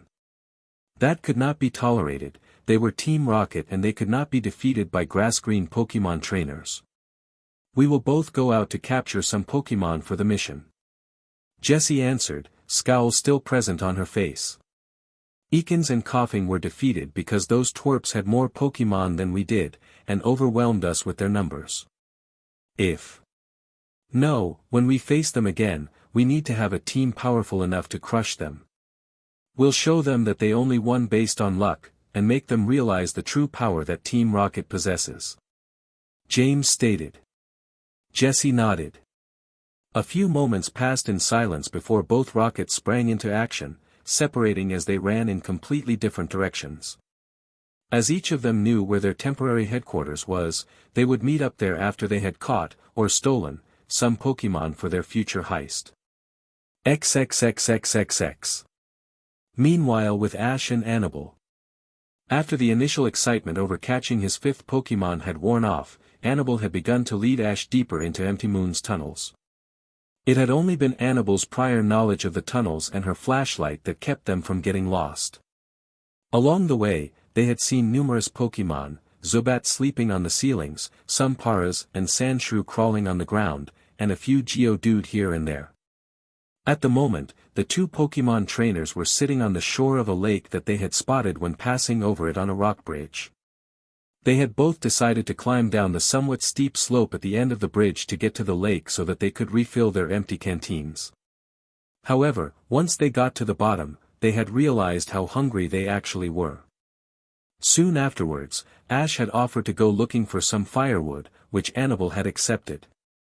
After leaving Clefairy with Annal and assuring a teary-eyed Clefairy he would be back soon, had then climbed back up the slope and over the rock bridge before he walked over to the copse of trees he had spotted near the entrance to the tunnel they had came out of. Once there, he managed to break off enough branches for some firewood before he began heading back. After they had started a small fire, the 2 Pokémon trainers pulled off their backpacks, rummaged through them, and began pulling out some stuff for dinner. It took them a couple of minutes to get everything out, mainly the bowls of Pokechow for their Pokemon, before they were done. Let's call everyone out, then. Ash nodded before he and Annabelle reached for their belts and retrieved their Pokemon's Pokeball before they threw them into the air. Come on out, guys, it's dinner time. In the next moment, both trainers were temporarily blinded by 6 flashes of white light as their Pokemon materialized. Said Pokemon looked around in confusion before they spotted their food bowls and, stomachs grumbling, wandered over. However, instead of heading over like the others, Paras didn't. This was because his new trainer had called him over to him before he began to rummage through that strange thing he had on his back when Paras first saw him. Paras? Ash ignored Paras' question or seemed to not have heard it, busy looking in his backpack for something. Some time passed before Ash spotted what he was looking for and, with a triumphant "aha," he pulled the items out. The items were revealed to be his bottles of potion that he had bought at the Pokemart. Uncapping it, he then turned around and called Paras over. Once Paras had obeyed, Ash began to spray Paras' body with a potion wherever his newest Pokemon looked hurt. The potion caused Paras' bruises to slowly fade away while the cuts and scratches on Paras' body steamed slightly before they vanished. While he didn't see any more wounds, Ash checked Paras over a couple of more times before he sent Paras off to eat. Then, capping the half-empty bottle of potion, Ash returned that and his unopened bottle back into his backpack. When he was done with that, he turned around, only to be surprised to see Paras in the exact same position that it was in before. Why hadn't Paras gotten off to eat like he had told it to? Paras Paras? Paras? Questioned. Understanding dawned on Ash. I just couldn't leave you like that, Paras. Not when I could do something to help you. He made a shuanji motion, now go eat your food. You don't want one of the others to eat it, do you? While still confused, Paras obeyed his trainer before he scuttled over to what he assumed was his bowl. He had to fight off his trainer's Rattata for it though, as it appeared that Rattata had finished its bowl and was still a bit hungry. After a brief scuffle, he managed to drive Rattata away and, victorious, took a bite of his food. Liking the taste of it, he began to dig into the meal with gusto. As this was happening, Ash had moved over to see how Clefairy was doing. While Clefairy had eaten some of the slurry, it was obvious that Clefairy wasn't going to be eating much more. This was proven true when she stopped eating a minute later, shakily picked up her bowl, and walked over to him. Fairy, Cle Fairy Fairy. Clefairy Fairy Fairy. Taking the bowl from his Pokemon's hands, Ash held back a frown. He wasn't really upset with Clefairy. No, he was upset at Damien Flats, Clefairy's former trainer. The mere thought of him make Ash's eyes narrow in anger. How could anyone abuse their Pokemon? That was just plain wrong.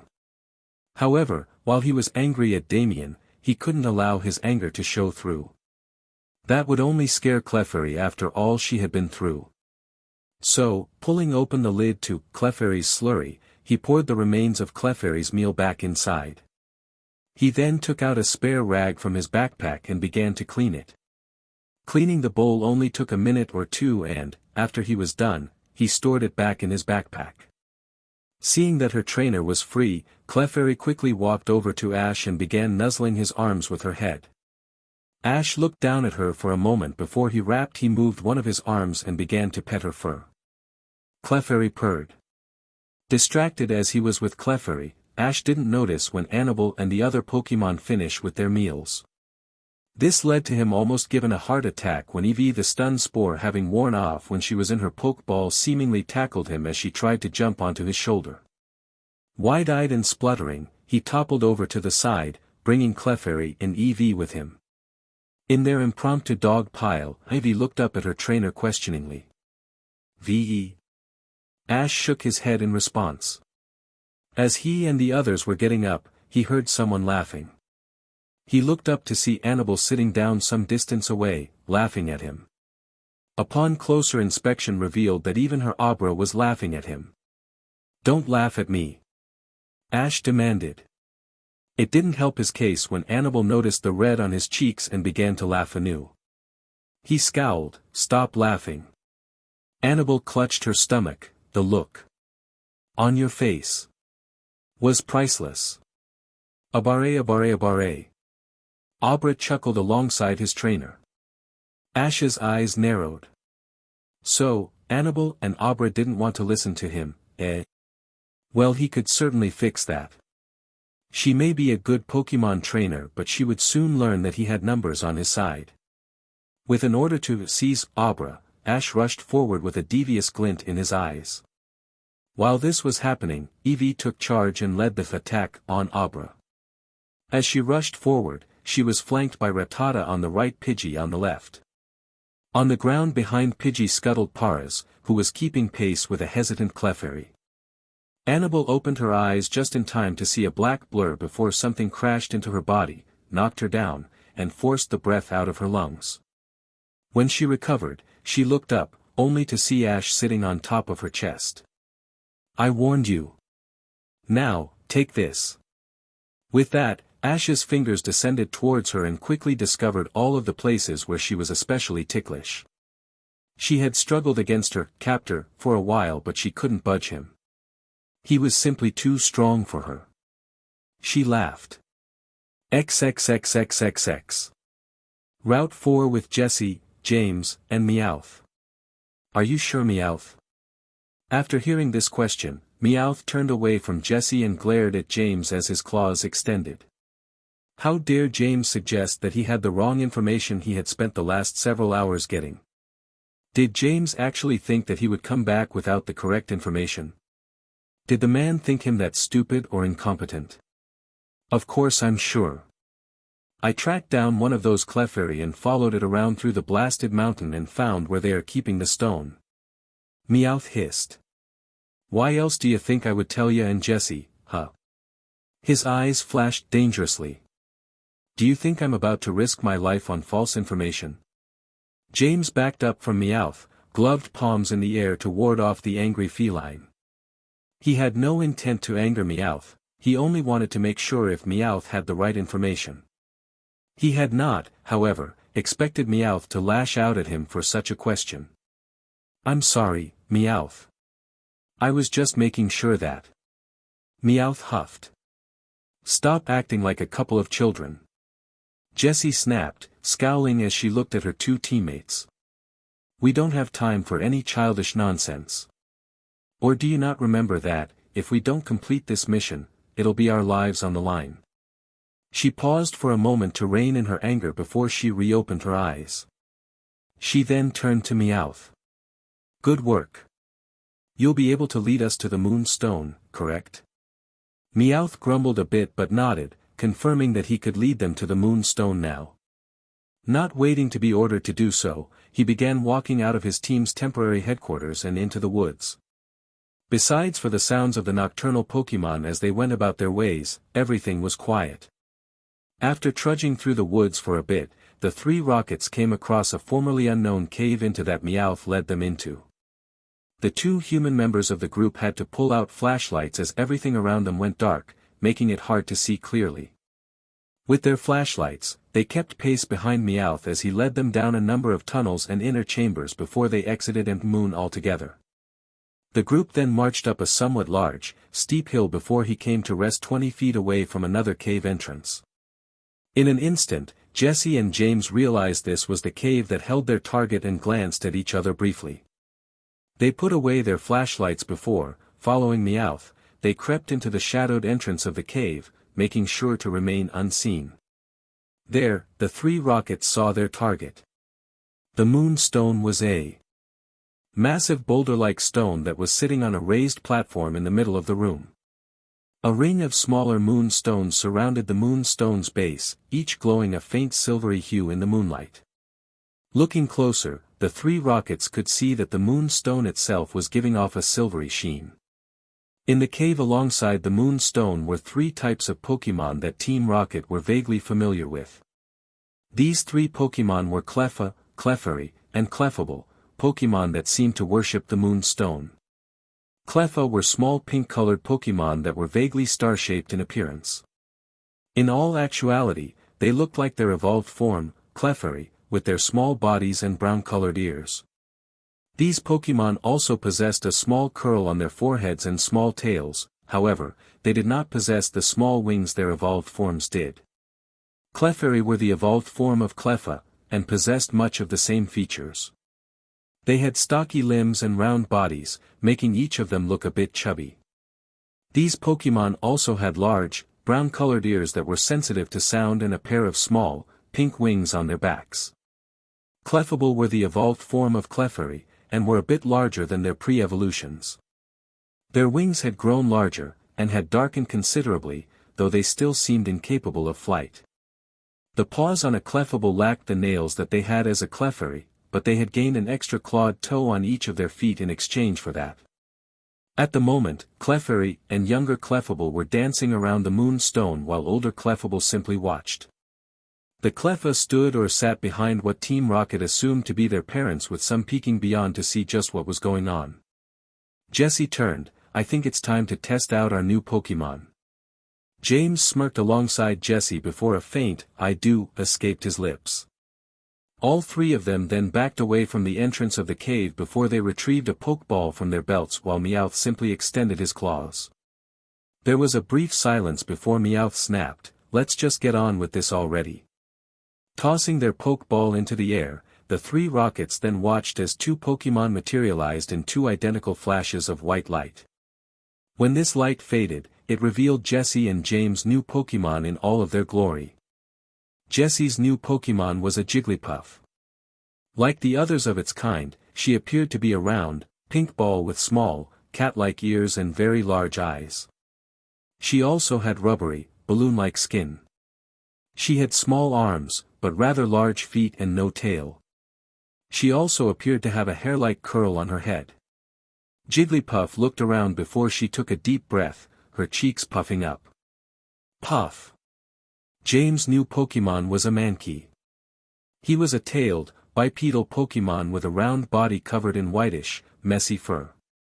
Mankey's ears were triangular with brown insides, and his arms, two-toed feet, and his curved tail was tipped with brown coloration. Mankey also had a nose similar to a pig's snout. Mankey. Mankey chittered. "All right," Jessie said, drawing everyone's attention to her, before she continued. "We are going to begin this operation, so be ready." When they nodded, she turned to Jigglypuff. "You know what to do, Jigglypuff." "Sing." Jigglypuff nodded before she opened her mouth and closed her eyes. Infusing her voice with her own energy, Clefairy then began to sing. This caused numerous multicolored, three-dimensional musical notes to fly out of her mouth before they traveled towards the inside of the cave. When these musical notes entered the cave itself, they began to release a soothing melody that lulled the Pokémon near them into a drowsy state. All of the Cleffa within the cave fell asleep while most of the Clefairy fell asleep or became drowsy. The remainder of those awake looked around in slight confusion, confusedly wondering what had just happened. Seeing this, James gave a final rub to Mankey's head. Mankey preened under the touch for a couple of moments before his trainer took it away, causing him to look up. "It's time for your part, Mankey," his trainer said. "Do your best." Mankey nodded before he launched himself out of the shadows, followed shortly by Jigglypuff. The remainder of the Clefable and Clefairy never noticed Jigglypuff as Mankey attacked a rather young Clefable, screeching all the while to draw their attention to them. Fable. Clefable Fable. Fable CLE. Mankey back flipped off the Clefable he had attacked and landed softly before he crouched, hands extended away from his body. He then jumped forward, hands extended, and landed on the face of his dizzied opponent, clawing at its face. Fably. Mankey was soon slapped away by his opponent's claws, landing on the stone floor with a dull thud. He got up before the Clefable could hit him again, jumping into the air, before he kicked the Clefable in the face. When the Clefable fell towards the ground, a small amount of blood escaping its mouth, Mankey spun around and avoided the clawed fist of another Clefable. He then engaged this new opponent single-handedly, even though he was getting pretty tired. Mankey suddenly dropped to the floor, swinging his legs to trip his opponent, but this turned out to be a mistake. The earlier Clefable that he had knocked out had gotten up by this point, and sent him flying towards the wall of the cave with a single punch. The wall cracked as Mankey's body impacted it, before he slid down towards the ground. Seconds later, another Clefable was Mankey's face, and slapped him around with its powerful arms. The force of the repeated blows caused Mankey massive damage, which led to him going unconscious at the 10th slap. Mankey, return. A red-colored beam shot from the shadows, connecting with Mankey, before it absorbed the pig-monkey Pokémon and receded back into the dark. The Clefable, and Clefairy, looked on as the rocket trio emerged from the dark, with James putting away his Mankey's Pokéball. Hand over the Moonstone, or else. Jessie demanded. Fable Clefable. Clefairy. Fairy CLE. Clefable CLE, Fable Clefable. Fairy. Clefable CLE. Fable. I guess diplomacy didn't work, Jess. James sighed. Oh well. You pathetic stargazers will give us the Moonstone because my associate, that Meowth over there, is holding your knocked-out babies hostage. Jessie announced with a vicious smile on her face. You wouldn't want us to hurt them, would you? The Pokémon spun around to see if what those humans were saying was true. To their horror, their eyes told them that the humans were indeed telling the truth. A Meowth was standing before their children, who had been gathered up into a medium-sized net. They then saw a Jigglypuff move from out behind the net before it went to stand by the Meowth, looking particularly smug. Hand over the Moonstone, and we'll leave you pathetic stargazers alone.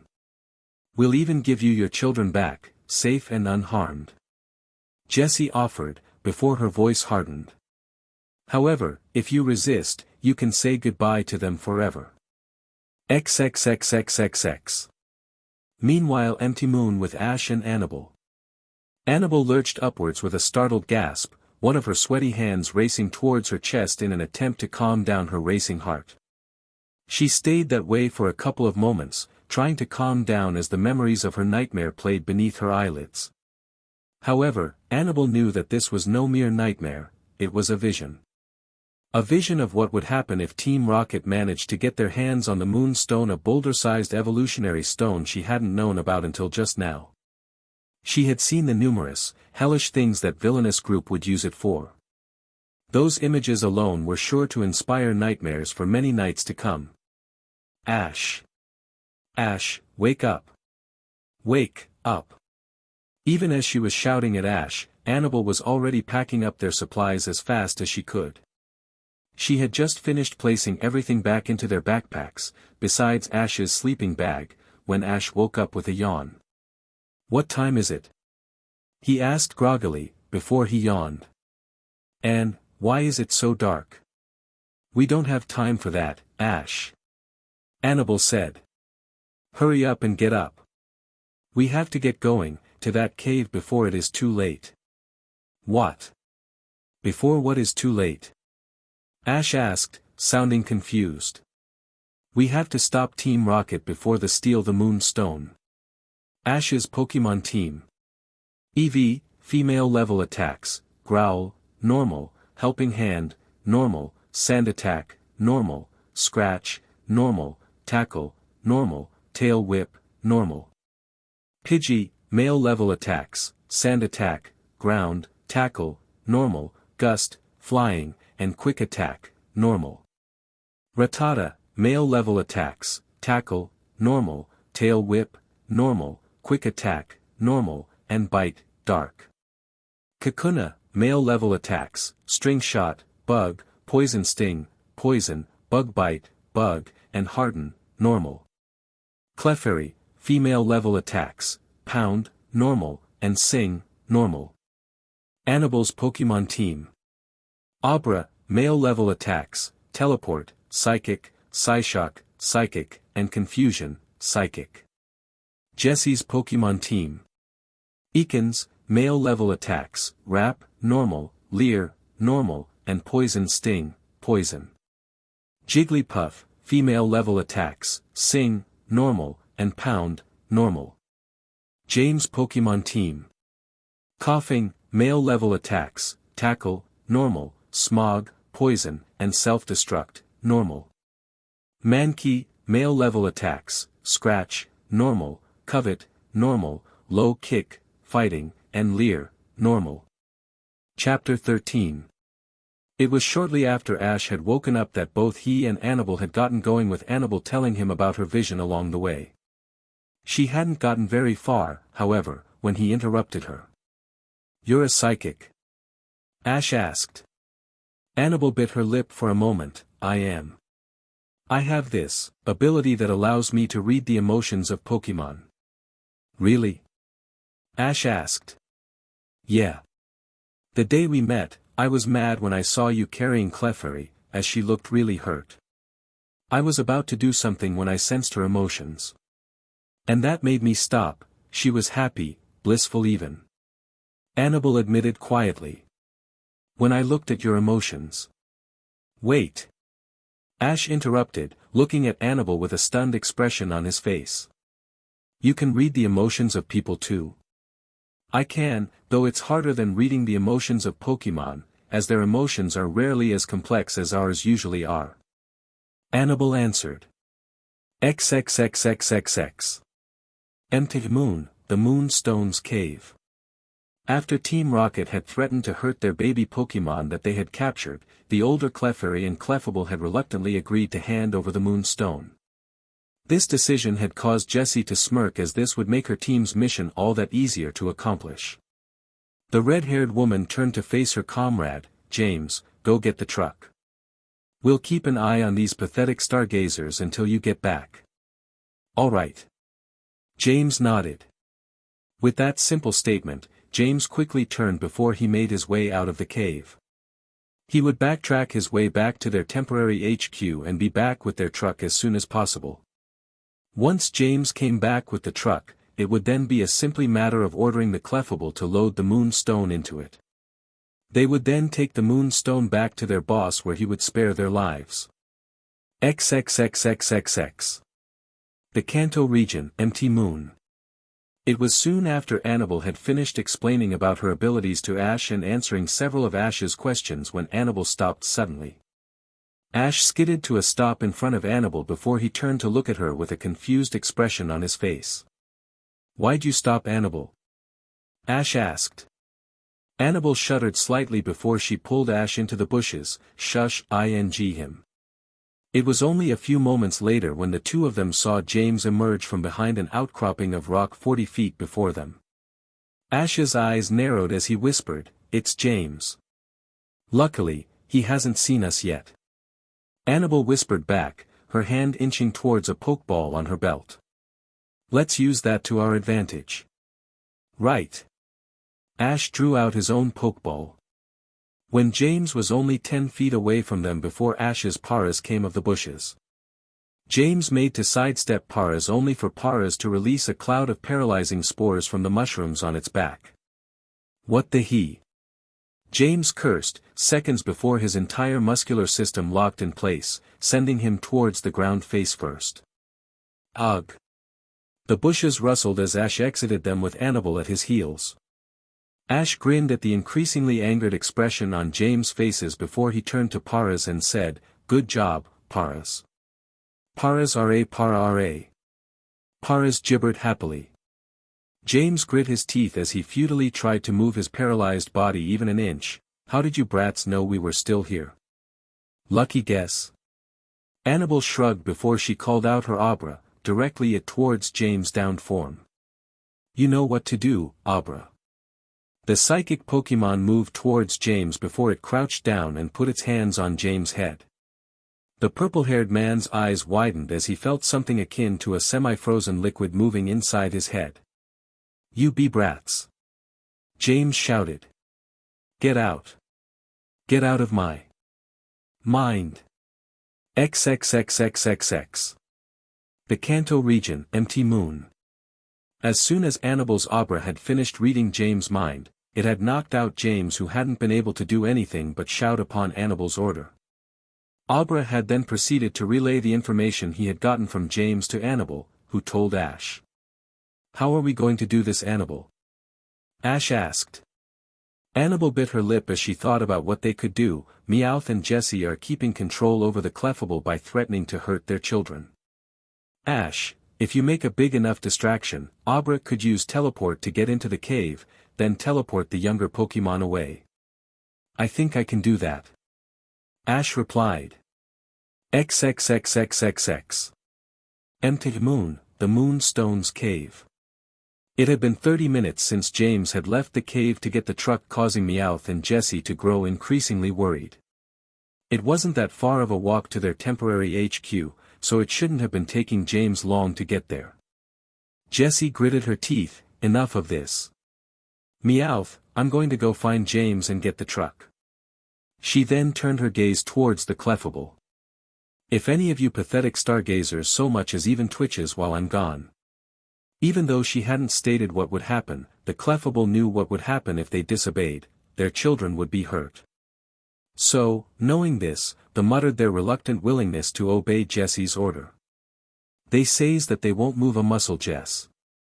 Meowth translated. Jessie nodded curtly. Good. Now, I'll be back with the truck and James as soon as I can. With that, Jessie turned on her heel before she made off towards the entrance of the cave. She had barely made it outside of the cave when she spotted movement in the corner of her eyes, which caused them to narrow dangerously. The red-haired woman fingered her remaining Pokeball as she continued to walk, her shoulders tensed. It was only a few moments later when she saw a Paras scuttle out of a nearby bush. I thought that Paras preferred to stay in caves. Jessie thought as she stared at the crab-like Pokémon. So why would this one be outside? Unless... It was at that moment that multiple things happened at once. Firstly, the Paras released a large yellow cloud from the mushrooms on its back. Then, an all-too-familiar Pidgey flew out of a nearby bush before it used its wings to create a gust of wind that pushed the yellow cloud towards her. It's those two twerps. Jessie thought in realization as she dodged to the side, before enlarging the Pokeball she had been fingering earlier. I choose you, Ekans. Jessie shouted as she released her faithful Pokémon. Ash emerged from the bushes as his two Pokémon moved in front of him. It really SCKS that move didn't work. I wouldn't have to fight you. You think you can beat me, twerp? Don't flatter yourself, you're not even in the same league as I am. Jessie retorted. I don't have to be. Ash returned as he crossed his arms. Pidgey, sand attack, now. The twerp's Pidgey chirped in affirmative before it began to flap its wings, causing any and all of the loose earth and gravel to rise into the air. Jessie had to shield her eyes from the makeshift smokescreen, gritting her teeth once more. With that smokescreen, the twerp's Paras would be able to move around the battlefield undetected, which was unacceptable as it could position itself to paralyze her or her Pokémon. On the other hand, Ekans had an acute sense of smell, and would be more than able to beat down the twerp's Pokémon, if given the chance to. Pidgey, peck. From the corner of her eye, Jessie caught sight of the twerp's Pidgey before it dive-bombed her Ekans. Ekans, however, smelled the bird Pokémon with its tongue and slithered away moments before the attack would have connected. While the twerp's Pidgey banked to the right, Ekans launched itself towards the bird Pokémon. Bite! Jessie commanded. XXXXXX. Empty Moon, the Moonstone's cave. It was only a few minutes after Jessie had left that Meowth noticed the commotion coming from the outside of the cave. The cat-like Pokémon's eyes widened slightly as he heard the all-too-familiar sounds of Jessie's Ekans. Jessie was battling someone. It's the twerps. Meowth thought in realization. They must have seen James and ambushed him, which is why he was taking so long. Meowth then proceeded to conclude that James had been defeated and the twerps had somehow gotten the location of Jessie and himself, though he didn't know how the twerps could have obtained that information. Jigglypuff jig. Meowth spun around at the urgency he could hear in Jigglypuff's voice, though he wondered how there could be an intruder. He hadn't seen anybody walk inside the cave, and he had been watching the entrance since his team had taken control of the cave. When he had fully turned around, he saw that purple-headed twerp's Abra was sitting on top of the pile of captured Pokémon. His eyes widened in shock and dawning horror before the Abra vanished with all of the young Pokémon his team had captured. The sound of knuckles cracking could be heard as Meowth and Jigglypuff turned to face the Clefable, Fable Fa. Fable Clefable. There's no need to resort to that. Meowth muttered with his hands held up in front of him, with Jigglypuff nodding her head in fervent agreement. Why don't we all just calm down and Cle. One particularly angry Clefable interrupted Meowth by punching the cat-like Pokémon in the gut, sending him flying into a nearby wall. Clefable Fable Le Fable. Fable. That same Clefable called out, turning to face its comrades who looked back at it with respect and appreciation in their eyes. The remaining Clefable lifted their fists into the air, Fable. XXXXXX. The Kanto region, Empty Moon. Annal smiled when Abra rematerialized with the Pokémon that Team Rocket had captured, sending a wave of appreciation to her Pokémon. The Psy Pokémon flushed slightly at the sudden emotion before it nodded, and mumbled its name softly. Now, let's see if we can't get you little tykes out of that net.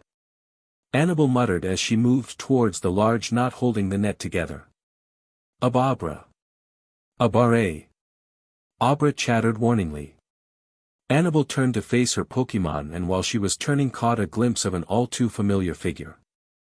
His clothes looked a bit scuffed up, and his hair was in a slight state of disarray, but that didn't matter. What did matter was the extremely angry expression on his face. So, you think you can just ambush me, read my mind, knock me out, and get away with it? James asked as he grabbed a Pokéball from his belt. How did you wake up so fast? Annal asked, her shock of the situation causing her to stutter slightly. That blow should have kept you under for at least an hour. James' face twisted into a vicious smirk. That's my little secret, little girl. But enough of that. Go, coughing. The purple-haired man's coughing materialized within a flash of white light as Annal's Abra teleported in front of his master. It was only seconds after this that coughing charged towards Abra, probably intending to tackle him. Psyshock. Annal ordered. Abra waved his arms in the air before a glob of psychic energy formed before in front of its hands. The Psy Pokémon launched his attack at coughing only seconds after completing it, before his eyes widened slightly. Coughing had dodged to the side. Coughing hovered for a minute before it charged towards its foe, Cough ing. Confusion followed by Psyshock. Annal ordered. Abra. The area around Abra's eyes glowed a faint, pale red color before coughing became outlined in that same energy. Coughing's usual, blissful expression turned into a look of confusion before it started shaking within Abra's psychic grasp. While this was happening, another glob of psychic energy began forming before Abra's hands, though it was forming much more slowly than the first. James' mouth twisted into a frown, self-destruct. Confused, it took a few moments for coughing to actually register James' order. It then nodded with a faint cough before its body began to glow a putrid purple color. Then, time appeared to slow down. Abra released his Psyshock towards coughing, whose purple glow increased in brightness and intensity as the seconds ticked by. Then, when Abra's Psyshock attack was mere inches away from coughing, the poison-type Pokémon exploded in a cloud of black smoke. The power of this explosion was only increased by Abra's Psyshock attack, the energy in which resulted in another explosion that pushed everybody back and scorched the earth. Abra, being closer to the explosion than Annal or James, was knocked into unconsciousness, with severe-looking burns covering its body. Annal had been thrown back from the force of the explosion, where she landed harshly on the rocky ground, with a trickle of blood coming from her freshly scraped knees and arms. Having not expected the secondary explosion, James had been unprepared. This ended up with him being thrown back into a nearby tree, the resulting impact causing a small flock of Spearow to caw out in distress before flying away. For his troubles he got a couple scrapes and bruises, a slightly ripped and burnt uniform, and a mild headache. Coughing. Coughing called out confusedly, looking around for its master. When it spotted James, it flew over to him before looking at him. Coughing cough ing. Coughing. James groaned and got up, using the tree behind him for support. He ignored his Pokémon for a moment and looked towards his enemy who had yet to get up before he looked at her Pokémon. It appeared to be unconscious, with easily visible burns peppered around its body. XXXXXX. The Kanto region, empty moon.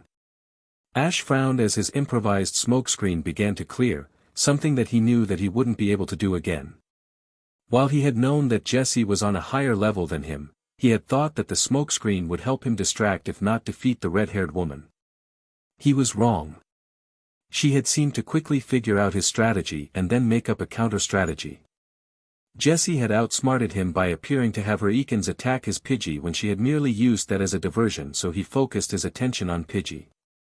In reality, her Ekans had attacked Paras, whom he had to recall soon after Ekan's attack. After that defeat, he had focused his attention on Pidgey, who tried its best to avoid Ekans. The smokescreen and its ability to fly had given it some advantages, but, even with them, Ekans had been able to score some decent hits on Pidgey. "What's the matter, twerp?" Jessie asked with a smirk, visible through the dissipating smokescreen. "Are you afraid your little birdie is going to get hurt?" "Not as bad as your Ekans is going to get hurt," Ash hotly retorted. Jessie laughed. "I thought I already told you, twerp. I'm on a completely different level than you are. You only won that match in the caves because you used all your Pokémon. Even 2-1, Ekans is still able to beat the crap out of your team without breaking a sweat." "Why you?" Ash began angrily, stopping mid-sentence when he heard his Pidgey cry out in pain. Ekans had bitten Pidgey's wing. "Pidgey." Jessie crossed her arms with a smirk. "It's like I told you, your Pokémon don't stand a chance against mine. You had no hope of winning, little boy." By this point, Pidgey looked to be struggling to stay aloft, with its left wing bleeding freely. The tiny bird Pokémon seemed to get more tired with every passing moment. Ekan's bite had poisoned him, which was not a good sign at all. "Surrender and tell me where James is, and I might give you an antidote to save your bird. If you refuse." Jessie paused for a moment before she spoke again, with her eyes glinting maliciously. "Your Pidgey will make a lovely snack for Ekans." Ash clenched his hands into fists and was silent for a minute, and, just when he looked like he was about to speak, he was cut off by his own Pokémon. "Pie Pidgey. Pidge. Pidgey Pie Pidge Pidgey." Pidgey chirped loudly, drawing Ash's attention to it, even as it held its opponent's gaze with its own determined visage. "Pidgey. You still want to fight, Pidgey?" Ash asked, stunned. Pidgey turned its head to face its trainer before it gave him a resolute nod. "Pidgey. Pidge. Pidgey Pie Pidge Pid. I'm sorry," Ash said as he lowered his head, causing Jessie to smirk, only to raise his head a few seconds later with a smirk of his own. "Pidgey wants to fight, and I don't have it in me to go against what he wants. So, prepare yourself, Jessie." "Pidgey, peck." Pidgey gave an excited chirp before it nodded, with its beak beginning to glow a faint white color. It then flew towards Ekans just as the snake-like Pokémon launched itself towards Pidgey, following Jessie's growled-out command of "attack." "You can do it, Pidgey," Ash shouted from the sidelines. "Show that stupid snake what you're made of. Such big words. Unfortunately, your bird's all out of luck. Finish it off with another bite, Ekans," Jessie ordered. Right when the two Pokémon were about to collide, Ekans opened its mouth and hissed at Pidgey, who began to glow a faint white light. The two humans had to shield their eyes as the brightness of the light increased, with Jessie muttering a curse as she realized what was happening. Pidgey was evolving. Ash shielded his eyes with his hands, confused about what was happening to his Pokémon. However, once the light had faded and he was able to look at Pidgey again, his confusion turned to excitement. That light had come from Pidgey evolving into its second form, a Pidgeotto. Pidgeotto was a large, raptor-like bird. While his primary color was brown, his plumage was much more elaborate than his pre-evolution, Pidgey. His head crest was much longer than Pidgey's and was a reddish color. The plumage of his tail was also quite colorful, alternating between red and yellow. Other than his ornamental plumage, his basic coloration is similar to Pidgey, with pinkish-gray feet and black markings around his eyes. Pidgeotto also had powerful talons in which it could use to grasp prey and inflict a lot of damage. Ash quickly took out his Pokédex and flipped it open. Pidgeotto, the bird Pokémon. It flies over its wide territory in source of prey, downing it with its large claws. Giotto. Pidgeotto cried as it raised its talons, which were currently holding the two sides of Eekin's open mouth before it threw Eekin's off of it. The snake-like Pokémon impacted the ground hard enough to leave a slight crater, a testament to Pidgeotto's new strength. Jessie grit her teeth as Ash pumped a fist. Yes. Way to go Pidgeotto. Now, let's see if we can't finish that stupid snake. Use your tackle attack. Get up, Eekins. Jessie demanded as Pidgeotto cried out before dive-bombing her Pokémon. Get up, now. Chapter 14. Ash Ketchum vs. Jessie.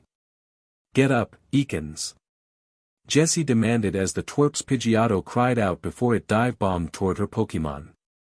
Get up, now. Eekins slowly lifted its head off of the ground before it looked at Jessie, wondering why its trainer was looking at it with that particular expression on her face. It was only moments later that Eekins heard its trainer yell at it again. Dodge! The magenta-haired woman barked out authoritatively, that tone instantly making Eekins obey. It dodged to the left, narrowly avoiding the beak of Ash's Pidgeotto. Good! Eekins, bite! Eekins nodded once before it launched itself at the raptor-like bird, which had wheeled around and was now flying swiftly towards it. The purple, snake-like Pokémon felt a sense of familiarity wash over it as it flew towards the bird. Had it fought this Pokémon before? At the Pokémon Center in Viridian City? No, that Pokémon was bigger than the bird it was fighting now. XXXXXX. Meanwhile with James. James stared at the downed unmoving forms of the twerp and her Pokémon for a couple of moments, an unreadable emotion on his face, before he glanced at Coughing. Self-destruct was a move that forced the Pokémon to expend over 70 to 90% of its energy in a single, explosive burst. The glow that Pokémon gained before they used this technique came from the gathering of energy over the skin, which could take as long as 5 to 20 seconds, depending on the Pokémon. It was actually the massive drain in energy, followed by the explosion's recoil, which usually forced Pokémon into unconsciousness. However, if a Pokémon were trained on how to control the amount of energy within their attacks, then they could minimize the energy loss and recoil that followed the explosion. However, even with this method, Pokémon could still be knocked unconscious if they repeated the move again. It was by using this method that Coughing had not been forced into unconsciousness by its own attack. Coughing, however, had burns over its body that James supposed were from the secondary, unexpected explosion, and it looked very tired. James nodded to himself after a moment before he took a glance towards the twerp and her Pokémon again. It would only take 1 or 2 moves for Coughing to finish them. Coughing, finish them. The purple-haired man ordered. Coughing bobbed in the air before it took off towards the twerp and her Pokémon, with a thick and poisonous dark green gas emerging from every hole on its body. Coughing. However, when Coughing was only mere feet away from Abra, and a couple yards away from Annal, it was hit in the head by a small barrage of rocks. This sudden attack caused Coughing to veer off course and crash into a nearby tree, where it emitted a pitiful groan. Wah! James murmured in shock, wondering where the sudden attack had come from, before he saw a small troop of Geodude emerge from the woodwork on the twerp's side of the clearing. Geodude, Geo. The troop of Geodude cried out before they slammed their fists against the ground. This in turn caused a section of rock before the Geodude troop, and past the twerp and her Abra, to shatter before a deluge of rocks were launched towards James and Coughing. Upon seeing this attack, James bit back a curse before he dived out of the way. From her position on the ground, Annal smiled weakly as she thought. I knew someone would come, to help. before her vision began to darken as her eyes slowly closed, soon falling into sweet unconsciousness. XXXXXX. Ash vs. Jessie. Ash watched as Pidgeotto winged its way around Ekans, before it quickly flew from behind the airborne snake and delivered a harsh peck. The force behind this attack caused Ekans to cry out in pain before it was sent spiraling downwards, where it crashed against the surface of the ground. Hoo hoo! Ash cheered with a wide grin. Keep it up. Jessie frowned again before she murmured to herself, I should have realized that having Ekans attack from the air would be pointless. She then raised her head before shouting, Ekans, use acid. Acid? Ash wondered with a semi-confused expression on his face. Ekans hissed in acknowledgement of its trainer's order before it opened its mouth and sent forth a spray of blackish-greenish liquid towards Pidgeotto. The bird Pokémon wary of this attack dodged to the side, avoiding the liquid. Pidgeotto was fortunate to have avoided this attack as when it hit the ground, it began to dissolve everything beneath it. Ash's eyes widened for a moment before they narrowed again, having realized what would have happened had his Pidgeotto not dodged.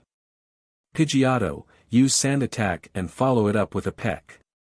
Ash ordered seriously before, almost as an afterthought, said. And avoid that liquid at any cost. Giotto. Pidgeotto nodded before it began to flap its powerful wings, causing the loose dirt and dust around it to begin to rise into the air. Jessie frowned, who says I'm going to let you finish that attack, twerp. Ekans, acid that pesky bird out of the sky. Ekans hissed again before it released another stream of acid at Pidgeotto, who quickly swerved out of the way and into the partially formed smokescreen. The snake-like Pokémon released another acid towards the shadow visible in the smokescreen, only for Pidgeotto to wing its way out of the top of it. It was then that Pidgeotto dive-bombed towards Ekans again, with its beak beginning to glow a bright white color.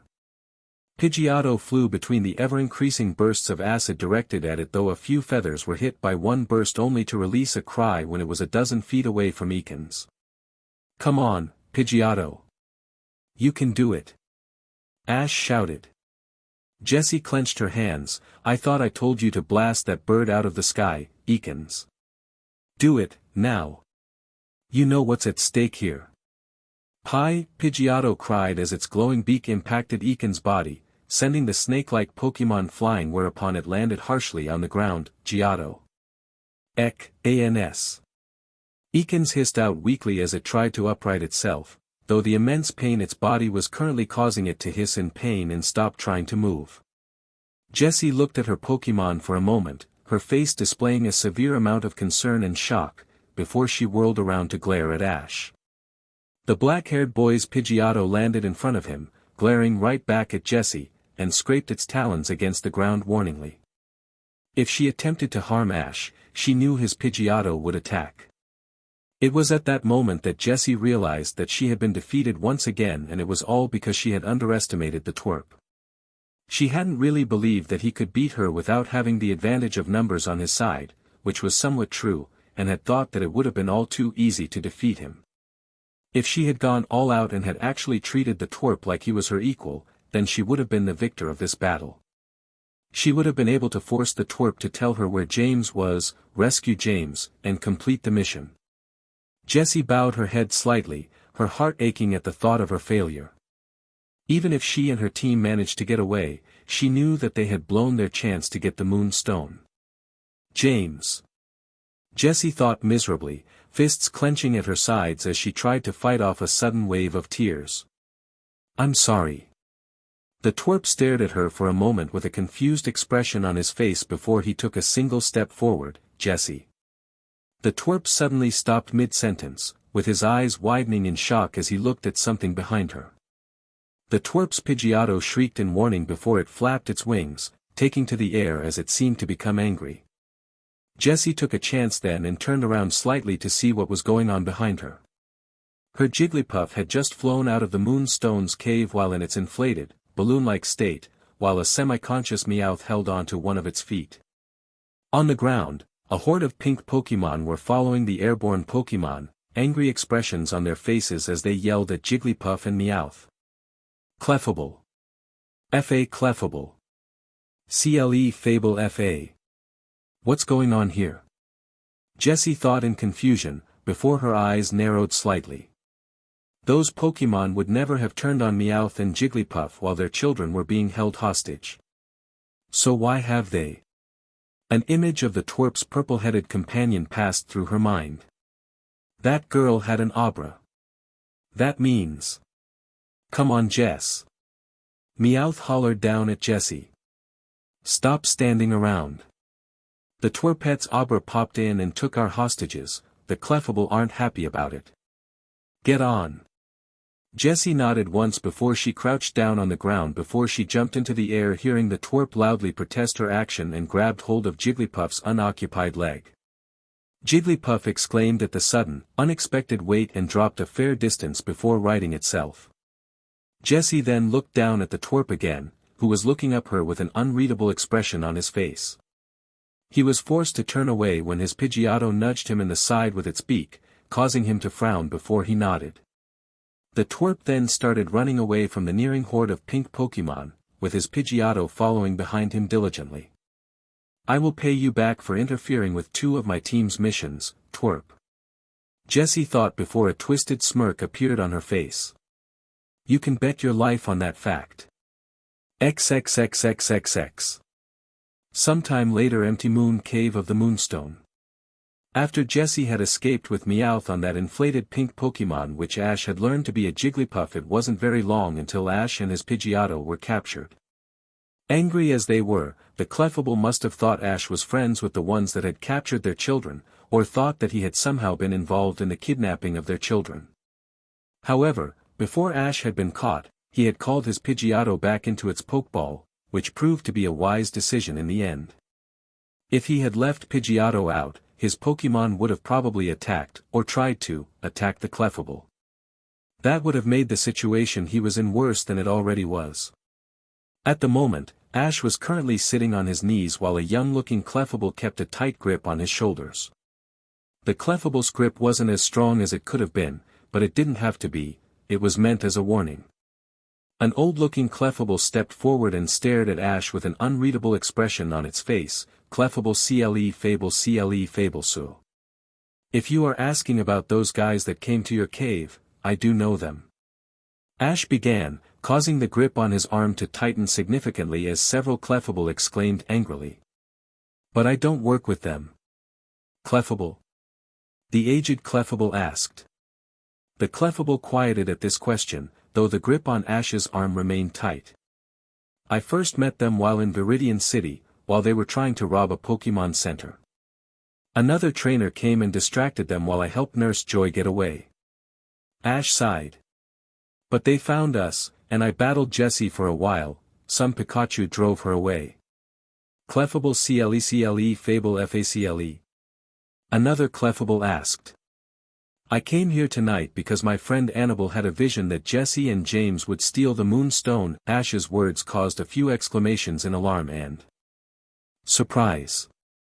He paused to allow the Clefable to talk amongst themselves before he spoke again. We ambushed James and got some information off of him, and then we made a plan to help you guys out. The eldest Clefable stepped forward and looked Ash in the eyes before it asked, CLE, which Ash answered with a yes. The next few moments were spent in a tense silence as the oldest Clefable stared Ash in the eyes, as if trying to see if he was really telling the truth. 1 minute later, the Clefable nodded and backed off before waving towards the Clefable behind Ash, causing it to release its grip on Ash's arm. Thanks. Ash said as he rubbed where the Clefable had held him. My part of the plan was to create a distraction, which I think I made by battling Jessie. Annal would use my distraction and use Abra to teleport the Pokémon Jessie and James captured to safety. With that last bit of information, realization started appearing on the Clefable's faces as they seemed to put things together. This Pokémon trainer and his friend had made a plan with another Pokémon trainer that had an Abra, which had been the Pokémon they had seen before their children had been kidnapped again. But, if that was the case, then where were this Pokémon trainer and their children? It was only 2 minutes later when their question was answered. Multiple ears perked up as they heard the sound of footsteps approaching their cave. This was soon followed by the happy exclamations of the Clefable's children, who then ran as fast as they could towards their parents. Dude! Dude Geodude! Geodude! At the sound of these voices, Ash along with the Clefable around the cave turned towards the entrance. It was there that they saw two groups of Geodudes coming into the cave, muscular arms raised as each group carried a being larger than themselves. Ash's eyes widened at the sight of the sight. That's Annal. But, how? His eyes were glued to the sight of the blood around Annal's elbows and knees, the multicolored bruises that were forming on her skin. How did she get so hurt? In his shock, Ash wasn't aware of how the Clefable moved their young out of the way of the Geodude groups, or how the oldest Clefable walked forward to meet them. Then, when the Geodudes were only a couple feet away, they stopped before they slowly lowered Annal and Abra to the floor. A young Geodude then walked forward. Geodude do, it turned slightly before it pointed at Annal and Abra. Geodude Geoda. Suddenly, a great exclamation broke out, which drew Ash's attention to the source. The enormous round stone that Ash supposed was the Clefable's Moonstone was glowing a vibrant, slightly off-white color. However, that wasn't what the Clefable were exclaiming about, or what Ash stared at. It was the hazy figure beginning to form in the moonlight. The figure was mainly a reddish-orange color, with a bluish-green face and 3 dots similar in color to its face situated in an upwards-pointing equilateral triangle on its back. It had a purple stripe on its face and what looked to be a spherical, purple crystal in its chest. Its eyes were white and circular inside black sockets, which were shaped like rounded parallelograms. This figure had skinny legs that came to a point, with the upper legs having a single, segmented blue stripe that fell down to its knees. Each of its arms was a pair of cord-like tentacles, reddish-orange and blue, coiled in a double helix shape. It also had 2 trapezoid-shaped ears and a short tail. And it was staring straight at Ash. Wah! Ash muttered. The Pokémon made a strange sound, like a groan that had been mixed with a yawn, which echoed throughout the cave. It was a haunting sound that sent shivers down backs, as it sounded strange, unnatural. Ash felt himself drawn to the sound and slowly got up and started walking towards the strange, hazy Pokémon. He never noticed how all of the Pokémon in his path moved out of his way silently, watching to see how this would play out. Ash stopped only a foot away from the Moonstone and looked up as the strange Pokémon lowered itself towards him. For some reason, he noticed that this Pokémon didn't stray out of the moonlight that it had appeared in, and wasn't that easy to see. What do you want?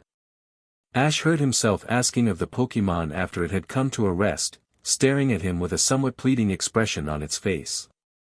His brows furrowed slightly as he bit his lip. Why are you here? Need. Ash startled in surprise at voice he could hear before he looked around himself to see who had spoken out. He, however, found there was no one else besides him that could have said something. But he hadn't spoken, so who had? Need, come. Friend. Ash turned towards the Pokémon before him and almost slapped himself for the question he was about to ask of it. Are you talking? Yes. Boy. Need, come. Ash's eyes widened at the Pokémon's answer as he had honestly believed that he had been imagining the voice. He had known that Pokémon could speak, but for all his life he had believed that Pokémon could only speak using different combinations of their names. But, to actually hear a Pokémon speak English and be able to understand it, it was simply amazing. Why are you here? The Pokémon released another groan and yawn-like sound before it moved a little bit closer to Ash. Boy. Need. I came.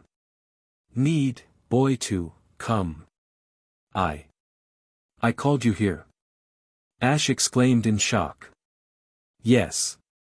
The Pokémon answered him before it looked around, with Ash following its gaze. It then gently hovered over to Annal and Abra, who were barely within the reach of the moonlight that poured into the cave. I came. The tentacles that made up its arms reached down and touched Annal and Abra's bodies before a white glow began to cover them all. Help. Ash stood shock-still as he watched as bruises, scrapes, and cuts on Annabelle and Abra began to vanish in that white light. He didn't quite understand how he had called that strange Pokémon to help, but right now it didn't matter. All that mattered right now was that someone had come and was now helping his friends where he couldn't. Done. The Pokémon muttered as it withdrew its tentacles from Annabelle and Abra, its form flickering as it turned to Ash.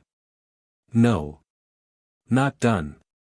It muttered to itself as its eyes locked on one of the Pokeballs hanging on Ash's belt before it moved forward, and enveloped the Pokeball with its tentacles. Ash looked up at the Pokémon with a confused expression on his face. What are you doing? Helping hurt. The Pokémon murmured. As every Pokémon and conscious human were currently staring at the strange Pokémon as it worked, they never noticed what was happening to the Moonstone. Thin, spider-web-like cracks had begun to spread across its surface since the Pokémon had appeared and were only spreading, and getting thicker as time passed. Things suddenly clicked for Ash as he realized what the Pokémon had meant. It had somehow sensed Clefairy even while it was in its Pokeball and was healing it, like it had Annabelle and Abra. His eyes grew big as this realization began to sink in. However, it was only after this happened that Ash noticed the tentacles on Clefairy's Pokeball were now fading in and out. He looked up to see that the rest of the Pokémon was also fading in and out, which caused a concerned expression to form on his face. Hey! What's wrong? Ash asked of the Pokémon, who turned to look at him with an intense look of concentration. What's happening to you? Why are you disappearing? All of the Clefable, Clefairy, and Cleffa exclaimed in alarm as they finally noticed the deep cracks that were forming upon their sacred rock. They didn't understand why it appeared to be breaking apart, though they quickly came up with some ideas. Could the humans have disturbed the sacred rock, or was it that strange Pokémon? Energy, used, much. The Pokémon muttered weakly before it floated closer to Ash, having retracted its tentacles from Clefairy's Pokeball. Please, boy, help. Friend. Ash shook his head in confusion. I don't understand. What's going on? Friend. Boy, please. Help. The Pokémon muttered as its form flickered until there was only an indistinguishable cloud of colors floating before Ash. It then slowly reached towards Ash and, before it vanished completely, it said one last thing. Please. Behind Ash, the cracked Moonstone finally gave out and revealed something that no one would ever suspect. The Moonstone was hollow. And laying in the middle of it was a strange-looking egg that slowly faded from a brilliant red to a pale pink color. Ash's current Pokémon team.